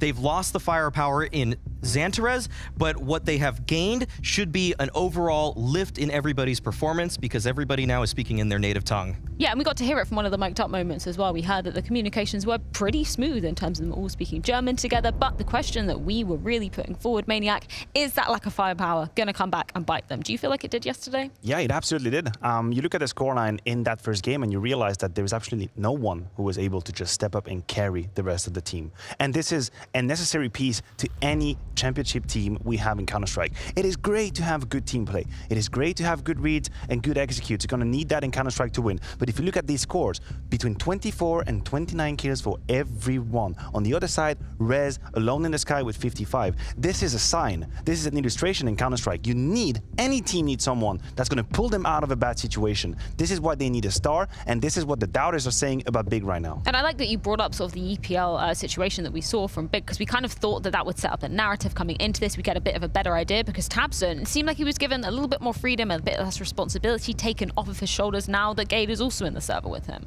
tabseN had some absolutely insane series at EPL. He took down Na'Vi almost single-handedly in one of his performances there. And right now, we're not seeing that. We need to see a little bit more from tabseN, but there's a lot of players on this roster that could step up, and none of them really did yesterday. Well, we want to see a little bit more of tabseN, and luckily we do have him on the line for an interview with Banks. So tabseN yesterday going up against NIP. For me, when I was looking at this game, it certainly seemed like they had a pretty good read on what you guys would do when it came to Dust 2. Obviously, you have moments where the players were certainly stepping up. Hampus had these moments, Rez as well. But how did it look for you? Did it feel like they had a good understanding of what your game plan was? To be honest, I didn't feel that at all. Like, obviously, they had probably a game plan, like, fitting to us, obviously. But I would say after rewatching this yesterday, I would say we definitely were just an off day. Like, it was pretty much like against FaZe. So I would say, like, today would be a different day for sure. Yesterday was just an off day from everyone, not only from a specific person. I would say just, like, the team environment and also the team, like, communication-wise, it was really hyped. And also, like, understanding-wise in the game, it was a little bit off. Okay, interesting. Thank you for that input. And when it comes to Gade, right, one thing I want to look at here and get you to explain, because I don't think viewers and the community understand this, of how much of an impact it has that you guys are now all speaking German compared to what you had before. Like, how much of a difference is it making to you guys? Yeah, the difference is just amazing, man. It's like, it's really hard to compare because, you know, we just talk outside of the game a lot of German, and it's just a huge comparison. Before, like, we needed to speak English, and we just paid more attention on that. Like, now it's just fluent. You just talk basically, and you don't think about so much, and you just talk also obviously in the game, but it's more outside of the game that you have a nice mood all the time, that you don't need to think about it basically. And also obviously in the game it makes a huge difference. Like, speaking your mother tongue is really a huge impact on us, I would say. And definitely for me personally as an in-game leader, it makes a huge impact as well. Brilliant stuff. Well, that's why Gade is here. And I also want to see, how much input is he having on the tactical side? Because we know you're the leader, right? You're taking control of it all. But Gade has a bit of experience in that. Is he adding a bit of new flavor to Big? Yeah, definitely he adds something new. Like, from time to time, obviously he's still trying to fit in as much as he can. At the moment, I'm still, like, calling everything all I can, obviously, and he's more like a coordinator on the other side. Basically, at some point, we will try to make maybe it more, that he can maybe give more input, what he wants to do, what he thinks is like fitting more to us, or what he thinks is the best for us. But at the moment, we are just trying to make it work, and we just play like we always do. That's what it's all about. Now, it's MIBR today, and they've got 2 stand-ins, mate. For me, this should be what? A walk in the park for you, a straight 2-0? Anything else, I guess, would be a disappointment? I cannot say that, but too nice. Obviously, yeah, obviously we cannot underestimate them. But I totally believe that we can 2-0 them. But I would also say like the history us against MIBR was also in our side. So basically, we will just try to repeat it again and again. And so looking forward to the game against MIBR. Let's see how it goes. tabseN, thank you for your time, man. Good luck going into the match. Appreciate it, man. Thank you very much. Bye-bye. Interesting to hear from tabseN. He feels like now the team is speaking German together. Their team players better. They are better as a team unit. But some of the stats at the moment don't exactly paint that picture quite yet. Oh, that wasn't the case against NIP. We can rerun the graph that we just showed you guys before, and I want you to keep an eye on the 5v4 percentage conversion for Big, 48%. Compared to the rest of the board, we have 81%, 74, 67. Said if Big's advantage going into a game is going to be their communication, their protocols, and whatever you want to put behind that name, it is fine. But you cannot lose 50% of the round you have an advantage. This is absolutely not possible. That stat is abysmal, and if that's the case against MIBR, it's going to be a huge problem. Yeah, and that's exactly what we were painting this roster move to really be improving. So surprising to see that, particularly against NIP, where we were saying that was a pretty 50-50 match for us. If anything, switching to German should clean that stat up. It should get better. And yet that is not the case so far. But this is a great bounce back game for them, one where they should feel like they're in control. tabseN was being quite polite in that interview, saying that you can't take this team too lightly. He's the nicest guy ever as well. But MIBR are working, they're hamstrung right now. They've lost 2 of their biggest players. This is not looking too good for them. This is a game for Big to regain some confidence, for them to drive up some of those numbers so that the next time we're on the desk talking about them, it's not looking so abysmal. I do want to talk about one of the big names on the German side, of course, CSGO. He was really instrumental in terms of Big's rise to the top in 2020, but maybe not pulling out those consistent performances coming into this year. He hasn't. In 2020, he was a top 10 player. We can see it right there. Great rating. Last 3 months, this isn't by no means a bad rating, 1.08. No. Yeah. But it's not a world class. You're not a top 10 player when you're putting up a 1.08. And under 70R as well. He's not even finding as much damage. And this is concerning because Big did lose firepower when they lost Xantarez. And cersei needs to be a guy that can step up. You would think that when everything's in German, the comms would be better. His crosser placement should even improve because of that. He should have all the information, and yet that hasn't been the case yet. That's the context. That is the context behind these numbers. Not that the numbers on the right side are bad, but just that now that Xantarez is gone, if anything, we need at least as good as what cersei was doing. Maybe even more if you want Big to perform. And just the fact that he's slowing down just slightly, now we really feel the difference. But then we come onto the side of MIBR. Unfortunately for the Brazilians, they are coming in with 2 stand-ins in the competition, not due to any factors that they could really control. But I do kind of want to get your take on the 2 players that we've seen entering the server in the game that we saw yesterday against G2. So we have Knack, storied legend from the 1.6 days. Maniac played against this guy. And then we have MIBR Apoka. That's what I was ready for. I was ready for that one. And yeah, I did practice that, so thank you. And he had a couple explosive moments yesterday. Throughout the entire game, though, he was the worst rated player. We have to be honest with that. And it seems like in some of the situations throughout the round, he can maybe slip up. It's not looking as good, but I do like that MIBR are taking this approach. They're using one of their academy players in order to try to develop him on a tier 1 stage. They are throwing him into the frying pan. Look, if you're MIBR, you're going up against a Big that right now is looking for confidence, that is not playing their A game at all. So why not? Go for it. Freaking go for it. I don't care if you are disrespecting some of the principles of Counter-Strike. It is fine. No one is going to ask you to win a normal game from A to Z against Big. That's what we're asking for. But if you play with momentum, we could see it in the first game against G2. They had that moment on Mirage, right? The first 10 rounds where they attacked the B side again and again and again. And you think this is not really, Counter-Strike. There should be more diversity to it. But why not? Why not if it's working? You're looking for short-term solutions to put your enemy in disarray. Why cannot do it today? Well, we do need to check in with MIBR's game plan as we have the coach on the line with Banks for a few words ahead of this series.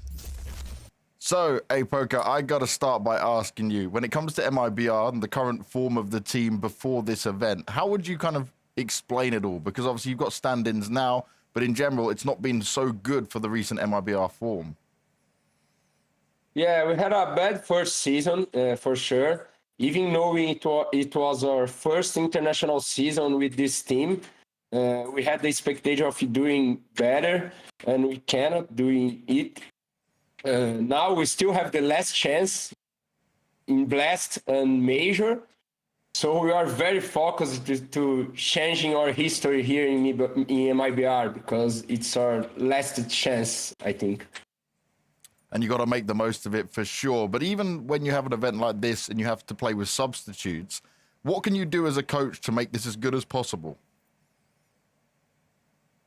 We are already trying to change our style, our game style.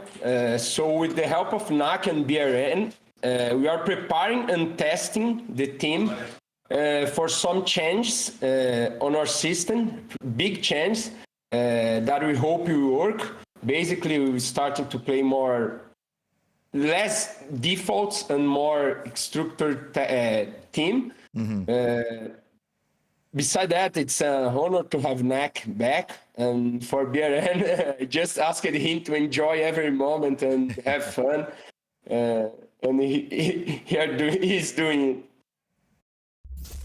Never an easy situation to be coming into a competition with 2 stand-ins, but we are going to be throwing it over to our map pick and ban to see exactly where this series leaves us. Maui, I know you have a few ideas of where you would like to see this one going. Right, so both of these teams will remove their permanent vetoes.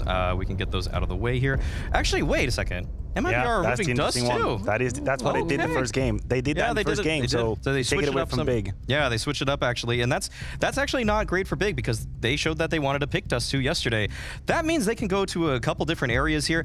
Big have liked Mirage as well, but MIBR like Mirage as well. So there might be a little bit of a question mark there, and MIBR are going to pick it. This is one of Big's best maps, historically speaking. Hasn't done them that much justice recently, though. No, I mean, I don't think we should stand here and pretend like MIBR can surprise Big or corner them into any uncomfortable position, right? There is no good map you can punish Big. They go for the Nuke, super tactical map. Can you imagine Verno and NAC not really knowing where to go, where to rotate? One down his ramp, one down secret, where I go down vent, I don't know. This is going to be so horrifying to play Nuke. MIBR were banning Nuke also right before this event. It was the map that they did not want to play, so this is as good a time as any to test them if you're Big. So, any thoughts on the third final decider if we get there? I think that, it might be overpass. Good call right there. Cheeky one, Maniac. I played it off. I saw it coming. Good timing. Look, can you imagine, just take a second to imagine that we have Nuke and overpass in the pool for a team that is playing with 2 stand-in right now. Right. Not that I actually believe we might see a third map, but even then, that would be such a challenge. Yeah, I mean, coming onto the grounds of Mirage to be starting this off, anything that you're hoping to see out of MIBR, Maui? In the late round situations, we did see some explosive firepower coming out from a few of these players. It's tough to say that there's going to be the structure that they'll need in order to counteract Big's defense. But one saving grace that I brought up yesterday is that their Mirage, the 3 players that are still there, are generally the pack players, the ones that are going for the mid control together. So maybe they can work on that kind of stuff because we heard from Apoka that they're looking forward to the major. They're looking forward to some other events too. Yeah, well, we are going to be seeing if MIBR can rock the Group B boat, as it is Mirage coming up as our first map of the series. The underdogs coming into this, but is it their map pick that will prove them victorious versus the Germans? We're going to toss it to a break, but when we are back, it's Scrawny and Launders to bring you all the action.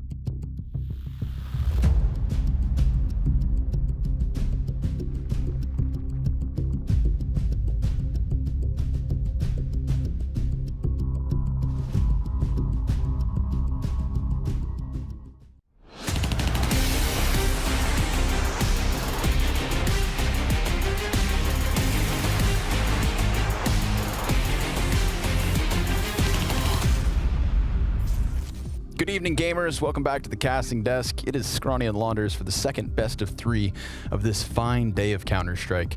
Somebody's going down to the showdown, Mohan. And as much as it is a coveted chance to be a part of the Blast circuit, the showdown's not the event you want to be at if you start your run here at the groups. So Big yesterday falling to NIP, MIBR bested by G2, and the Betway odds here showing a very one-sided tail of the tape. That's kind of nuts. I mean, Big, we did talk him up a bit yesterday. Even though they didn't do that well, they showed some fight in the beginning, but it's still a bit of a questionable team considering, I mean, how badly they lost. So, you know, I mean, MIBR are going to try their hardest. Neither team wants to go to the showdown. If we do get to that point, the showdown is a spectacle. Oh, it's the best event in terms of spectator. Yeah. It's probably the worst event in terms of participating. As a player, yeah. Unless you're that winner. That's it. Right? 1 of 2 spots. Could be picked up by one of these guys. These guys. Ready to go. Big versus MIBR. Begins here on Mirage. But we've got heavy utility on Knack to begin the evening. Even Shiz with a smoke and a flash to his name. Oof, Big tried to take an initiative by going to the top of middle, and in doing so, Yell will open up shop. It's that armored P250, man. Yeah, he actually didn't see the second person cross. Keto's gonna hear the decoy going off, see that, and I actually think they ran through spawn. They ran through spawn. So now I think all the Big know it's A. They made a mistake there. Yep. They gave away that audio cue because of Keto's position. He's going to hear this last player moving over as well. So Big are you know, with an expectant sharpness ready for this kind of a play. It's just a matter of performing. And Yell will add another kill to the P250. Tizian's position from stairs retreats into the connector, so they're offering over the space because Keto is the playmaker, and he drops the bomb. The play comes to a grinding halt. Finally, Yell turns back around, but not in time to stop Keto, who's looking for his third. He's able to go for that hard flank. Keto is everything here in the opening pistol. He's the guy who gathers information. He's the one who emphasizes the call, justifies the stack, and then comes in sharp with those 3 frags. Yeah, I've got to love it. And you think, okay, well, if you've got the time, you know, why don't you walk? But MIBR thought they had the information, which should be just as good. And you could maybe beat the timing on some push through upper B if you do, or if you are able to run. And Yell thought he confirmed that, but that double push was kind of tricky. So you got to give him credit there. Now, Big on this. After that win, we'll have Searson posted up. They'll have the scout in play. Everyone will be buying. There's no armor here purchased up for MIBR as they look to score a bomb plant. But it will be a difficult task. That it will be. Harder than a Rubik's Cube. I've never in my life completed one of those. Well, it's either people who know how to beat Rubik's Cubes and then people who don't. And people who do beat them don't have trouble, and then everyone else can't. There's all sorts of Rubik's Cubes too. 4 squares, 6 squares. You got to know the algorithm. 12 squares. Here comes the boost in middle. So trying to chuck a man over. But Searson, nerves of steel. Just holds, lets that guy fly past. He knows he's got the support of tabseN to clean up all these pieces. No success in any form, shape, or Rubik's Cube. Big Clan 2-0 start. How are you feeling about the gamer sleeve? Have you ever tried it? I've never tried it. I don't think I'm a talented enough gamer to justify it. It's a consistent thing, though. You get a consistent sleeve. You ever game with a long sleeve? Ever? No. Okay. I'm a That's roll your also sleeves, consistent, sweater off kind of guy. I mean, sometimes I flick so fast I singe my arm hair and stuff. That's why I go for a gamer sleeve myself. Well, maybe if you cleaned your mouse pad. We need to stop bringing that. I'm going to stop telling you things. We've got the full buy up from MIBR. They're trying to tell Big why they need to be taken seriously here in the opening map. Knack trying to challenge around smoke here, throwing his utility over top. But again, these forward positions in middle from Big, setup is good. MIBR, woof, they've got Yell to take back a little something, but he loses 75% of his HP. And Shiz has not been able to exit from the palace. So nobody checked under Balk there. Did you see that? All of those terrorists trying to cross into the bomb site. Much more tunnel vision towards connector. And it was an easy lineup. Easy lineup for our boy Gade. It's going to be a money nade and a money molly. And it's a space creator. All the CTs will start to move in. They've zoned him out. Will we go off a flash? No, there's no nades here. This is just a desperate situation. Yes, sir. Just 2 AKs and... Oh, I was going to say 68 health combined, but there goes 26 of it. Damn, utility really making a huge difference in this 3 versus 2. I mean, it was a chance, and there still is a slight one, but they should be able to hide from him. Keto is able to get that side slap. We're going to watch the replay. Big 3-0. Tell me how Gabe made this look like a long-range weapon.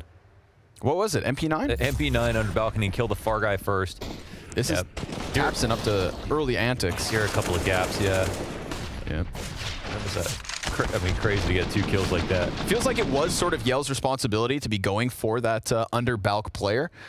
He had his 2 guys ahead of him, and he was just like a step back. But Gate also didn't hug the deepest corner. He was swinging out a bit. Yeah, they just thought that because of the full mid control, there wasn't going to be anyone under Balk. Well, they were wrong. Because, you know, normally you'd have someone in CT, 3 mid, 1 B. So they just underestimated what Big were trying to do. Might have been a bait by them. They're going to try to get aggressive, but tabseN inside sight, traded out. BRN, 2 kills off of the Desert Eagle. cersGO going to quickly put an end to him, takes the head off the shoulders. But as far as MIBR are concerned, this is somewhat of a win. They've got their bomb plant, they've got their 2 kills. And the interesting X factor is an armored M4 on exit. Now, he's currently positioned on that deep angle over on bench, so he can keep Gade at bay. However, his teammate almost walks into this CT M4, dying out to it. tabseN will fall to exit, who looked for his second, but that also falls short. Shiz able to offset the crosshair, so the nade is not a factor versus him, and time becomes an issue. But there it is. Big, they'll take their 4th, however heavy casualties. We've seen MIBR, even versus G2 Mohan, just get aggressive on that B site, catch him off guard, find one sleep at the wheel, and nice deeks from the young gun. Yeah, any round like this, as you mentioned, Plat is a win, so it'll be okay for them. At least they'll be able to have the money to buy up, not just buy up full nades for everybody. So they could try it again. You can see the confidence is just on a different level, though. Like, every little mistake that MIBR have made so far, Big have punished so hard. They had the push up to top mid on that round. They had the info at top mid on the pistol round where they used to flank it. And then they also had the under Balk player to catch him off when they ran across the site. Ooh. Same situation. Damn, Knack not able to see tabseN. tabseN has the advantage of existing underneath the smoke. Yeah, they're really taking him to school with these mid plays, so MIBR will have to try to find another answer for it. The lovely part about a team taking mid control from you is you expect to be able to win those duels on T side, so I wouldn't be surprised if they keep trying to fight it over and over again, but I also wouldn't be surprised if Big kept winning.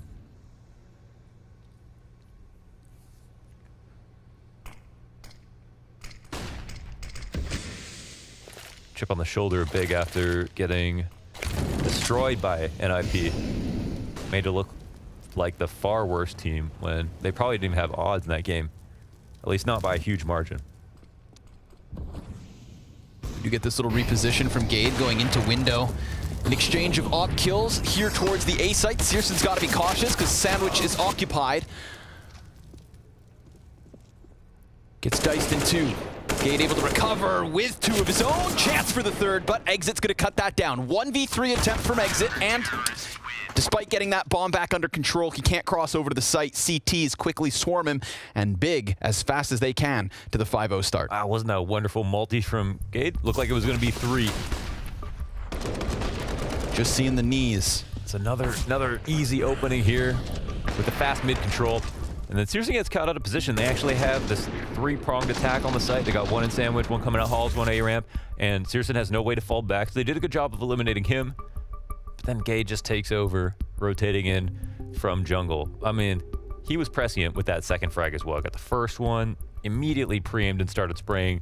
And he is very fast. Very, very fast.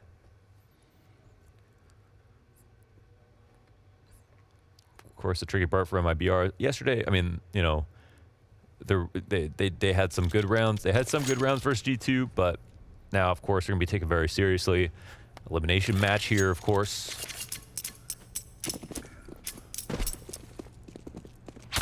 We'll see if they, once again, try to do the same thing.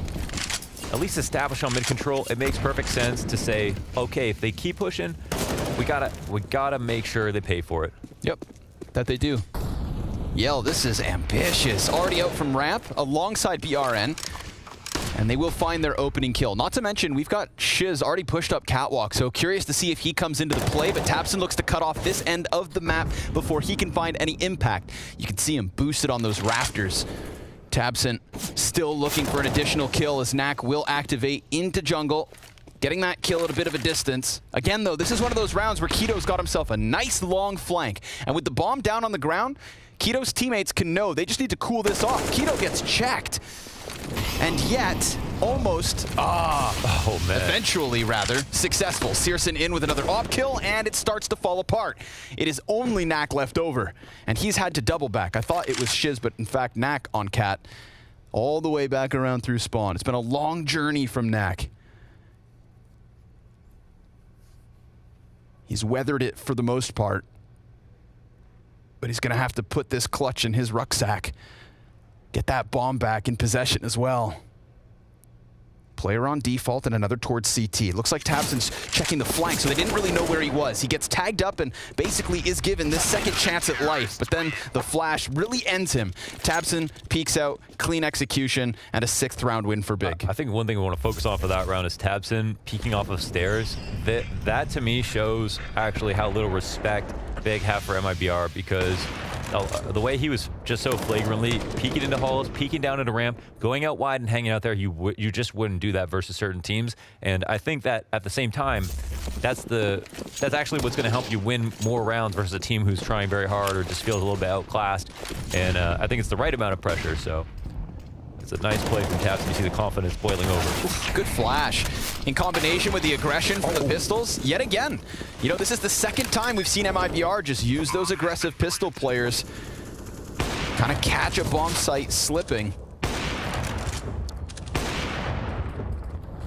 Last time the retake was good, but I feel like this time it's much more daunting. It's interesting. They concede. Yeah, they do concede, and there has been a good amount of damage done here to Big. So there are 3 players less than 1K, around 1K or less. 4 actually. And yeah, this is a moment where, you know, 3 players have pistols, 2 have upgraded the guns, but some are low. They could stick around and try to get some exits, and they are doing it from a safe position, but they're not overextending and really committing here to stopping them, because yeah, Big's money's not great. So that's a good sign, positive sign here for MIBR. Good chance to kickstart the game, because up until now, it's been a very one-sided affair. You saw Gade kind of peek out a little bit. He just stayed tuck a little bit longer. I think that flash doesn't hit him, and then he could maybe line these guys up on sight. But once they started getting close, and they did so incredibly quickly, he peeks out into the utility, into his own death, and into MIBR's first round win. Look at like a handsy, everybody's handsy comp here. Very, very sweaty competition tonight. Yeah, everyone's got sweaty hands going on. There's like a surgery for it, I think. Like they can like inject some collagen or like just like some Botox or something in your hands so that you just don't sweat out of your hands. Sure. It's one of the biggest problems in gaming. People who have like who got the sweaty hands. It's so unfortunate because it's just like so annoying. Where do you need to travel to get that procedure done? I think you could do it almost anywhere. I'm pretty sure it's like a very, yeah. I don't think you have to go far. Well, I imagine you have to go to like Thailand, get Botox in your hands. I'm gonna get hand replacement surgery one day. But it might be cheaper. I want them to extend the length of my fingers so that I can push more keys at the same time. You just want my hands, basically. Yeah. Daddy long legs over here. It's a little overrated. It's overrated. Okay. So same thing. I mean, a look on mid control. They eat a frag. It's Searson up in upper B though this time. Mm-hmm. And tabseN is still being very flirty around mid. Oh my god, that's so much damage. Oh, he goes back. You're kidding. And he gets it. But as he falls away, there's almost an equally successful smoke spam from the other side. This primes the 2 cat players to come looking to cull the T's off of the mid setup. And Knack, plus BRN, both of them peeking into Keto. That is a crisp couple of headshots off of the AK and a very flat round for MIBR. Yeah, you can just see there are levels, you know. Ouch. Yeah, there are levels to this game. That is a nuts kill from tabseN. Didn't seem like there was much of an audio cue. I'm not sure if that player who came out underpass mollied in window or if he had just walked up, but tabseN just said, hey, let me try this, got some damage off, and finished off his prey. Not much more to say about that. And it was a great attack off Cat as well. 2 players there to cover each other. You know, it wasn't the tactics of Big that we put into question when they lost versus NIP. Right. I think the conversation was really around the difference in individual level. Yeah. The difference in skill when it came head-to-head between all 10 players. And I think that we can take that element of our conversation of Big versus NIP and apply it here to Big versus MIBR. Right. I think it's that's just so true. Another rung down the ladder. It's like if we saw yesterday's Big versus a team with, I guess, lower individual level, you know, would they have been able to win? Would they have looked so successful? I completely agree with you here. Mind you, I say that. Very crisp kills from Keto. Yeah. Anticipating that second head to pop up like a whack-a-mole. Yeah. Spanks it down. And we also do know that Big were probably just not like on individual form that day, even if the ideas were good. Yeah. None of them were, no X factor. No. Keto was the one guy who had one big round in that Dust 2 game. Putting the weight of Germany on his shoulders. It's always 7-1 with the Brazilian team. Yeah, it always happens. It feels like it always happens. It's all good fun. Sorry, guys. Hey, what's like the cursed Canadian scoreline? I don't know. Anything bad? We have like 3-0 upset in hockey or something like that. Like 3. I feel like we've got something. I'm sure we got stuff. Maybe once some. We're a self-deprecating bunch. Yeah. Sweden probably beat us in ice hockey once upon a time. Maybe that's the most relevant, you know, upset. Yeah. Canadians don't like to lose when it comes to hockey. Yeah. Again? It's the same smoke setup here for tabseN. He's got a nice little one-way over the top of it. And it seems like he's not spamming on the time. They're also taking their time in underpass. Look how careful they're being. They're like, we got to go back to step 1 and make sure like no crazy plays can happen before taking mid. But it seems like the right response. Ooh, another one. Wow, the exact same smoke here. Awesome. Another one-way for him. But it didn't seem like he had that much vision on the left side of the smoke. So I'd love to see what it looks like if he peeked it. But also, they're respecting it on top of this. So much time's being burned. Yeah, he's had 2 entire smokes to just try and look for that. Honestly, let's go one more. Well, it came from Keto off of Arch side. Problem is now it's dead silent from the T side, so I think that they still are aware of exactly what MIBR are trying to do. Now another one. And tabseN is already deep in halls, right?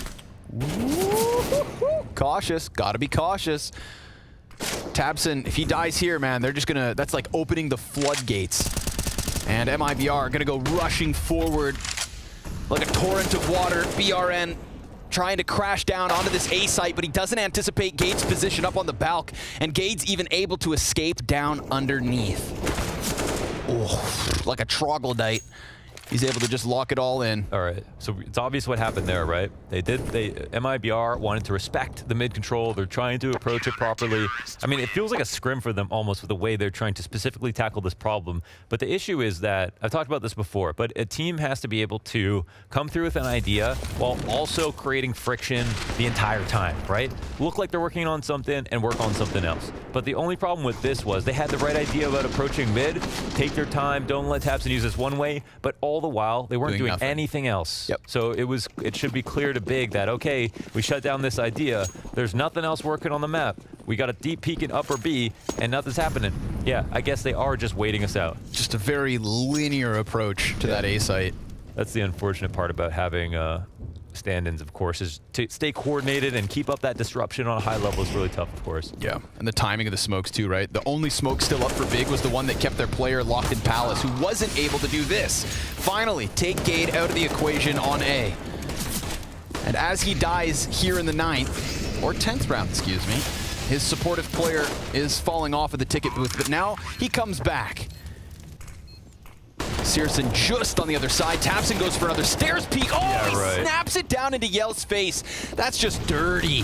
CSGO's able to get one off of the op, but a fumble of the grenades leaves tiziaN 1 versus 1 against Exit. Bomb is already planted, and Exit goes for a really quick reposition from Palace over towards ramp.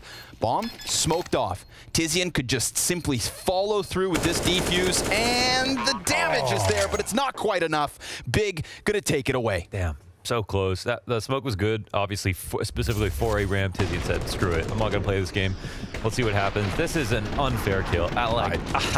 He doesn't even have sound at that point, so that's just a little bit unlucky for MIBR there. Tough one. But a good attempt. They come close. There's already been a few tough pills to swallow for this T side from MIBR. Gonna try to do it again, this time with better weapons. Gade, oh, he got kind of lucky. We had BRN just look away. No support flashes. And then Exit will get the best of him. So 3v3. But you've got big scalps already taken out of this one. tiziaN, CSGO, and Keto left to close.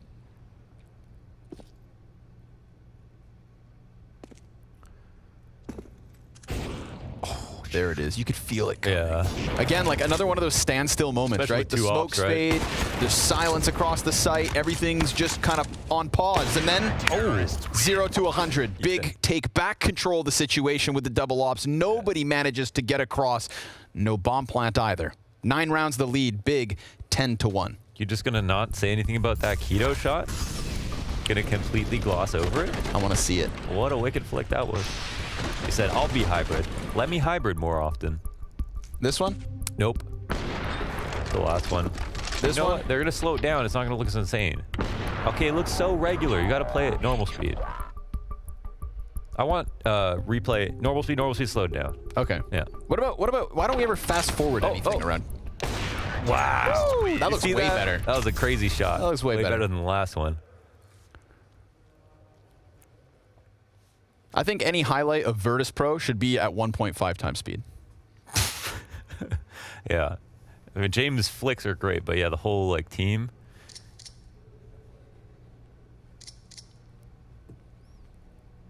Agreed. Bomb egregious. What Big are doing to MIBR. Bomb's been left in spawn. And it's not tabseN challenging along the connector smoke, but rather CSGO instead. tabseN shot over his shoulder and just got a bunch of damage the other direction. So clearly, we've got MIBR looking for this challenge. Will they anticipate the op walking up? There's no one underpass here to threaten. CSGO at the top of mid. Shoulders stop. You hear the flicker. CSGO's a little bit too wise to even overextend, and they're not even going to come out to fight him. They're not in a really position to do anything but wait without the other pass presence. And I fear this is another situation that's going quite slow towards the exact same death, but yeah, here's us. I mean, I think they need to try to influence a rotation or do some kind of hard commitment, or yeah, like we could even run out of time at this point if they're going to go for mid control again. I just feel like I haven't seen at any point Big being scrambled. You know, other than those 2 rounds where they just held W and burst into a bomb site. Look That's at this. the only time the CTs panic. Oh, halls of smoke. There's a player A ramp. Oh, but he doesn't peek. Is he just making a little noise? Is that what they're doing? Yeah, throwing around some utility. tabseN will be called back into jungle. So it is very much on the shoulders of tiziaN and Keto here towards B. He hit that. Yeah. Oh, and he hit that too. Right to the head of BRN. tiziaN able to kill the first player who was tagged, and then looks for an additional frag over top of the van. Shiz has gotten out, and that's going to work out wonderfully, but as he doubles back into the hands of tiziaN, it is Yell to get his name on the play. There's no time. There is simply no time. You can challenge and fight tooth and nail, but time decides who takes this one. Big on fire as they secure their 10th. So yeah, nothing necessarily, you know, bad about the like attempt to fake, but the sometimes the problem is if you don't get a kill, there's not really a true incentive to actually rotate if you still have 3 up on the A side, 2 on B, or whatever the case may be, or the close rotations. And the other thing is big is like they've just won mid control. Like they own it. Like they're not scared of mid anymore. So it's hard for MIBR to abuse that fact as well. You called that at like the 55-second mark that time could become an issue. So you could see they didn't have like the mid control should, you know, I mean, you could take like if you, even if you watch like. Even like Stewie, for example, someone's been taking mid control almost solo. You know, you can do that versus a lot of top teams, like with the right nade protocols, like pretty solid. But I mean, it's a tough one because Big's confidence is so high. They're taking some peaks they wouldn't normally take. So, you know, I want to cut everyone a break here. But at that point, when you didn't see enough map control, it was like, all right, you just don't want to get into that obvious territory. That's all. Got that Raid Boss AK for exit.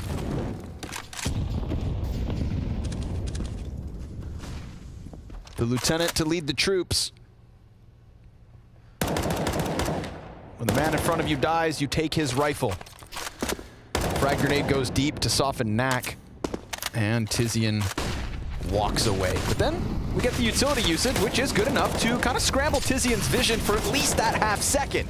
But him and CSGO gonna lay down the law. tabseN's able to get into the engagement, and everything falls. Pistols and AKs. Okay. Have fun with it. Damn.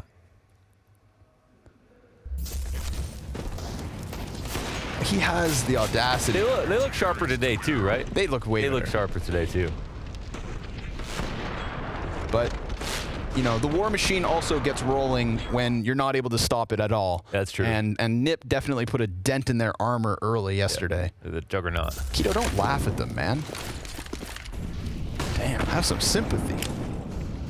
Nah, be relentless. Yeah, it is competition. Yeah, get in there. They would do the same. The good manners come at the end of the game. They would do the same. Yeah, definitely. Have fun, have fun, have fun, have fun. Yeah. They've got this upper B push going on. CSGO's swinging this op around. In upper B, going deep now. Deeper! Go, go, go. Oh, man. Oh, off to the deagle, too. Yeah, then Gade comes out from Sandwich, stops exit on his attempt to entry Palace. We've got 2 Ts coming in top mid. tabseN's grenades look to fluster them on their approach, but maybe Yell can peel this player off the connector. Yeah, sure enough, Keto goes down, but tabseN way too hot. He's got that incandescent AK, burning hot white at the bottom of middle. What happens when you flip the B upside down? To tabseN. tabseN. And that's what we got. That's what we got. Click clapseN. Oh. Okay, one more, please. We've got time. I know we do. I know we do. A quick one, a fast one. All right. No. Blast party poopers. Oh, we got ratioed. Oh, remember that replay? We got ratioed. 13-2 is infinitely better than 14-1. That is a mathematical fact. And Knack hopes to bring it back. An offensive attack. Out from ramp.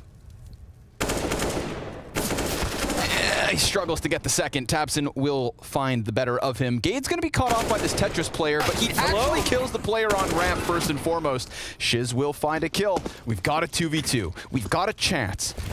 And everybody should have a hope for MIBR to double up their round count.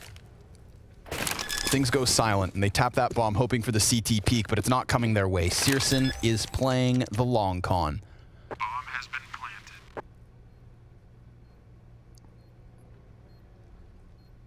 They're not currently ready for it. No. Oh, and tabseN can support with this grenade. One Tetris. Insta. Blown away. Fire Wide bomb. swing. Oh, God. Damn. Okay. That was a clinic. I mean, it could... That was a clinic. It's just perfect. That was a clinic. Gade knows. Yeah. Look at him sauntering around like the cool guy he is. What's good? What's good? As they defuse that bomb. 14th round secured from Big. Within those 14 round wins, 3 by way of defuse. The other 11, nothing but a slaughter. Come back for the second half in just a moment.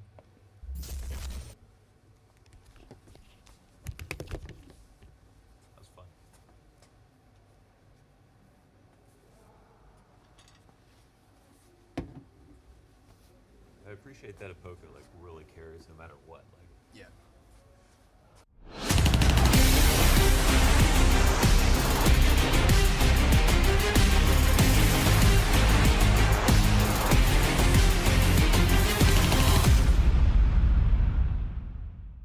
It's like a gift from the gods having this name, like really.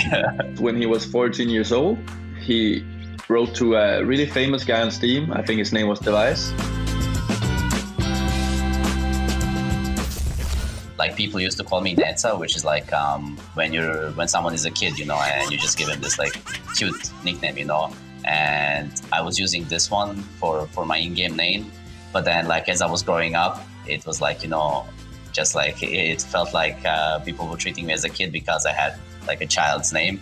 So I was thinking like what could make it look cooler or better, and of course like every name looks better with the nexa in it. So I've chosen my nickname because I was a young kid and I had a really bad name, Exitron, like the Transformers. And I was powering up my computer and it says Windows Device Manager, and I was like, sure thing, I'm gonna go with that.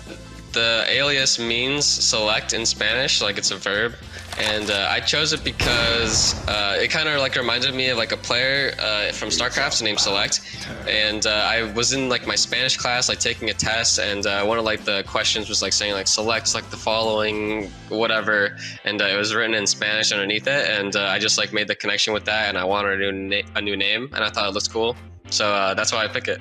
I picked Angel first. That's my name in Norwegian, Engelen, and then I switched it to Heaven Rain with a little thing on the head, like a real gamer name. And then I grew up a little bit and understood I had to remove some stuff from this nickname. Then I ended up in Rain. I had a different one before, which I just like randomly typed keys on my keyboard. And when I was becoming more professional, I decided to just change it to Alex. I think it was lost in esports somehow that players aren't recognized for their names, they're just like known as their nickname, so I thought it was better to have my name instead of a nickname. Yeah, I thought about changing my name. I think it was in 2016. I kind of went with, you know, the rebellish I'm gonna change my name period, and Valve kind of just hit me with the no hammer, and I'm back here.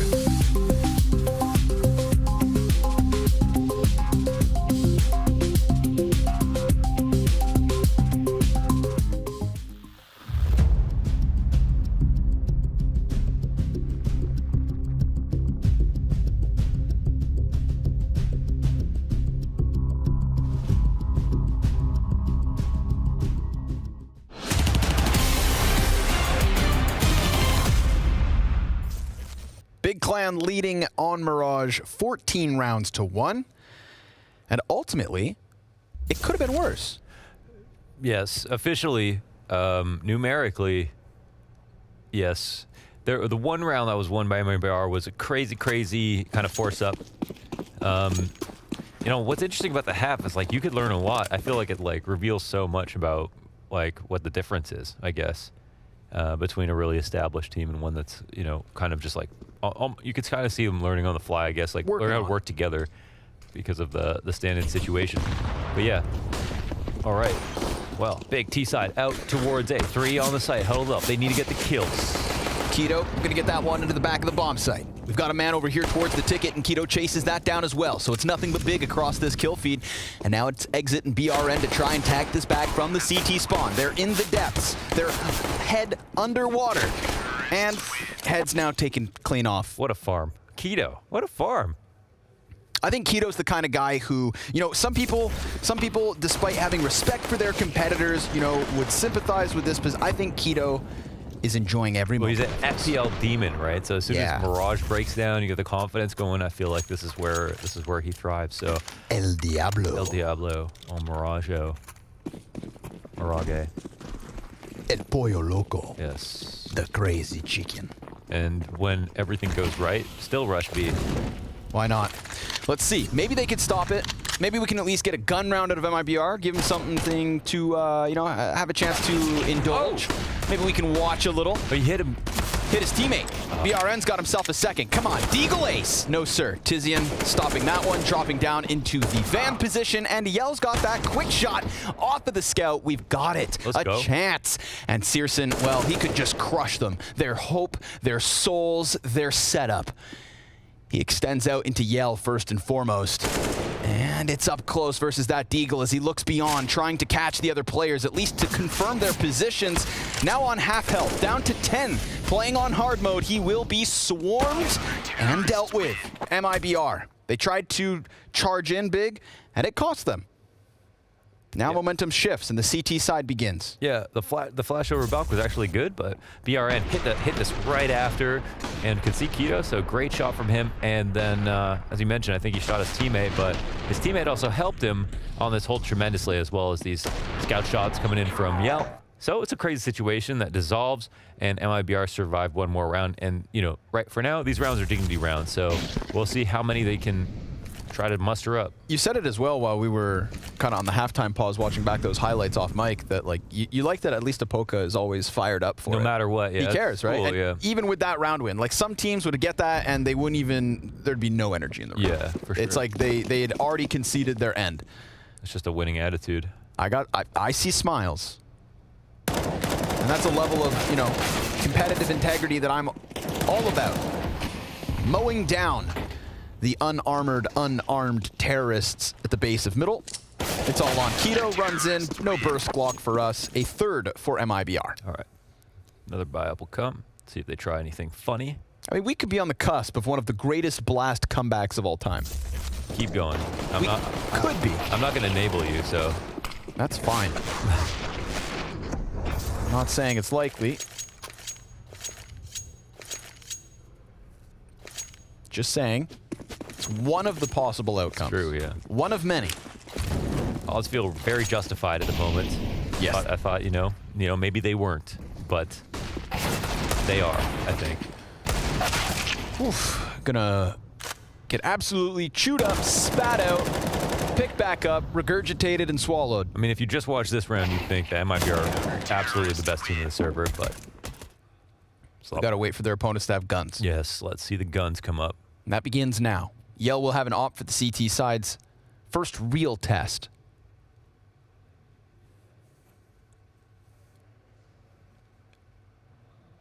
Like, yeah, reviewing the playbook for this Hit one. A? Yeah. Hit mid. I gotta file my taxes next week. What did I write there? Oh, this game is better than Valorant. Flash to the top of mid. And is there going to be a pick? No. Yell's looking for some vision.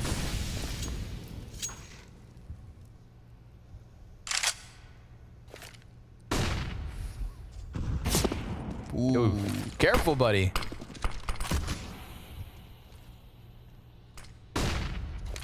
I like the way Nak plays. I feel like it's energetic. Like he's always ready to get that big wide swing. Yeah, his aim's just a little bit like, it's just not like super there right now. That first half was insane. We can see already Big just like, all right, we'll take over mid, look for their response. Kind of same deal as what MIBR were doing. And here tiziaN can come up and he'll have a couple of nades for himself as well, refresh that top connector smoke or smoke into window, and then they can go back and do whatever they want. And the idea here is just to make it feel like everyone's still around, or, you know, just leave it in his hands to try to get the kill at mid that'll really sell things.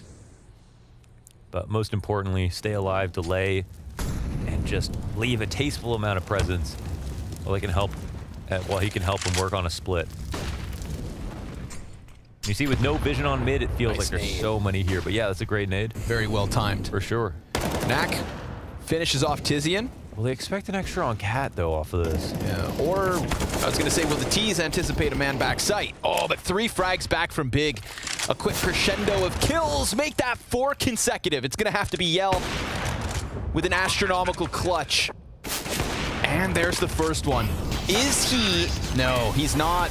16-4, and a pretty quick close from Big. I mean, that's about as lopsided as a first half can get. 14-1 is not a score to prime anybody for a comeback, And the situation that MIBR is in is one that we all sympathize with, an unfortunate two-man stand-in type deal, but a second chance. They have as many stand-ins as we will have maps in this series, no matter what. So, of course, we'll throw this one away to a break and see you guys soon for the continuation of this BO3.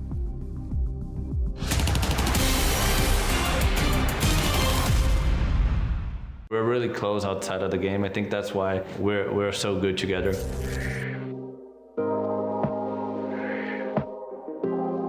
Welcome everyone. Today I am joined by zipeL. Pleasant to be here. Once we have established what is your favorite skin, we will try to identify 4 stickers that you are going to put on that skin that reflect on your careers. Just a way to identify you and basically talk about it. How's that sound? Sounds great. Let's do it.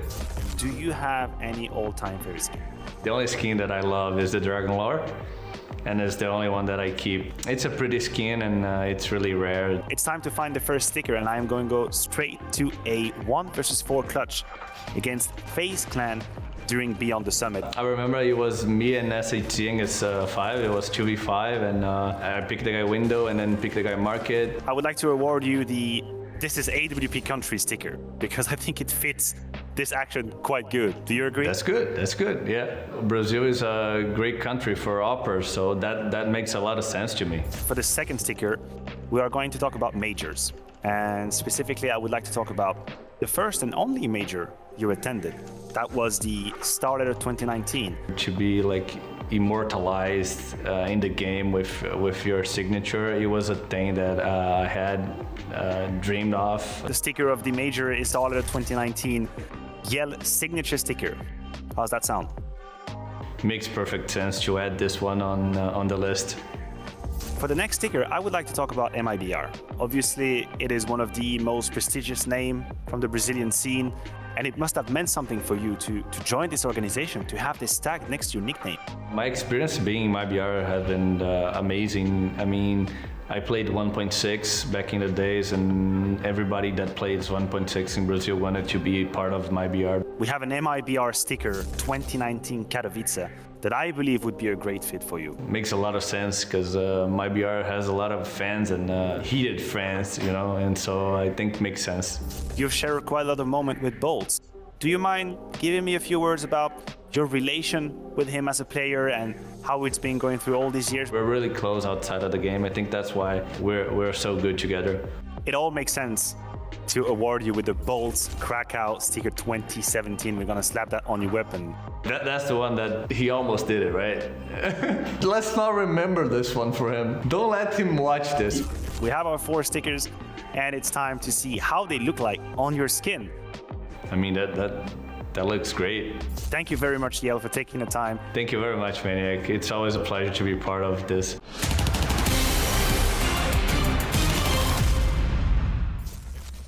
Absolute clinical destruction from Big, 16-4 on their opponent's pick of Mirage. And unfortunately, coming into this game, this is what we would have hoped coming out from Big. Obviously, the favorites coming into this match, and Maui, they just proved it time and time again in that map. Big were the dominant team in that matchup. That was not much of a surprise, but it was nice to see some highlights there. Surson, Keto, you know, these guys were popping off. This is what I like to see, because Surson and Keto, when they played on Sprout, they were so much better than domestic German competition when they played some of those tournaments that you could see some of their flair come out, some of that personality, and we saw some of that today. Yeah, and it's kind of nice to see Keto coming out as a sort of star name as well. He's not the name that we would typically associate with sort of bringing that star power on the side of Big. No, it's not. At least not against top teams from the top 10 or the top 15 or top 20. But it is great for these players, and Keto in particular at that moment, to know how it feels to just dominate your opponent, right? And I think this is the scope through which we should look at this game if you're Big. You have a G2 that is waiting for you in a decider game. You are playing against MIBR. Obviously, you respect your opponent, you want to do your best, but you're also looking to farm some confidence. Yeah. You're looking to farm that feeling that you can do it. That, you know, when you're Keto and you're standing on your opponent like this, you're building a bank in your heart about how strong you can be and how impactful you can be. And that is something that you can transfer to another game. Yeah, particularly after the loss we saw NIP submitting to them yesterday. We were kind of prefacing that coming into it, saying it's going to be a coin flip, absolute 50-50, and it absolutely wasn't. NIP really did manhandle Big. So I think it's a really good point that Maniac brings up, Mario. It's good to just see them building confidence, being able to just get, you know, a little bit of practice, dare I say it.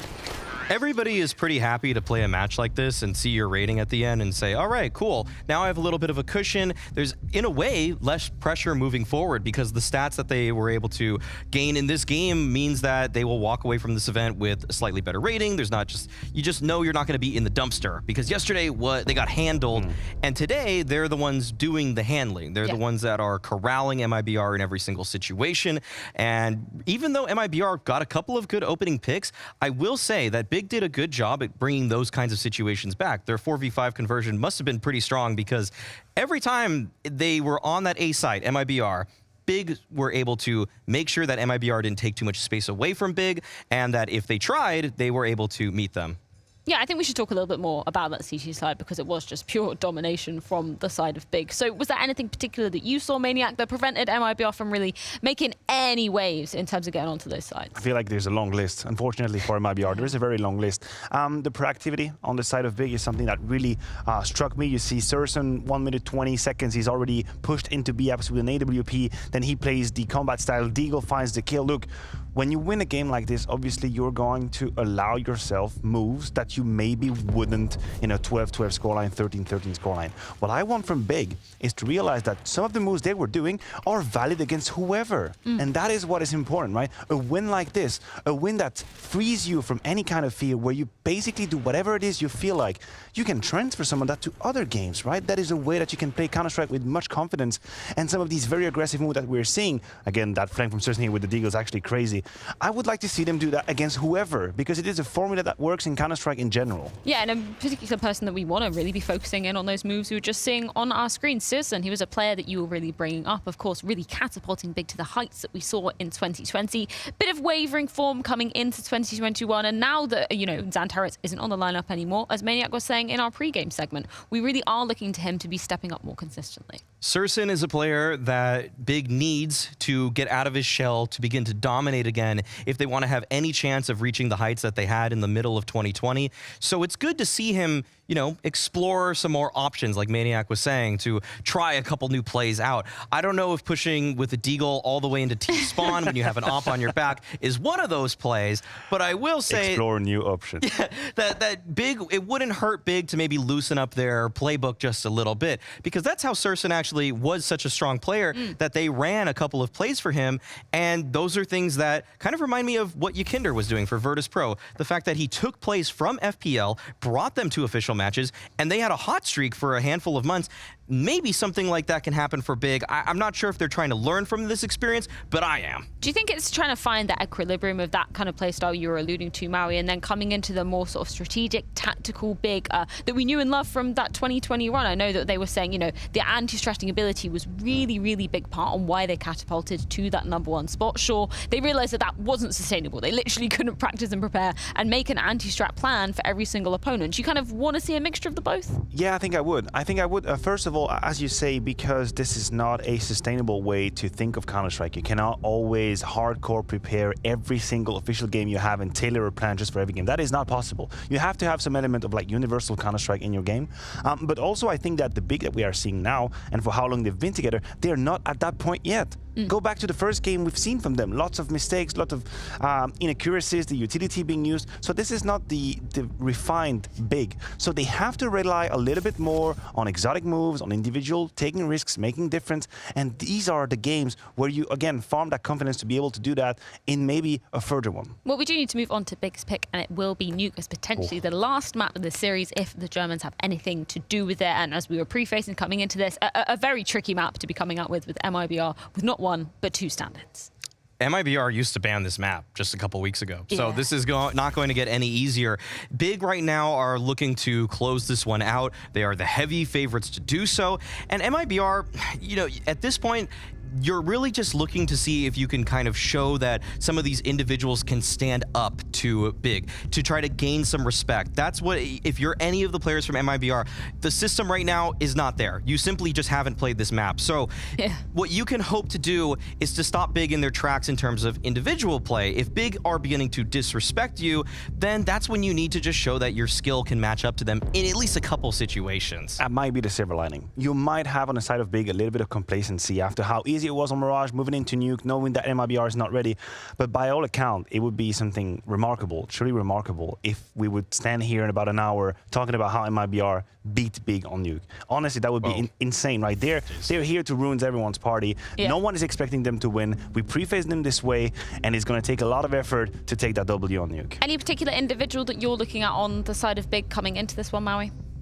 Well, since Big are starting on the T side, I'd like to see Keto pop off a little bit. You know, he's on those entry routes a lot of the time. And if he can just, you know, get himself in motion, then maybe we might have another player. Because the problem with Keto is that it was never a question of skill or mechanics. He's always had these pop-off moments. It's been decision-making, or can he make it work within the system of Big, which so frequently sends him on what feels like suicide kamikaze routes. Well, it is going to be last chance saloon for the side of MIBR, and things aren't going to be getting any easier as we are moving on to the second map of Nuke. This is Big's pick coming into things, and we're going to be getting into the action after this short break to see if MIBR can hold on to this final lifeline.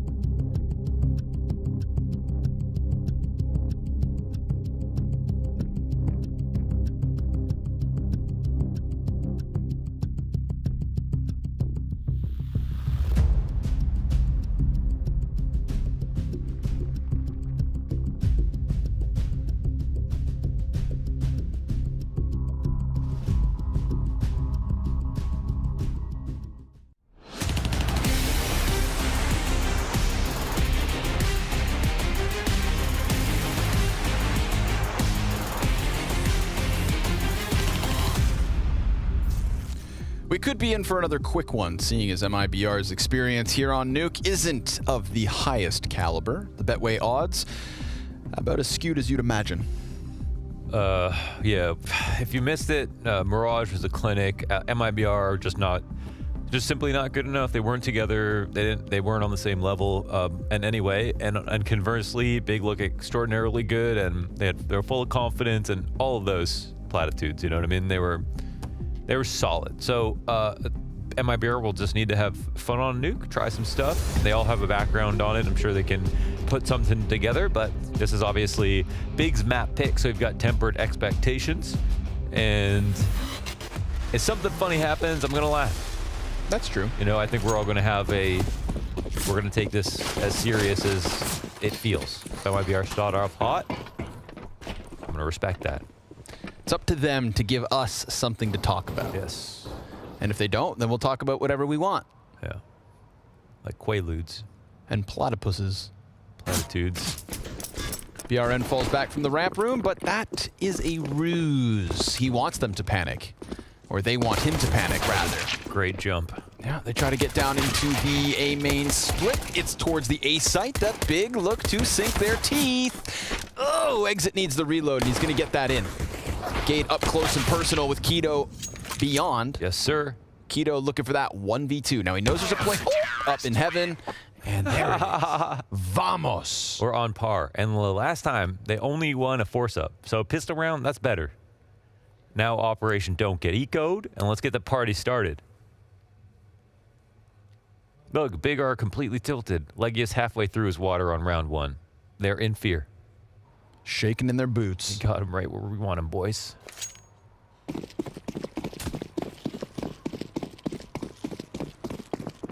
I just hope for MIBR's mental health and for their sake of, you know, I want their experience here at Blast to be at least fun.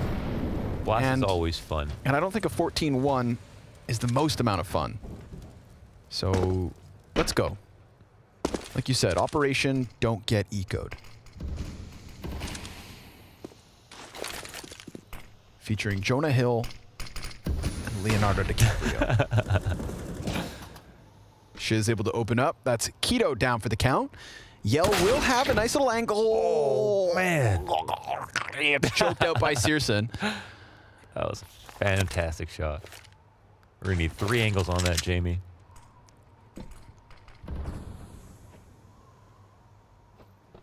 Now, will they get bested? Look how close they're gonna flash this. Watch. That's a FAMAS in the hands of Gade. You know, it's like such an instant upgrade. But they're gonna go for the dual peek, and if he checks the ladder, he's done. Ooh, he gets one. But again, that FAMAS in the hands of Big could spell disaster. D-I-S-A-S-T-E-R. Disaster. Shiz attacks from the back. And now it's good. They've recovered, they've stabilized. Unless Gade comes in with everything, he would have had to done it all. Not gonna happen. MIBR do convert, and they keep that M4, FAMAS, and MP9 moving. They got 2 Browns. That's great.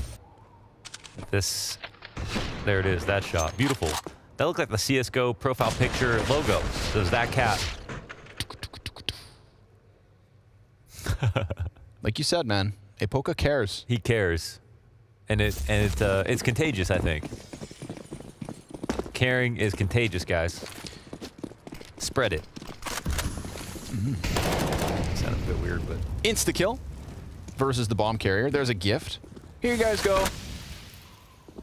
Delivery. Tries to get aggressive through the squeaky, and that's going to be his end. But look at that HP here for what's left of Big. 3/4 of their players very softened up. Yell playing the shadow advantage and anticipating the peak, but, you know, maybe they get beyond him. Maybe they challenge this A site, pick that bomb back up, or maybe it's all a ruse, a distraction for searsaN to slip beyond the heaven. Nobody's looking. Oh, man. Ooh, awkward. This will take like 4 headshots from this distance, but they are just not looking at him at all. Oh, my God. He's got to line up. Let's see what... Wait a sec. Hold on! Whoa! It's like every CT is here. And then he dies. Okay. That was all for nothing. So we're right back to this very boring anti-eco. What a roller coaster that was. I was not ready for that. I got some muscle relaxants. Because I got lower back problems. Yes. So I feel like I'm Leonardo DiCaprio on Quaaludes at the moment. And you're my Jonah Hill. That was the reference from earlier. Yep. I think I'd make a great Jonah. Is he Canadian? No, he's not. He's from New York, right? Yeah. Okay. That was Seth Rogen. Did you know that he took that role in... actually, hold on. Well, hold on. That conversation can continue in the next one, but this is actually a fun round. One where there are guns in abundance. And immediately CSGO goes hunting for an opening outdoors. So this is Big's chance to really kind of like set the precedent back to what we had on Mirage, which was just that total one-sided game, no chance, whatever. You know, this is a way to just chalk up the previous 3 round wins to nothing other than economic advantage. But it's up to them to take back control early. They do take control of everything outside. Yeah, look how they circle the defense right now. MIBR, very passive. And it's all about these outposts. You want to find them with enough time to spare that you can get something going. Then these guys can turn into lurks afterwards. And if you know someone's in big garage, it's a thorn in the side. You kind of want to deal with it. And you can see that the CT start to scurry to get back some control. And so far, MIBR have just been quite liberal about giving away some of this space. But at a certain point, you got to put some pressure on. And now Big win outside. They've already got your ramp player down. They're now approaching on outside after ramp is dropped because now Tizian doesn't have to worry about that threat. But, oh, the approach comes. That's an insane reaction from Tizian. Knack had a small advantage there, but a beautiful adjustment. He gets the kill with a little bit HP remaining. Drops bomb, slows down the play, but it's picked right back up. It's going to have to be Shiz to make the difference. And that's just not going to happen. That's just a perfect round from Big. I mean, nice and clean. You just got to look at, you know, it actually is kind of cool to see how much of a difference there is in some of these rounds, because the amount of map control there that MIBR gave is one thing, but how Big used it was perfect. I mean, they were carefully approaching from all these different choke points and able to trade in positions that you would never be able to expect. You know, they had Tizian outside. Yeah, he could have lost his duel, but then they had the chance to go back to ramp if they wanted to, or take upstairs via mini and squeaky as well. Dude, that adjustment back. That's crazy. Looked for sure like one of those kills where Tizian's going to be just, you know, timinged while he clears another position. This was a nice snap by Gate as well for the second. That's wild. One weapon saved. But I feel like that round is an example of what was happening in the previous, right? Think about the way CSGO was able to slip through heaven unnoticed when all he had was the Glock. Like, this is that same outer squeeze that Big have been enabled with because of MIBR's passiveness. It's the passiveness, yeah. They've got to be able to squeeze a little bit back. They've got to be able to push the offense back a little bit. Fine-tune that balance. And listen, I mean, when a team gets that spread out, that does mean that some of those players are untradeable. Like Tizian, that overextension is a little bit untradeable. You got to find those moments, and it's all about the timings in this game, of course, at this level of CS. But you've got to find those moments where it is time to attack, and then go for it. But I really fear that, especially when you play against a team that's done this many reps at this level, that if you play a defaulty style like this, you're specifically asking to lose. Like, if you do throw in a little bit of randomness, you actually, funnily enough, have more of a chance.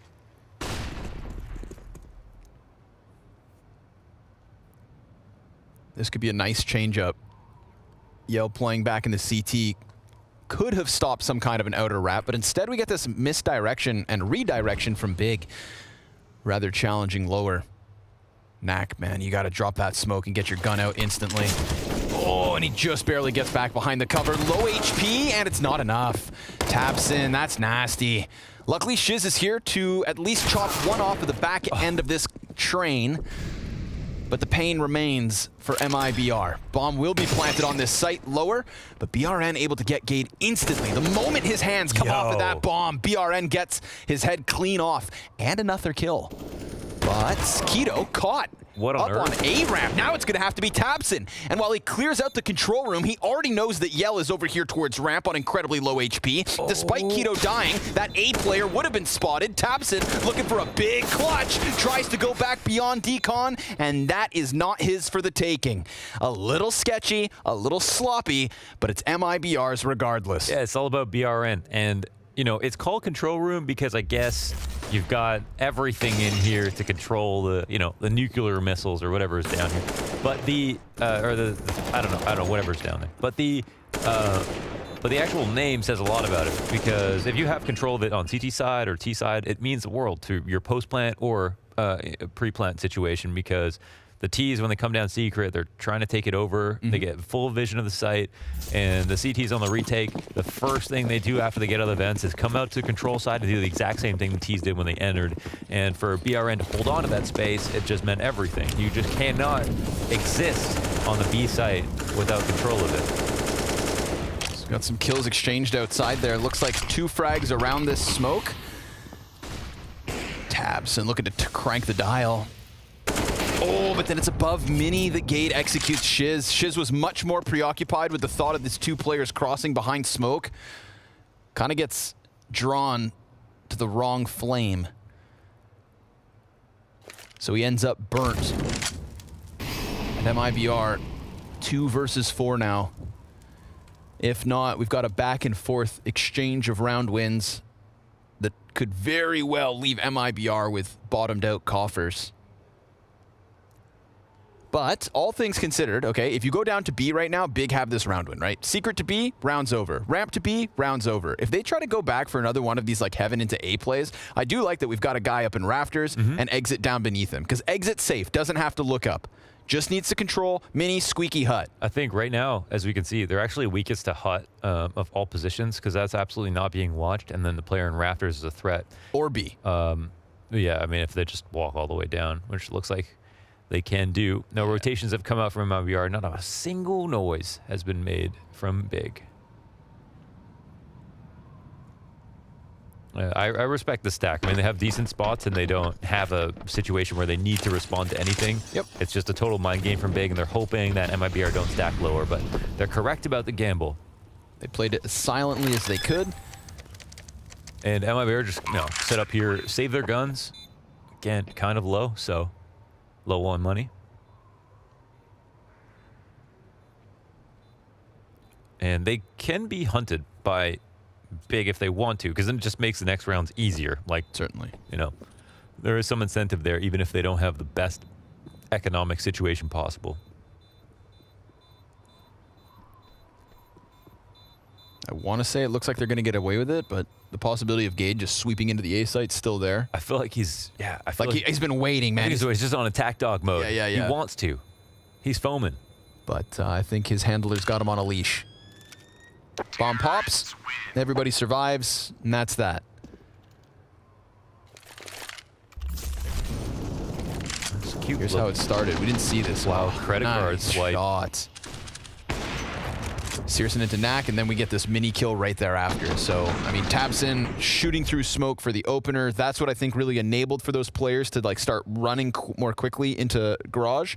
That Garage sprint is what drew Shiz's attention, or drew Shiz's attention. Oh, we're gonna get a mini jump. Woof, slick. Going for it? No, he's not going for it. Just waiting to see this position. You get up here, you see if anyone tucks into red or crosses wide really quickly, and then you can punish with the op or just nade it, molly it, whatever it is. BRN is kind of floating here, which is totally fine, and he doesn't see anything just yet, but of course that top silo is about to become a threat. And now he's receded into this position. This is fine. I mean, they look like they're about to approach outside. It's a nice spot to be on the stairs. Of course, he will likely get mollied in this position, but he also has a smoke. And even if he smokes the molly doesn't peek, they have to respect that he can. Gade proving to be a master of the mini plays at the moment. Like, that movement was as perfect as it could get. The speed that he got up there to begin with, just to make sure there was, any cross visible.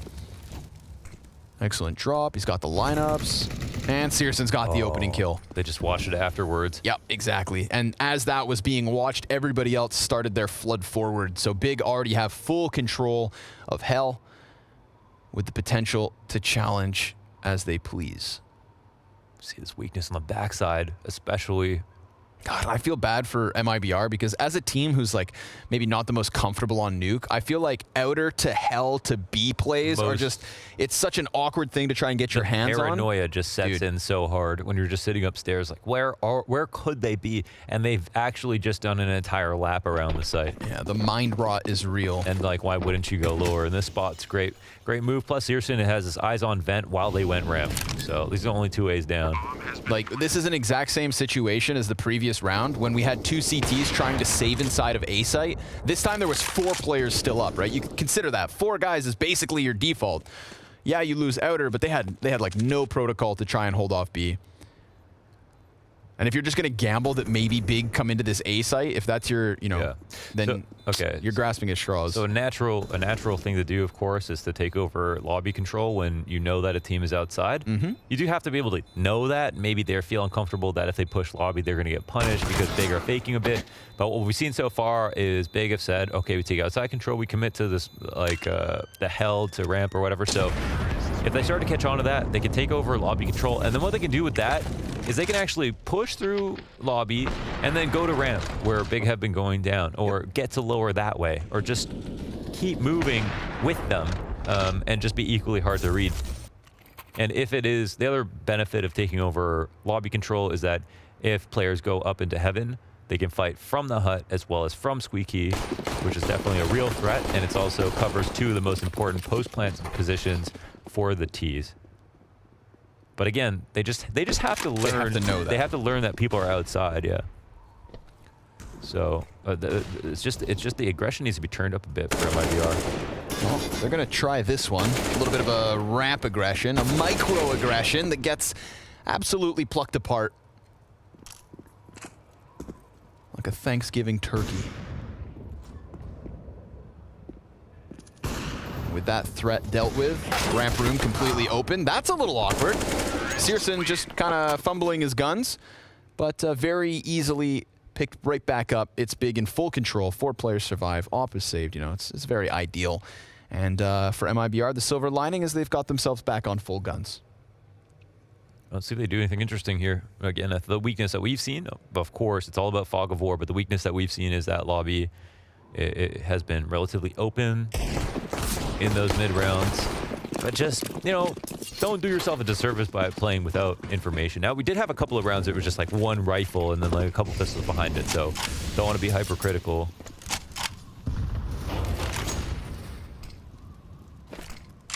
But this is the one where they have all the tools. Yeah. And sure enough, it's a different look from Big, right? If this was the time that they decide to get aggressive in lobby, then it's the end of them. 4 members of Big straight out the gate. Nice grenade. That, gets countered by the shot. Like, damn, you'd still rather have the kill. Even though you do 150 damage to that grenade. Tries to go for a second outside. Oh, man, that's At the very least, that gets stopped. But that grenade could still come back to spell disaster. Yeah, come on. Nak's going to be burned forward. Bring it. And he gets gate. Now, zipeL and tabseN, 51 and 20. Look how perfect that molly is. They can't even open the door. Not until now, with the bomb already planted. We've got a T over towards the dark. That's zipeL, op posted. Oh no! Nak just burns alive to zipeL's molly. Self-immolation? Yeah, but he didn't really get his point across. And that's the whole reason. Yeah. So it's instantly a save call. I'm very curious to get that replay on Nak. How or why does he die? Can it be a 1G if you purposefully die in someone else's Molotov? Maybe he was just too afraid to go for the retake. Chat's going to say 1G anyway. That's true. Yeah, what happened there? I thought that was going to be a Nak clip. That nade damage could have meant something. This is crazy because, like, it is such a nice start here, but then this, you know, op shot is just huge, especially open up around this quickly. We've seen how weak this has been. Oh, they just remall it and he thought he had a corner. Somebody said they had and the they smoke. Oh, that always sucks. That's a death stare. Yeah, that's unfortunato. But remolling, I mean, the deep molly in control, don't just toss your molly into control. There's actually multiple mollies that you can use, but when you molly that deep, you can actually, as long as you're looking at control, you don't have to be in control, and you can get the plant down in a standard plant. God, put it out! Put it out! Oh no, I wonder how long that went on for. That reminded me of that Ocean clip where he's like, out on train. Yeah. And he's got the smoke in his hand. He's staring at the molly, and his teammate is burning in the molly, looking at him. Just lets him die. And he just lets him die because he just doesn't even see him on the screen. I like that Ocean clip where he runs to A site cache, flashes himself. Flashing A. That is A. legendary ocean clips out there. Canada's all-time great. One time, well, you hold that thought. Hold that thought. Because we're gonna get a secret peek, perhaps. No, Knack burned back. Yeah, he'll chill. Yeah, it's right now. It's already at the point where, you know, MIBR almost scared of a lot of things. And they don't have great guns again. Oh, Shiz has an interesting position. Yeah, I like this. I mean, he's always good for like a super explosive play every once in a while. He definitely has a mechanical ability. Let's see what he can do here. Esagaze. They could definitely catch him if he's not cautious, but oh man, it's like you could see it. It's just going to boil down to the timing, it seems, because he's tasked with holding way too much. Yeah. Uh-oh. Uh-oh. Oh, okay. Oh, will the scope be seen? No way. That's unfriendly. Oh my lord. Now he only has 32 health, and they obviously know he's up here. He's got like 3 weapons trained on him. Zombies coming towards him. Done, dude. Oh. That's brutal, man. Big waited so long just to see for anything else, and then they realize that they must be playing for some info somewhere. And unlike so many other rounds, they actually still have Kitos playing inside of lobbies. So if we were to get one of those moments where we had the CTs push in, it would be caught. They will use Heaven to attempt an A hit, and Exit lays down the lead. Tries to lay down the law, but Big break them. And that is a 2-round lead for Big. Comfortable T-side being pieced together here. I can't believe that Esagaze gets burned out of this position. Yeah. Like, what's the spot? What's the one spot? How can it be that they are playing without info this many times? Well, it turns out that they weren't. Now he could have also been forklift and spawn. That would maybe the other last spot that he could have been in, but not this time around. And he was also the best gun of the rounds. What a shame, what a shame. Quite unfair, I'd say. We've got Big on fire. What was a 4-1 start for MIBR has been turned upside down. Flipped over. Rotated 127 degrees. Kama Sutra'd. It's important to be flexible. Prius taught me that.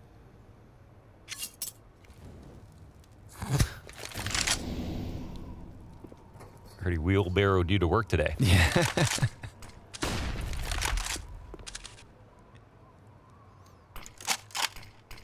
Damn, Big are being very patient with this T-side. Gotta appreciate the respect. Yep, textbook CS. Nice. I think they recognize that they have the potential for just a nice, clean, easy 2-0 this evening. And if they start kind of getting into the muddier gameplay, then that's where MIBR could have a chance. Okay. They're down to wrestle.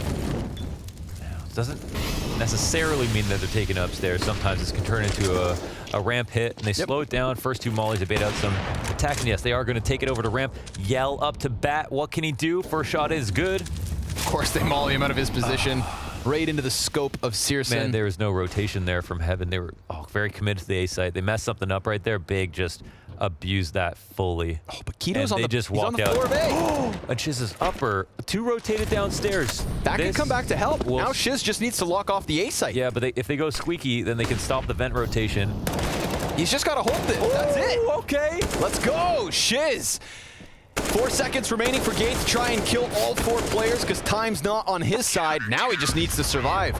We've got MIBR with a round win, but that's one of those situations. Oh, they get him with the banger. That's one of those moments that like is only made possible by the fact that Shiz doesn't immediately kill Keto. Yeah. They didn't see each other as he walked onto the A site. Keto calls A's all clear. Had Shiz been found out, and had Keto even died, then they would have just continued with the ramp to B and taken the test down there. Yeah, but that nice explosive play there. Weird one. But yeah, that moment is when you would want to most naturally have someone in Turnpike to help your ramp player after Yell has had that much pressure put on him, but nobody came to help. Oof. And they're going to start off with an opening kill. Yeah. This CT side's not over. It is not over.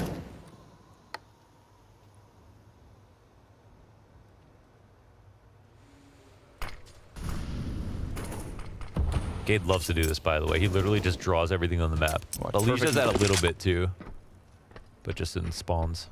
This is how he basically just is always aiming. Some like you see it, and then it's just so that's all you can focus on. It's like shadow boxing. Yeah, there's definitely some merit to it. That's what it would sound like if moving your crosshair. That's what it sounds like in Gade's mind right now.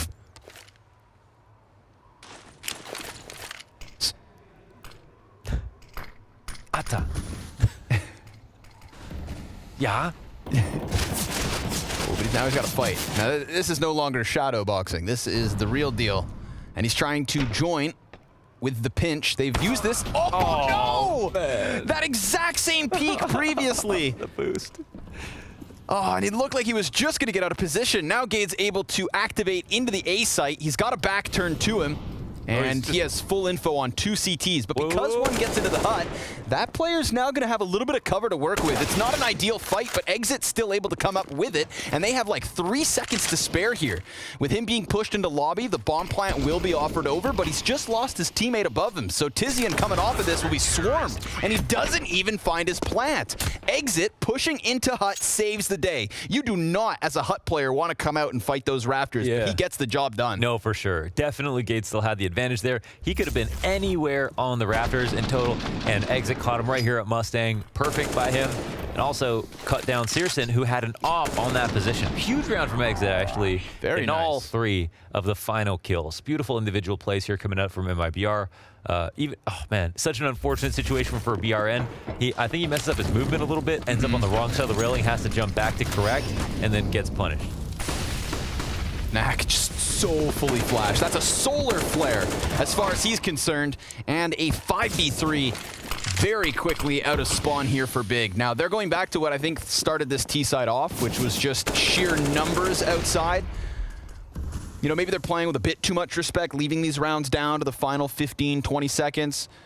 Yeah, that's true. They decide to crank the tempo, pick up the pace, and it's their party. 5v3 at the minute 10 mark. BRN's going to look to take back the numbers here. He makes his move. tabseN decided not to jump all the way up, but that reload was certainly heard. Oh my god, that is He falls down on him, gets the kill. As Exit simultaneously frags Keto, so we've got a 3v3. The advantage that Big established nets them nothing here until seresN takes back the numbers. They were able to get down into the B site, and that's the challenge always for like an inexperienced team on Nuke, or a team who's inexperienced with Nuke, is at what point and with what route do you go from A to B? You know, that is the difficulty of this. And this is an example of them just not being prepared to stop the B hit at all. Yeah, as you're saying, those rotations can be so difficult, and especially when people are just sending you all of these false signals constantly.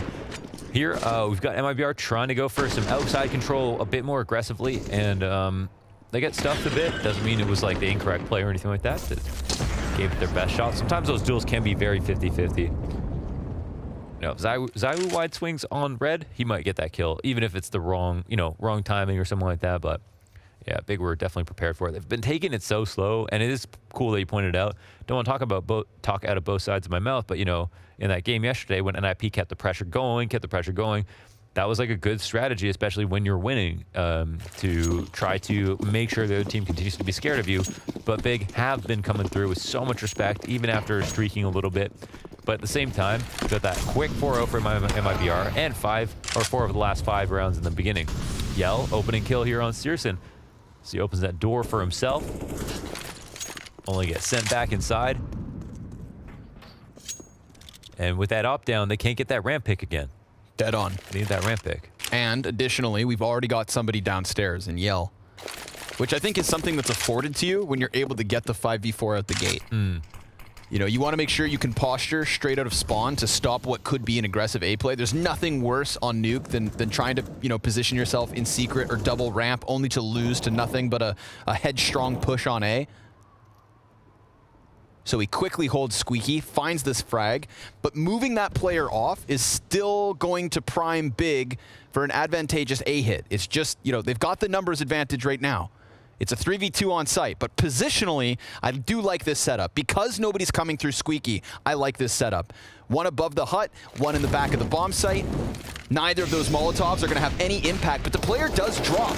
and that's a clearing of the guy straight above. Oh! Nice spray from Knack. He lines him up, knocks him down, and it falls onto tabseN. Almost in with the 2K, but it's MIBR to tie. We have got a game. Yo, how many times do you see someone loosen up a little bit too much when they're full blind on that spray? That was perfect spray control while blind. That was, you know, Jordan at the free throw line right there. Eyes closed. Swoosh. Just held it. Perfect control. That was beautiful visualization here by Knack. And seriously, I mean, he saw one or two, but he had to do this correctly, and he just followed through exactly as he should. And even gave his teammate a little love tap at the end. Listen, man. All is fair in love and war. Another bit of hyper-aggression for the vent drop. Oh, Keto gets caught. I like it. I like it. I don't like this.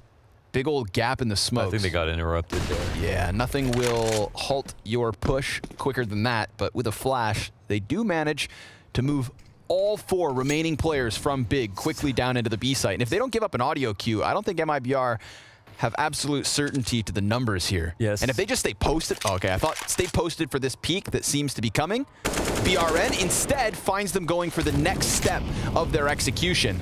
And with the fire, that's going to buy him a little bit of time to potentially have a teammate come over. Sure enough, Shiz allocating himself to the back of the site. BRN waits for this peak and nails it. Looks like MIBR are sticking the landing. As we get to the end of their CT side, they are putting up numbers. 4 of the first 5 and 4 of the last 5 going the way of MIBR, assuming they close this final round. Just get it over the line. Come on. It's only tabseN. But it's tabseN with a bit of time.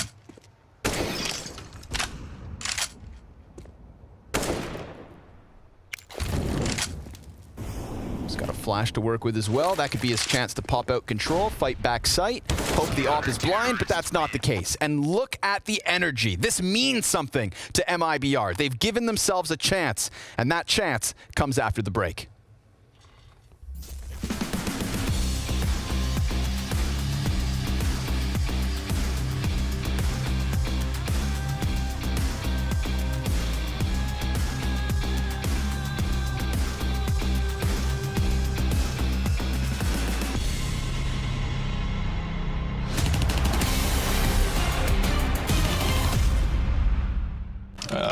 I fell down like the start of the second phase like 10 times now.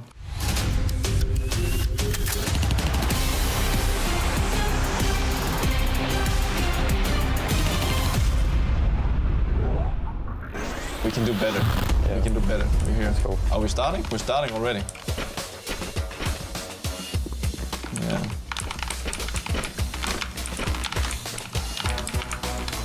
Oh, that's bad. Ah, that's bad. Ah, that's hot. Which one of you is the best movement out of you? Not me. Me. Do you guys play much KZ? No. I did before, but I stopped and I started with B-hop instead. It's more fun, in my opinion. This is stressful. You want to relax when you play not Counter-Strike video games.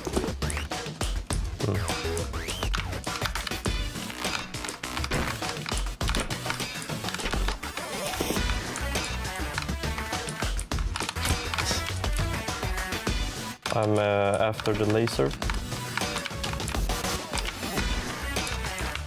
Let's go. Yeah, I hate movement. It's like, it's so useless. But it's No, fun. man.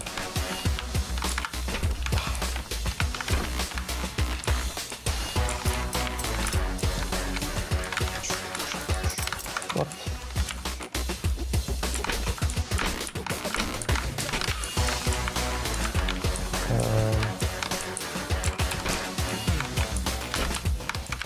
Where are you at, Deva?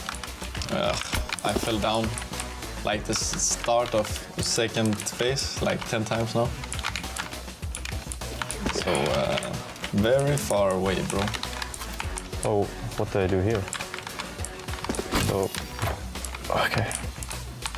Please explode. Oh, no. Yes. Are you done? Yep. Ah, nice, bro. You can fly like... Yeah, you can fly long. Whoop. Nice. Okay, you got it. There's no way you can fail here, right? No way. Yeah. Yeah. That's okay. That wasn't that bad. I don't know.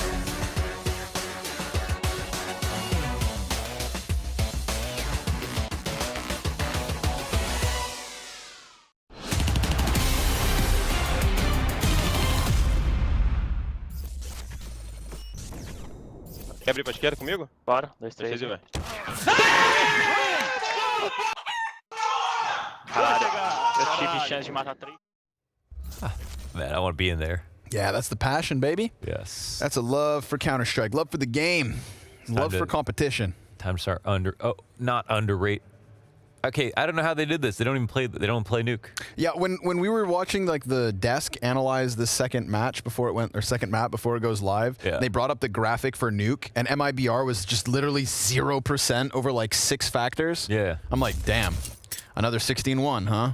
Yeah, I thought it was. I mean, it would make even more sense than it did on Mirage just a few minutes ago. So let's see what MIBR have to bring on the T side, and maybe they were a little bit more prepared for Nuke than anyone expected. I am ready to be pleasantly surprised. Let's go. Surprised, if you're Londers. Okay.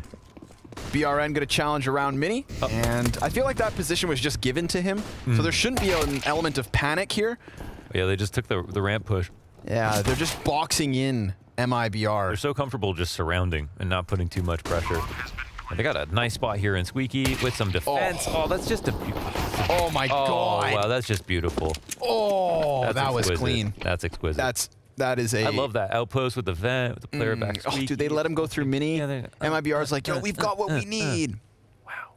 Little did you realize you were given what Big decided you could have. That's actually a crazy shot. What? I've never seen someone get one-tapped while walking down a ladder. Spider-Manning down the ladder. This was crisp, clean, clinical. Wow. That's all right. Still 8-8. Yeah, you planted the bomb at least. Yes. And they net themselves some deagles because of it. So let's everybody just spread out and go head hunting. Okay? MIBR actually have a pretty decent success rate when it comes to doing damage on these follow-up rounds. When they lose pistols, they're capable and competent with deags. It was the first round they won on Mirage. Tech 9 round. Also, shout out to BRN. Came in as like the lowest rated player or whatever, but he was one of the highlights in that first half. Definitely the king of control. He had a little trouble on ramp itself. That has to be noted. Yeah. It's the name of the trouble was Searson, but once he actually rotated down lower, did a good job of staying alive, getting some impact there. Yeah. Close that door. We out. Keeping Squeaky smoked is key. And again, MIBR we saw on Mirage had a little bit of trouble when, you know, their plan was specifically targeted or realized in keeping it fluid, keeping pressure up, and trying to be dynamic while they keep going back to their plan. And Big, once they got a whiff of it, they were able to delay so long and make everything seem obvious. Oh, great refrag. But tabseN. Cheeky position in the deeper corner. Gets team killed by Searson, who follows up with the recovery. What? That was pretty crazy. All three, well, 2 shots. Well, the one outside as well. Watch this. This Balat. You dead. And very nice. Get out of my way. Mercury's in retrograde. Welcome to my world.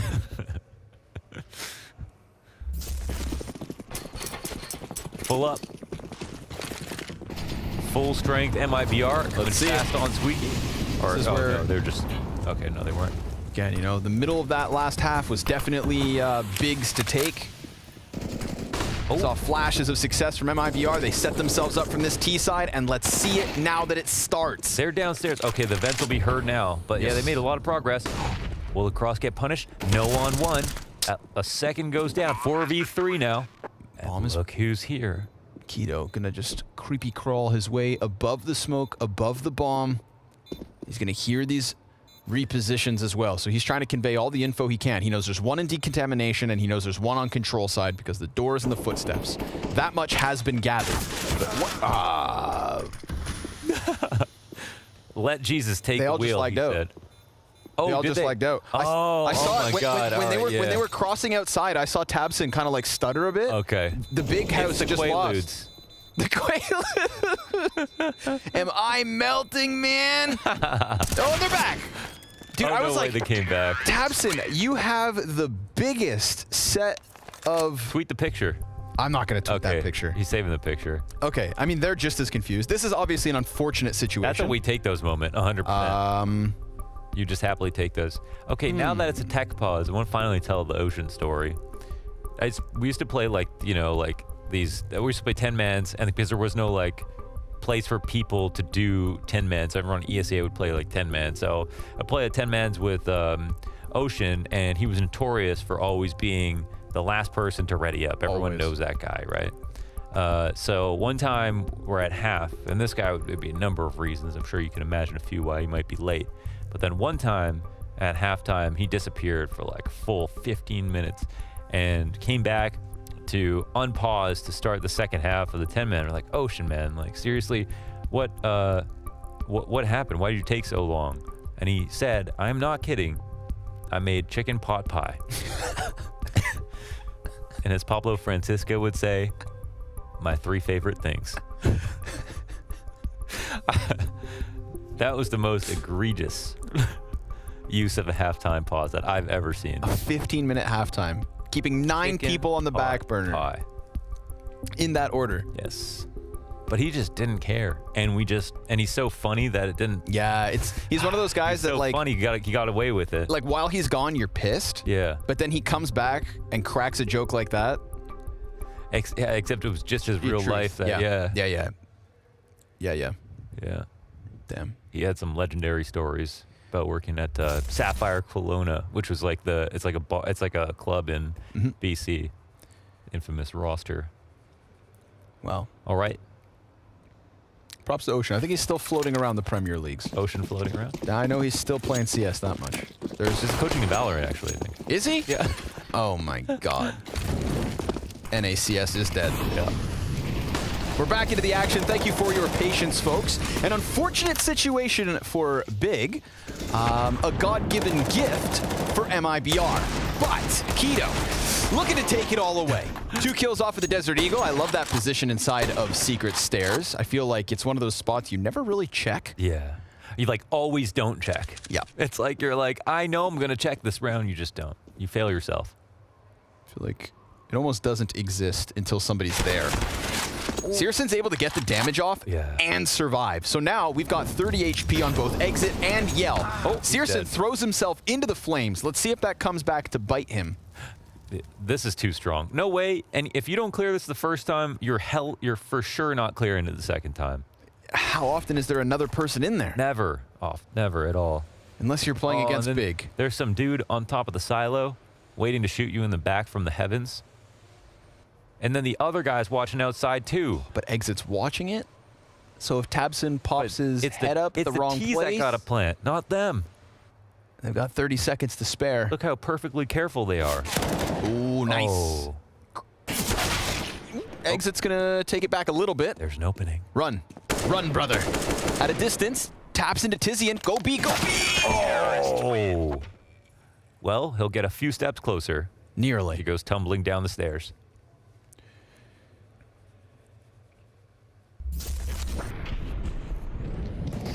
They set up the Triangle of Doom. How quickly he was here. They thought for sure they'd get down there. Try to beat the timing. Oh, Gate actually got a kill. Oh, I see. Gate got a kill in lower and then came up as well. So maybe they were a bit more cautious of aware, yeah. Well. 10-9. Time for a tactical timeout. Again, right, the CT side of Nuke is something that can just be very overwhelming. And I think it... Yeah. What? I was gonna say, how fun would you say it is? The CT side of Nuke? Yeah. It's very fun. It's super fun, it's right? It's very fun to play. This is my favorite map. I like to try and play it like simple. I just move all over the place. Yes. I call one position and then I never actually play it after the first round because I'm just everywhere. Right. And then, you know, I'm the guy that's like, okay, I'm pushing silo this round. Yeah. Okay, I'm flanking ramp this round. At least you'd be calling everything. You know what's good? I like to go down ramp, then come up secret. I do everything I want, and it's up to my team to just deal with me. Right now, MIBR, all they want is a bomb plant, maybe a bit more, but that's not going to happen. Keto, MP9 over the Tech 9, and the FAMAS spray through smoke. Tizian spit and fire as the 5v3 is found. Ah, they were this close, you know, Keto so low. That vent drop almost connected. Even if it gets away with 1 HP, he is such a menace for them.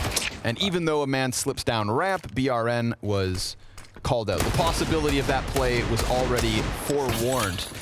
And Knack looking forlorn as the only shadowy figure left in this 1v5.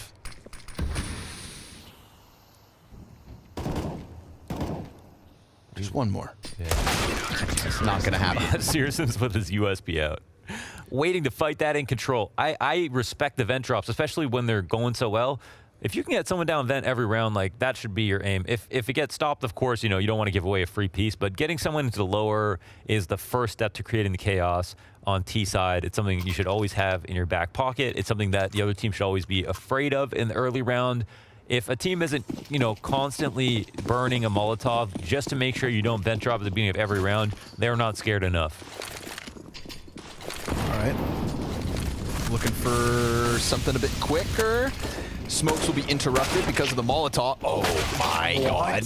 He was on top of the blue garage. If you, okay, it's one thing to be on the side of the secret stairs. It's another thing to play on the roof of this garage entrance. The people who go up there are a certain type of people. And it's not the type of people I can approve of. Unimprovable people.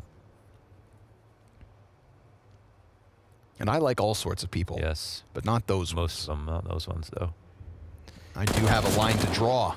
And Tizian can't fight that phase in the smoke, especially that dead-on angle. Male had a small disadvantage. You know, people being hyper-aware, though, with anyone moving in the smoke, it's not always guaranteed, so it's understandable that you can sit and wait sometimes and watch these smokes, but yeah. In that spot, Tizian definitely got a few bullets out before Yell responded. They're working with a minute amount of options. BRN has gotten himself down secret, but I believe there's somebody over towards Decon, yeah. So he can go to control, but Big will be very aware of this. Now, obviously, you got to either crack open the windows or swing the doors. So now that that's happened, there's going to be some sort of a response. They just want them to shuffle their feet so that these other two terrorists can attack A, but I see bomb outside of lobby. You gotta go get bomb. 15 seconds. Oh, they just realized. Now they got to make noise, yeah. Oh, yikes, but they do have a player CT vent. BRN just killed Gate downstairs. It's this guy in the back of the A site. All he's going to have to do is stop bomb, and there's not even time. Oh, no, they had everything. They had everything they needed. They still could have lost, but at least they could have tried. It's like, you know, you got to root for the underdog sometimes, and they had pieced it together really cleanly. BRN, who's you know, it's like, listen, kid, go do what you can downstairs. Please, like, try to get into this mix without playing next to us. He offers up what looked like a secure attempt, and instead it falls absolutely flat. And that's the kind of situation that just siphons all the life out of you.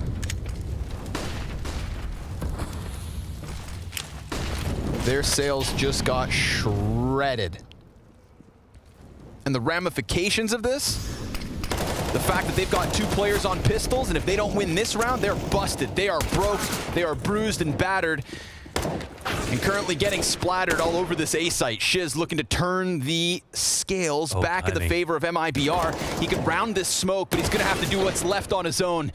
And he only has 8 health in this 1v2. Down he goes at the hands of Searson. A 13th round win for Big, and a daunting task now that the economy has been swept away. Yeah, you can see they really did pounce on the opportunity to take over a little bit of map control there. get in the minds of MIBR, who faltered at the goal line, not being able to collect the bomb, running out of time, maybe mentally being a bit out of it. Seriously getting deep into that flank, everybody being ready on upper, no fast play possible here, and the CT angle is just working out beautifully. Another timeout to be called. And yeah, they've got some ideas. They're threatening the vent drop, which has been really nice. Winning outside duels, again, would be awesome. But we have seen a pretty decent game from CSGO, I'd say. He's been hitting, I feel like, a wide majority of his opening duels. So that's one huge problem that, of course, CSGO on the CT side of Nuke, it's one of his key positions on this team when he's shooting hot. Didn't have a super hot start to the year, but in 2020 was a big spot for him. And now that his form's starting to come up again, this is where he is an absolute threat.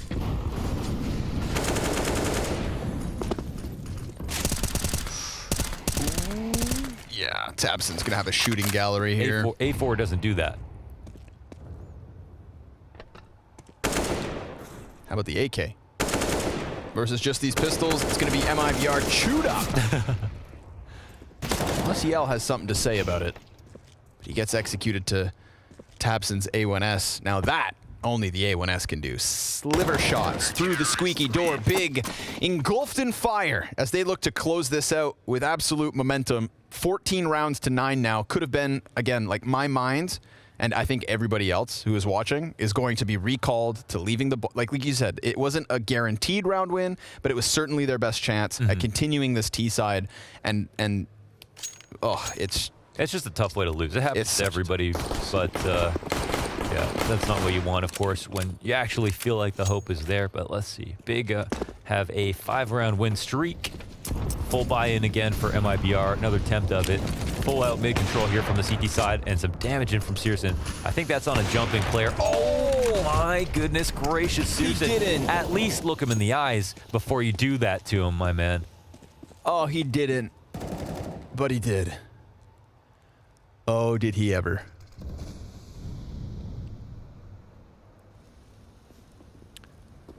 Directly through the far corner of the box. And they definitely win mid off that. Plus the damage on Esagaze all the way in the back. Holy moly. That is just conviction.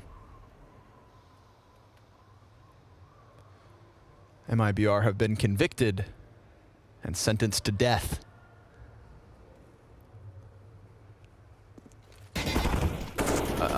More damage even before they can see anything, met by an additional piece of smoke. Yeah, that smoke allows you to see you can rotate all over, and as soon as, like, you know, there's no more attention outside, they have full ramp control, like, boom. Like, this is one bigger, like, we know you're in lobby. Yeah. We know you're in lobby. We know you want to execute. You aren't doing anything else.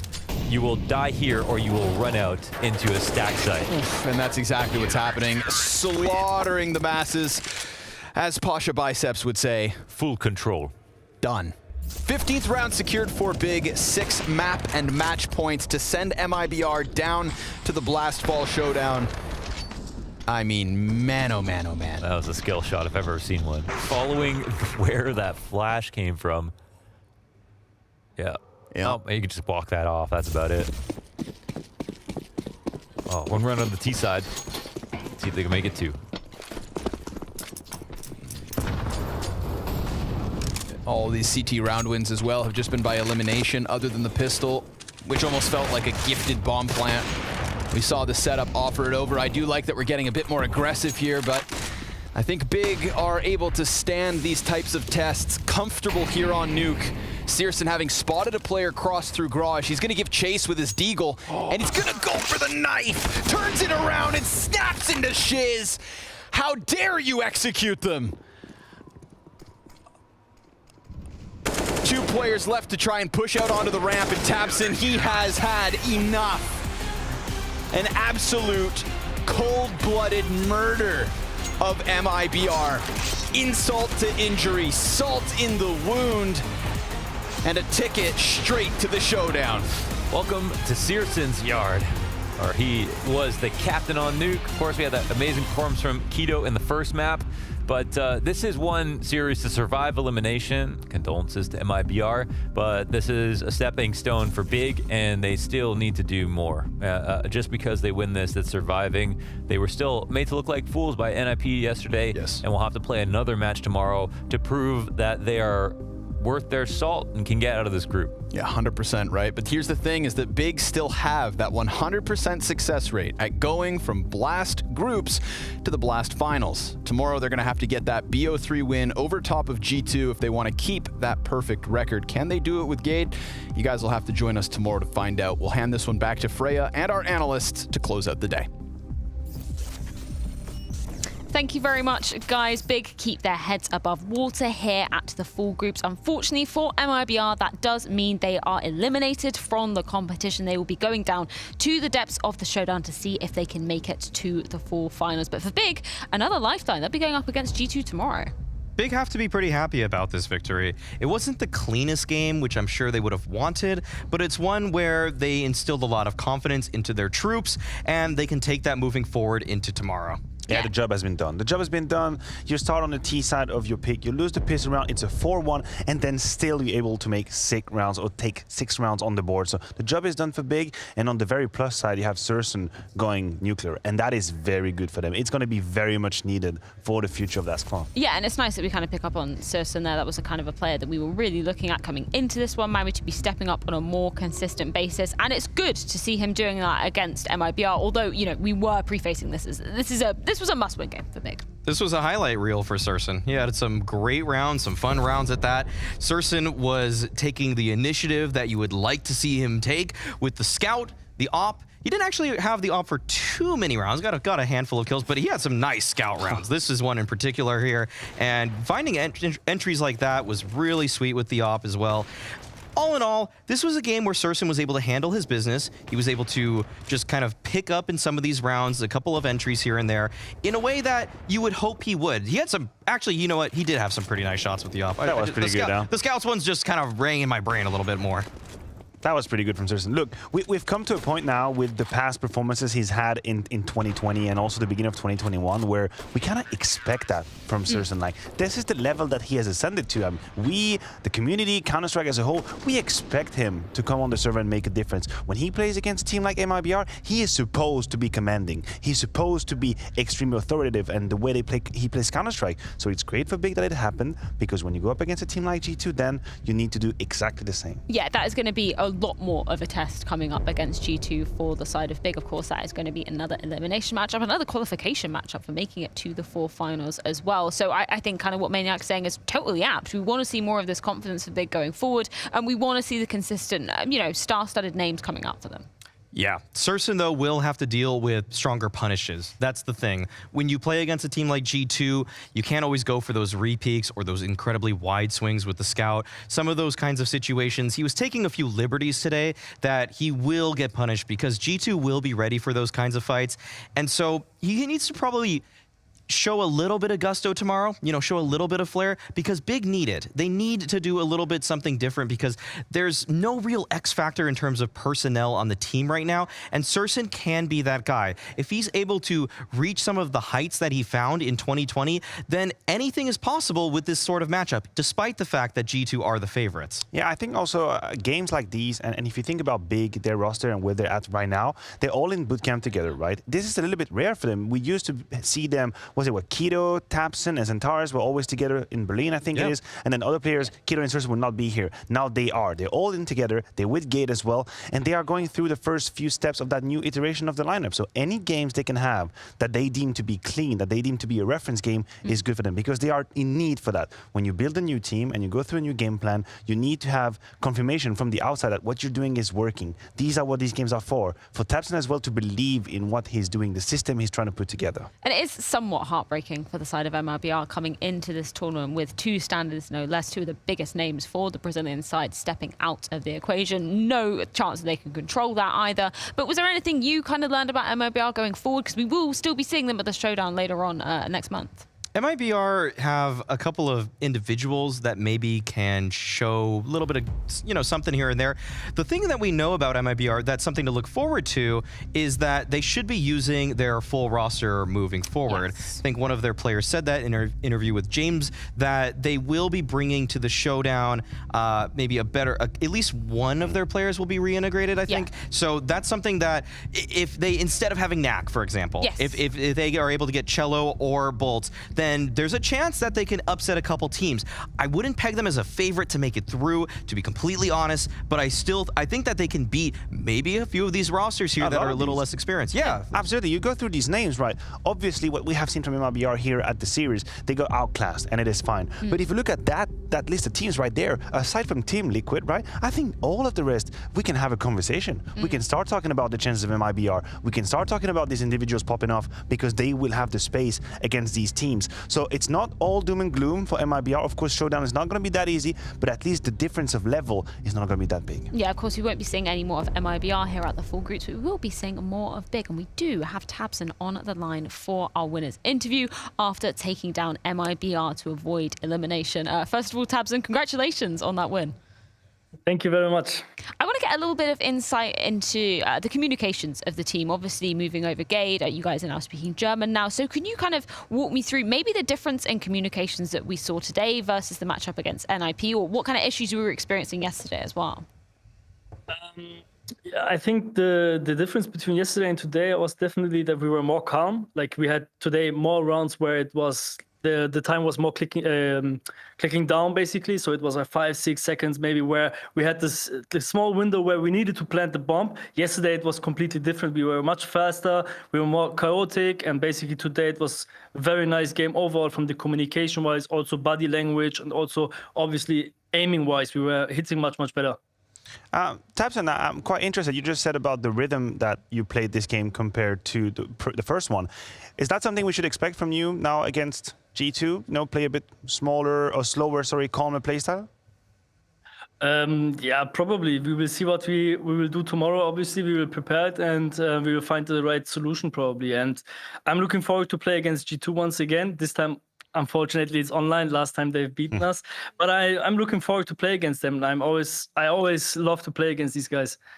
Absolutely. Now, just reflecting on this new lineup, new roster of Big, do you feel like you have already access to that level where everyone's role is clear and everyone is happy, or it is still a little bit of a touch and go, you're trying some stuff out and you might be still evolving?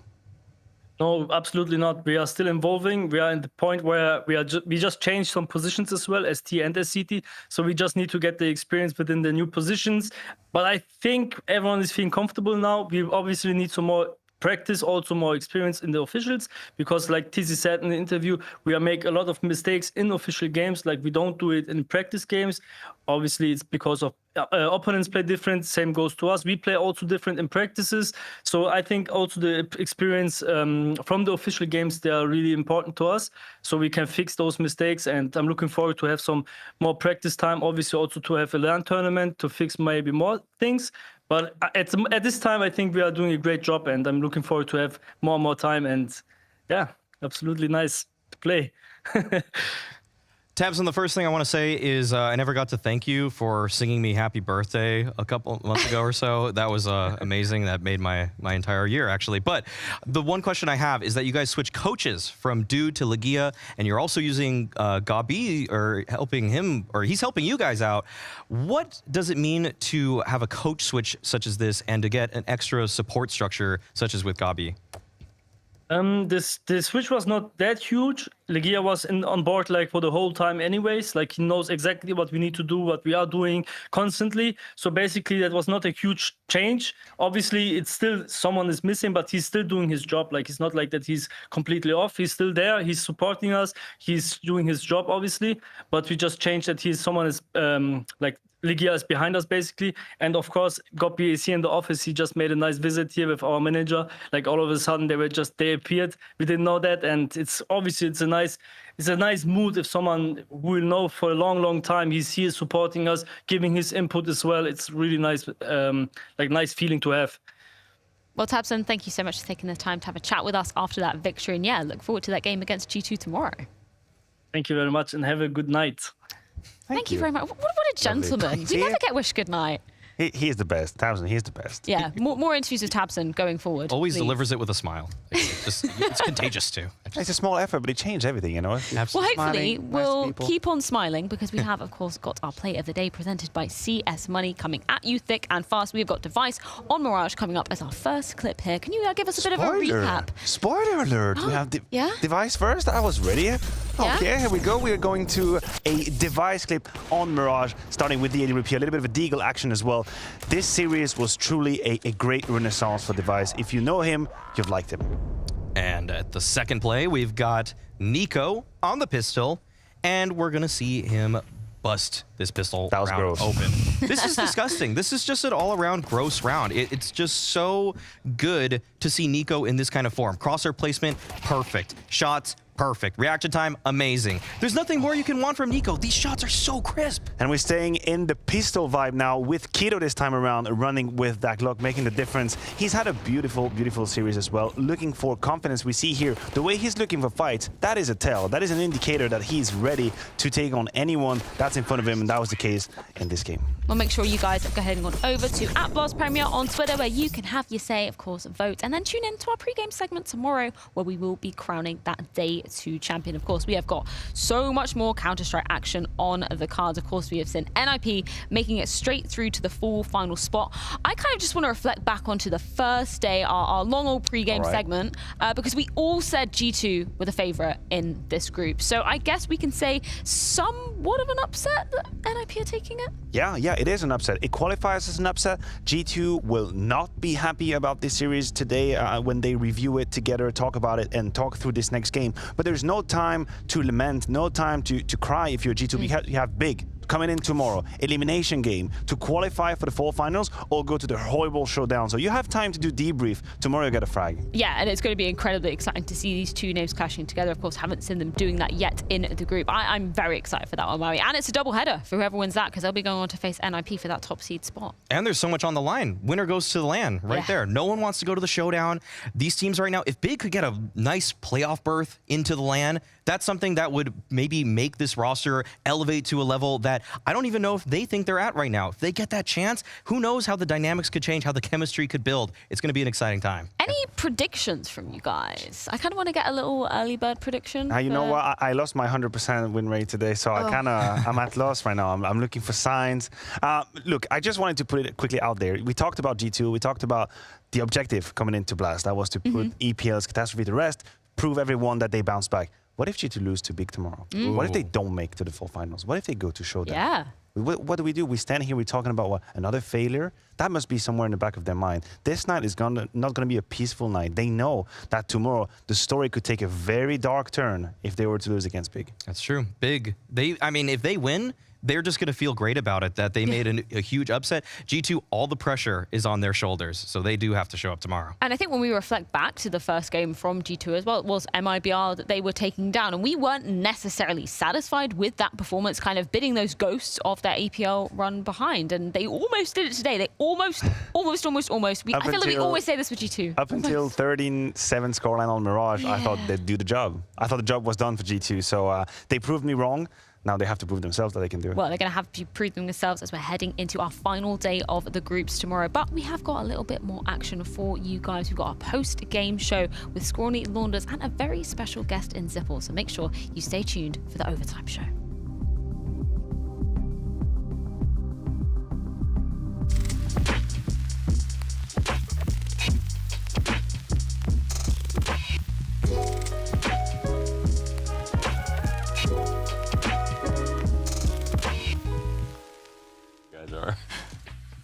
And so here we are, another episode of the Overtime Show for the Blast Fall Groups. And, you know, we're joined by legends of the server, legends of the broadcast. Thank you. Tonight we're joined by the legend of the marketplace, zipeL. I would introduce you as the Skin Daddy. CSGO, probably the CSGO skin pimp. I've seen more name tags on pro players' inventories with your name on it than all other name tags combined. But I am curious, how would you introduce yourself to the people who may not know of your fame? So I guess a good way to put it is Laundrette. and when we were eating at a restaurant, he introduced me as virtual arms dealer. Yes. Ooh. Yeah. Oh, that's a cool classy title. He Yeah. said that in Noma to the waitress who was asking what we did. No, you said that. Oh yeah. Yeah, He said, you how said would you it. describe it? I Yeah. said virtual skins, arms, skins. Virtual arms dealer. I gave yeah. up explaining it, and then he took over, and he said he's basically a virtual arms dealer. Yes. And then she she was a looked little bit pretty like- frightened. Yeah. Yeah. But it was all good. She was like, is he just selling weapons online? She didn't really get that it was cosmetics, right? Cosmetics Yeah. and virtual skins. So of course that is your bread and butter, right? Skins, Counter-Strike skins, trading, the whole kit and caboodle. And I've always been curious. I've never asked you directly. You know, we got a little bit of rapport. You do sell me skins. You do sell Launder's skins. I'm a zipeL skin mule. Yeah. I've never sold Launder's still skins. have- No, I still you've have, sold like, them. He's never paid for them. Yeah, I sold him one skin I that he bought never paid one. for. No. I told you I want to buy it. I bought it because Zayu had it. It was a Talon Fade. And I own it. It's mine, and I'm going to pay you. But I still have multiple Sapphire and Ruby knives that you've lent me and just won't take them back. And they're just sitting in my inventory. It's not about... At one point, are they mine? To give away. You've never tried to give them back to me. I had to put an effort to give them back to you. You just be like, hey, I'm done with these. I'm done with these. Yeah. And take them back. I like to hold on to them so that you talk to me sometimes. Yeah, keep it in.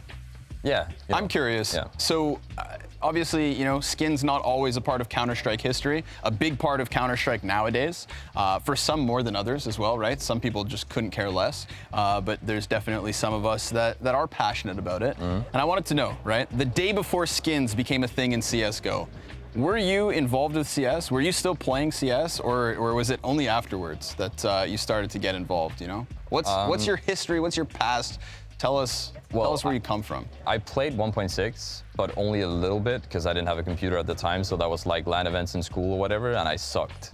So like nobody wanted to play with me. I was just sat there playing other games, and never really played. Played a little bit of Source, but that was on a trackpad, and then yeah, it was horrible. And then I started playing CSGO in maybe 16. I bought like a couple skins, but then just quit after getting rid of them. Didn't really have like a good experience. I think I tried flipping a few items, but never really had any success with it. And then in probably like 2019, March-ish, I started playing again and then buying skins, but I didn't really pay attention to skins being introduced in the arms deal in 13 at all, or whenever it was. Did we give him a proper introduction? Like, it's obviously one of the top skin traders in the game right now. How would you describe? That's exactly it. How would you describe the skin trading community? The community as a whole? Yeah. Weird. Weird. Yeah. It's a bunch of nerds, right? Like a little bit, right? But like the fun people who too, are right? Yeah, it's super. Like, it's a great community, especially like on Twitter. People get together and of course there's the odd drama here and there, but like people are you know, like especially like the Twitter scene in terms of like trading skins has been like a really good thing because it kind of helped people you know, put a spotlight on the people that are taking advantage of others and like, you know, trying to make trading into a good thing where it's not just scamming and stuff like that. You've legitimized it. I would say I haven't done it, No, but like the community has. Okay, sure. Yeah. Yeah. The community as a larger piece has like legitimized trading to a point now where you can have a community of guys who are just like confirmed, I would say like middlemen at certain times, right? And I think like the thing that I really want to emphasize for the audience at the moment is like, you know, you can play Counter-Strike, take $100 on a Steam gift card and get a decent skin for every single one of your weapons. You know, if you're the type of guy who just wants a cosmetic for every gun, you can do that. But we're not talking that quantity of money when it comes to your trades and the scale of your trades, right? Like we're talking big deals because cosmetics has gone from what was once upon a time just like a smaller ordeal to something with a lot of investment. And there are people who are truly invested in this as a business, as an ecosystem, right? I think you said something really cool today when we were at lunch where you we were talking about Twists, the FaZe player, who is one of the many players, one of the many talent who have come to you as somebody who is trusted in order to, you know, make bigger deals in skins. And you were talking about how Counter-Strike is his reality, Yeah. Right? Yeah. Could you reiterate that point and kind of like how you can legitimize justifying copious amounts of money on skins? Yeah. So I think many pro players are used to just lending skins from players, especially like Chinese players, always at them and want to lend them like outrageous skins. But many of them also get tired of it because, you know, you have to send it back all the time, you have to talk to them, and maybe they want a favor or they want something in return, whatever, right? And so a lot of them, at least to like how I feel, I mean, how I've experienced is that many of them want to buy skins now instead of just lending. And what he said was, or what we talked about is that when you're spending more than 10 hours a day in front of your PC or however many hours you're spending, it's like, you know, part of your reality, right? So why wouldn't you want to look good or feel good in the game? If the skins help you do that, then that should be the same as you know, buying a nice pair of sneakers. Would you be selling art that hangs on your wall if it wasn't for skins? No. What would you be doing? Something in finance? Probably just be working like a 9 to 5. Economist? No. I was doing marketing before. Okay. But I just couldn't focus, and it was just like the tasks were just so repetitive, and I mean, I'm saying that, but literally I'm just going live every week, opening 1,000 cases. Okay, so that's fun though. Yeah. But it's still repetitive, Come on, right? That's fun. But it's no, it's not repetitive, except when you get blue after blue after blue. That's repetitive, yeah. Yeah, that's true. That's true. That's true. So case openings, obviously a part of what you do when you're streaming. YouTube content, Twitch content, Twitter content. Like you said, you've got the community going. I'm trying to fund Source 2. Okay. Through case openings. You're trying to fund Source 2? Yeah. How are you going to give the money to Valve?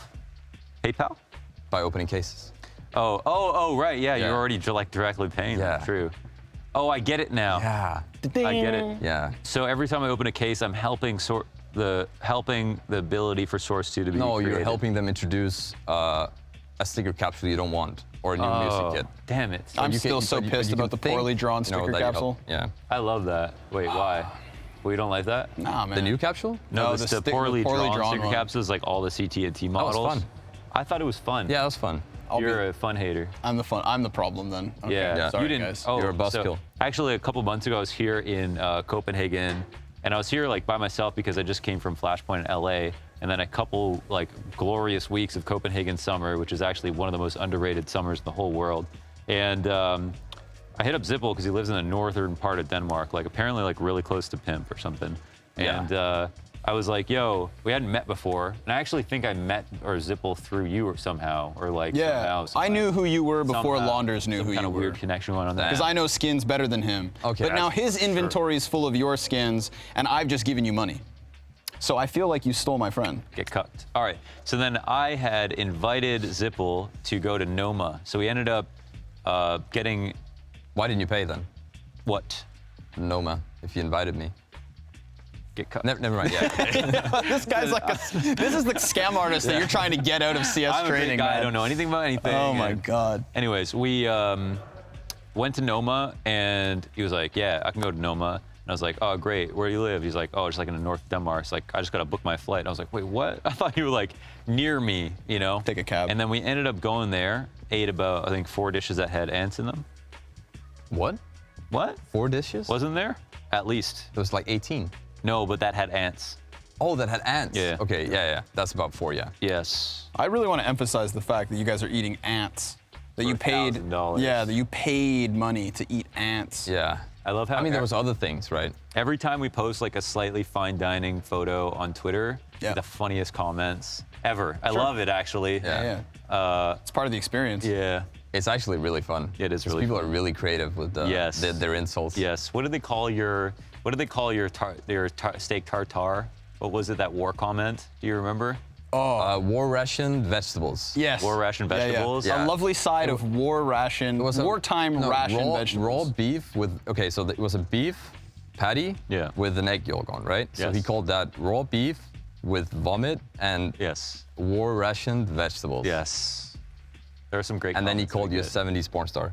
And you can't help but laugh about that stuff, but sometimes it is true. You look at the dish, it's like tiny and it looks weird and it tastes funny. And it's like, that was pretty funny that we paid a lot of money for that. Yeah, like one of the dishes, I don't know if you remember, it was like a shell, and then there was like layers of pastry, and I didn't hear that she said it was ants. So when I bit into it, I was like, I don't know if you feel me on this, but like citrusy. No, she said that, but it's like, I felt like it tasted like insects. And I don't know why I would know how insects taste, but it's just like, maybe the smell, I don't know, that's weird. Anyway, but when I tasted that, then I, she asked if we liked the dish, and I said, I didn't really like this one, right? And then she goes, well, ants taste like citrus. I'm like, no, they taste like insects. It's bad.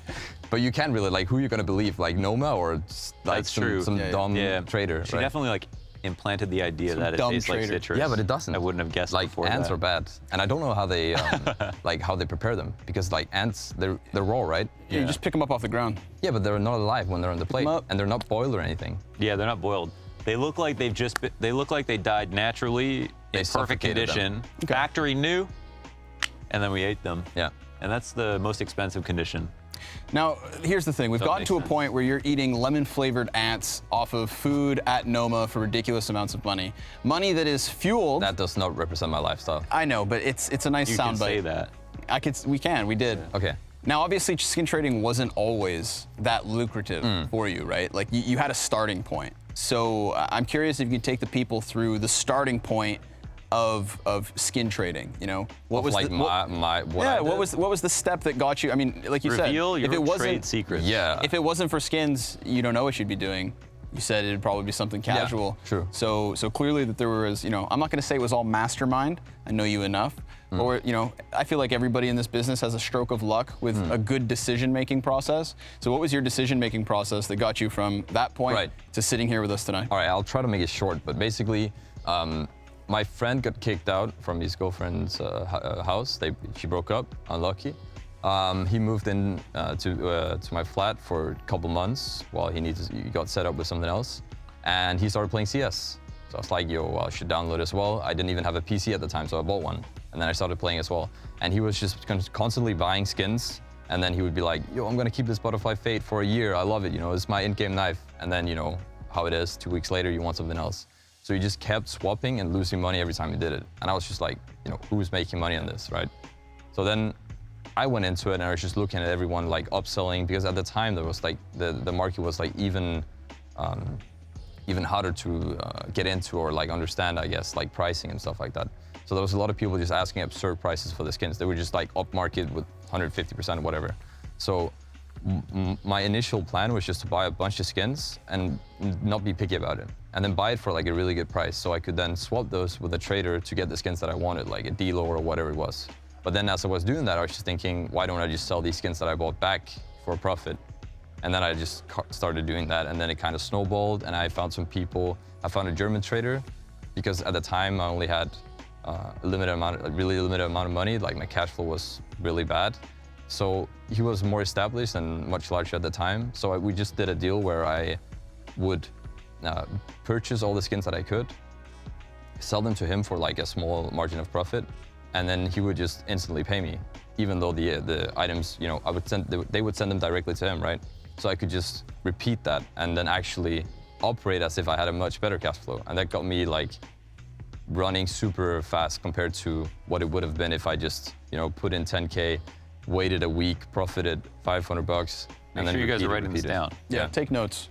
That's like the long story short. And then I just, started like branching, like trying to network, made building this Twitter. community essentially. Yeah, honestly, a part of it, because you're talking about a time. I'm a community member. Hell yeah. You're talking about a time before that there were services that were aiding in like you're saying price checks, right? I still see it every once in a while on at zipeL CS, by the way, at zipeL CS on Twitter. Sometimes you'll see like a very rare unboxing, right? Somebody who's sitting there just unboxing knives like the rest of us. He hits a case hardened with an incredibly rare float or an incredibly rare pattern. And if that person was in a position 4 or 5 years ago when you're talking about getting into this, then for all you know, right, something that could be valued, something could be selling at like a tenth of the value. Like, I mean, people do get scammed. People do make these mistakes. But it still happens. Way more than, like, I think even you know, before I started trading, was like, even in the start when I began trading, I think it was like almost accepted to just rail people. Right. That was like was a part of the game. It wasn't about. How it was. It's like if you don't know, like there's this Russian trader who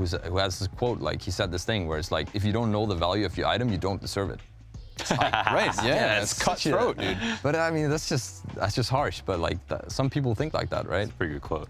But where I'm like, you know, if you open you know, you got lucky, right? And you got a knife that is, you unboxed a knife that is 50K. I mean, why don't you deserve that, right? I don't know. Yeah, that's true, yeah. You do deserve it. It's pretty harsh. So you also should do yourself a favor and Google it. Yeah, but it's hard. It's hard. Again, when it's like pattern-based and stuff like that, it's not. Oh, yeah. And had you Googled it back then, I don't think that you'd be able to come across people like I gave my nephew a knife. Yeah.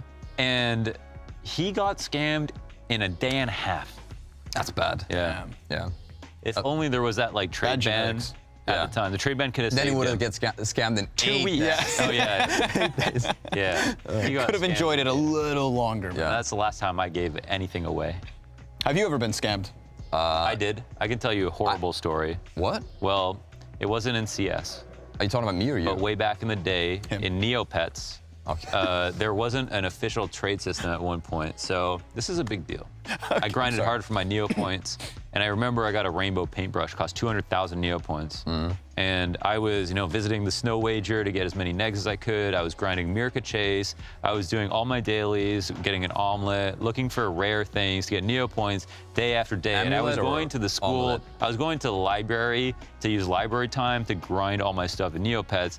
And then over 2 months or something, I grinded 200K Neo points. I bought a rainbow paintbrush and I went to trade it with somebody. But at the time, they didn't want to encourage that. So I had to do it based on trust.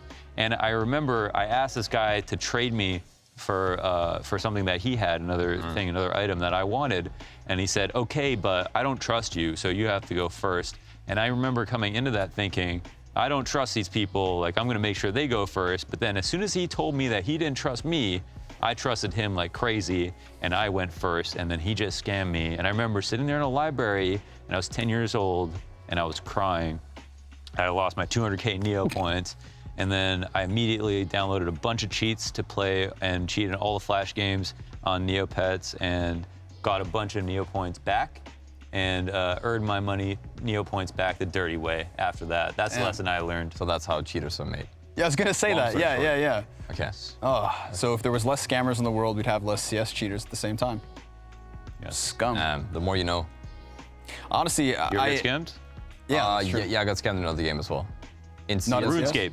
Yeah. Same. Oh, I was about to say, like, I got comparable. That's where everyone learns. Oh my god. And listen, I was it's so a learning curve. I will say also, I'm so happy to West get Bank scammed in Neopets because it's not for real money. Like getting scammed when you're younger in something like that is a great lesson to learn. Rite of passage. But it's unfortunate when people actually have CS skins and they're young and then they get scammed when it's actually real money. That's I mean, one time maybe in CS, I actually did get scammed. Like, I don't know if it's a scam or it's just. Basically, I was doing this deal with a guy. I was trying to do a deal with a guy. I wanted his Kato Glock, right?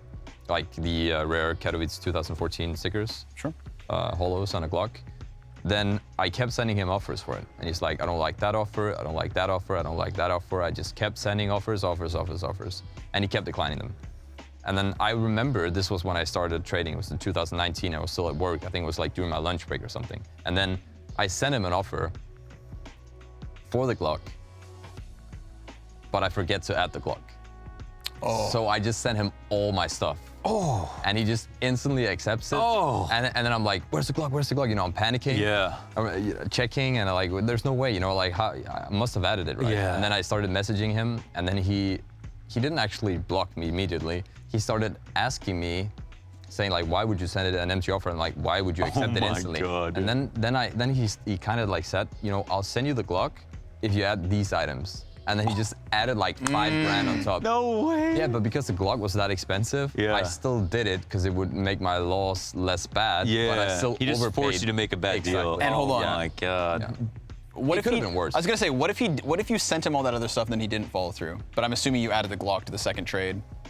What do you mean? Like, you said he just asked for more. Oh, no. Yeah, you know what I mean? Like, you sent him another empty offer and then he sends you a Glock. I'm not that dumb, man. Because you have Now send me the Glock. Yeah, I was gonna say. Nah. Because I feel like now, like, because people do that. People do that. For sure. That's like common. Yeah. Like, that happened in RuneScape as well. Like one time, I sent a guy like 2 billion gold or something for like an item, and then he came back. He's like, you say billion? Yeah, yeah, in RuneScape, man. Yeah, it's 2B, not that. man. Okay. Yeah. And then you know, like he didn't give me the You're trimming rune armor. yeah. then like he wanted me to add like more. He's like, I need more before I can give you that. And I was like, nah, I know where this is going. But I think I actually gave it to him anyway. Blackmail. Wow. Yeah. But it happens. Yeah. But nowadays, I mean, I feel like because you've been a part of so many like successful, high-profile trades in CSGO, I mean, you've just watched the market grow, I'm sure as well. Like some of the stuff that we, you know, in hindsight, I think everybody who's playing CS now, who's been playing CS for the last 5 years, is like, damn, I sure wish I bought a Howl when it was still $500. But at the time when Howl went contraband, it seemed like $500 was a ludicrous price to pay. I mean, that was not even near 500 back then. Like even in 2019 when I started, it feels that Howl was like $500. Damn. So like Butterfly Sapphire when I started trading was like one of the knives that I really wanted to get. Yeah. And it was like $2 grand at the time. And I was like, no way I'm paying that much for a knife. Expensive. And it peaked at like 20K. Yeah. Like before summer, and now it's maybe like 12K. But still, you know, that's a 6x, right? Yeah. Yep. In 2 years. So like some items like really. Do you feel like there's like less pressure on you now in terms of trading? Because now I feel like, again, because you've been like the figurehead of a lot of high-profile trades, like when I decided that I wanted to get a gem knife, right? I wanted a Gamma Doppler Emerald, thanks to James Bardolph. I played too many pugs with James Bardolph. Yeah. I saw his inventory and I'm like, damn, I want to be like James. He bought that from me, actually. He bought it from you, and then I bought it off him. Yeah. And thank you, James Bardolph, for selling to me at the same price he paid. And thank you for giving James a good price. Oh, yeah, you made money on that one. Hell yeah, I did. Yeah. He's a good guy. Yeah, he's a good guy. That's what I mean. It's like you are a good guy now. Because, cheers to that. Yeah, cheers.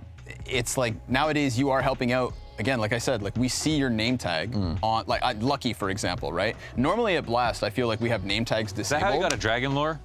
Huh? Okay. Sorry, Lucky? Were you talking about Lucky from Astrology? Yeah, like Lucky right now, he's got the dragon lore with the crown foil. He's got a. That's not mine. That's not his. Okay. Okay, what about the butterfly knife? I think it's a ruby. For Lucky? Yeah. No. Because it has @zipeL CS on it. So now I'm telling you that somebody who you lent a skin to, because I know that at one point we were casting Furia. In the peak of the pandemic, we were at home casting Furia, and all of Furia's players had @zipeL CS on their knives. But because on broadcast name tags are disabled, because of a couple certain players past, we, you know, nobody at home sees that. So for all they know, they're like, damn, Furia's just balling in skins. But I see that it's just you sending players you like a bunch of your surplus. You know, again, like there's a lot of zipeL skin mules. I kind of want to know where did Lucky's knife come from? Name tag comes from. Yeah. I swear it's @zipeL CS. That's probably like Device or something that I lent a knife and then he just sent it to Lucky and never seen it. To the next stopper, yeah. That's bad. That's still a lot of Do you trust. think you're losing track of the skins that you lend out to people? Dude, how many, do you know all the skins that I have that you lent me? No. Like, do you have, yeah, I mean, so like, there's definitely a lot of skins out there that you no, don't. but I only like lend stuff to people I trust. Like I said, I went to buy a Talon fade. Talon fade. And then he was like, oh, just pick one. And I was like, what? And I went to inventory and there was like 9 fades. I'm like, oh my God. Yep. This is so overwhelming.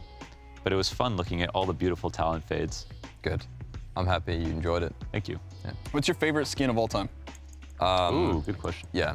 I mean, a lot of people are not gonna like me for saying this, but it has to be the Dragon Lord just because of how iconic it is. And I also think, yeah, whatever. But the thing about it is, if you consider how old the skin is, with how good the design is and the details in it compared to other skins from that time, I think it just stands out and it's iconic. You know, like it's one of those skins where, you know, you're a cool dude if you don't like it. I feel like it's almost like that, you know? It's cool to hate the D-Lord. Right. It's like Drake. So you're a hipster. Yeah, exactly, a little bit. But it's like, for me, it's like when you use the D-Lore, it just, there's always that some sort of it's like emotion epic, like with a it. con. Yeah, Sure. Yeah, it is one of those like Never held one. Yeah. It's that next level skin. It was like one of the first next level skins. You know, like you were saying, even the Howl's price, like at the time it was contraband level. But okay, what's your favorite skin? My full emerald Gamma Doppler knives. I'm waiting for the day that the Talon becomes a Gamma Doppler. You have to pick one. Bayonet Gamma Doppler. Is that just because you have it, or? No, I have it because of the fact that I absolutely like M9 era. Okay. We touched on. I'm not gonna ask you because. Why? What's mine? But Launers doesn't know any skins. Exactly. That's why I No, let him, I know what mine is. That's why I lent him skins. It's like I went on Launer stream. This is the most like fun I've ever had. I went on his stream, sent him skins. He's like, "What is this Navajazz knife?" Navajazz. Yeah. And he's like looking at it. He's like, "Wow, this is so cool." You know, it's the best thing. I'm gonna let you in on a I secret. actually really didn't know how many friggin' skins there were. He does it on purpose so that you keep sending him things. Yeah, I'm okay with that. He knows what all the skins okay I actually bought a are. skin. Don't ruin it for me. I have a question. Yeah. You know, we're talking high-level trades. I'm curious whether, you know, like just to really, I think, quantify the scale of the skin the skin ecosystem nowadays. What is the highest profile trade that you were ever a part of as a middleman? Okay. You know, Yeah. tell me about it. Yeah, what was that that's- like? Because, you know, I think at some point, man, we're making history, dude, in terms of like digital items. Skins are the original NFTs. Yeah, I mean, like the highest, I mean, the biggest deals have mainly been middleman deals, actually, because I've not really been a part of that many big deals myself. It's more like bigger items, but not like really, really large transactions. But the largest one by far is $500,000, which was 9 Titan Holos. Sure. Oh my God. Yeah, and basically For people who don't know, how much is a Titan Holo? Well, so the guy that sold it at the time wanted a premium because he had a larger supply. You know, he had like the largest supply of Titan Holos because there's not that many left in the game. So like, one could argue that if you have more, you have like a higher percentage of the share of all left, right? Yeah, sure. So like, he wanted a premium for that. Yeah. And at the time, like prices were doing a little bit better. So I think it was like around 60K-ish. But right now, the last sale is in the like 50 range. But so this was like just shy of $500,000, where it was a Russian buyer and a Chinese seller. So the Russians sent me $500,000 in Bitcoin, and I was like, And then you got somebody, deactivated Twitter, deleted your Steam, removed all your pictures from the internet. I was scared, man. Like when You're handling $500,000. Imagine that in physical cash. Yeah, because we didn't even agree on a tip. So it's like, I was just like, what if I lose $500,000 and have to pay this guy back? I'm not even getting anything out of it, right? I was just like, I was scared. Yeah, stressful, so I man. got like my hardware wallet, and then I received the $500K. I'm like, yeah, it's there. Just handcuff your hardware wallet to your Then the worst thing happened, right? Only 8 of the stickers were tradable. Oh, so the Russian isn't happy. He's like, oh man, where's the 9th? Like, don't send him the money before I get the 9th sticker. Yeah. Oh my God. And I'm like, just handling, guys, And then luckily, the Chinese guy was able to find one of his friends who had one, who then sent it to him. So then he would get the sticker back from him later. Sure. That's a tense So like after, I was gonna say, 30 minutes, whatever. Oh my God. We always say like Counter-Strike is the best drug. Yeah. And in that case, you are the guy between two gangsters in the middle of a huge deal. Like, yo, chill, everybody, chill. Everybody's ready to back out. You're gonna get stuck with the. Yeah, that's a stressful. Okay. I did get 1% though. I'll say. Be honest. Which is quite good. Let's go. That's a lot. Let's go. Is there an adrenaline rush to deals at that level? Is it exciting? I think it's more. It's just seems scary, like stress, man. Yeah, it's just stress. Sure.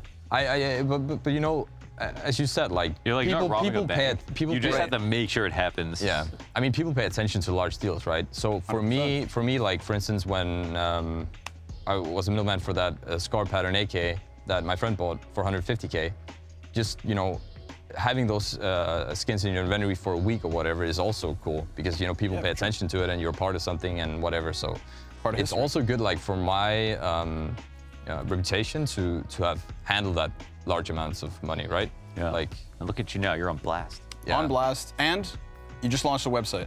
Yeah. Your own website. We got a couple minutes quickly. You want to tell us what it's all about? What's your next move? Because you've been making bigger and bigger moves. That's the history of zipeL. What's coming up next? Well, basically, we just we really wanted to make a marketplace or something, where you can sell your skins, where you would get like the necessary information on your skins, like where pattern-based items or doublet faces were actually being accounted for, and then just like mixing that with auctions, which like the nature of auctions will always, if we get enough traffic, will drive the price up to a fair value. So that was just like the idea behind the site, and why we tried to build it, and just a fun adventure and making something, because like the thing is, if if you're in the community and everyone, you know, is helping each other, it's a fun thing to you know, include others in. It's like when you're making this, when you've been that involved in the community, they're also, you know, everyone's helping and you know, being nice about it. So it's just a fun thing. Yeah. So maybe, you know, we'll sell sometimes Launder skins on the site. You can list them and then pay me after. Can I have a page? Yeah, you can have a page like Launder Let's Shop. go. Let's do it. All right. Yeah. Listen, and man. they're all my things, so It's all Yes, I will list your items for sale. Yeah. He already took you to a date to Noma, man. Okay, you've already got a piece. No, we of split it. I'm not done yet. You don't have to tell people that. No, you just tell them that you are trying to upsell me, man. The CS skins sugar daddy. No, I'm not, man. And I We'll really give you free stuff. just you. I had to pay for mine. And I thank you for your time, zipeL. Yeah, at it was a pleasure. zipeL CS, of course, on Twitter, Twitch, and YouTube. And yeah, that's about it. He's trying to get to 100K, folks. Get him to 100K. 98.5K. He's trying to get to 100K so he can get verified. Get him that Be badge. considered a real YouTuber. Do it all. Compete with the best. That's all we have today for the Overtime Show. We've got one more day tomorrow of Counter-Strike action for the second group before we'll have an off day. Thank you for lunch, and thank you for your time today, zipeL. Pleasure. Much appreciated, man. Thank you guys for tuning in. As always, we'll catch you in the next one. See you guys soon. Sub to Proper Nader. Yeah, sub to Pro.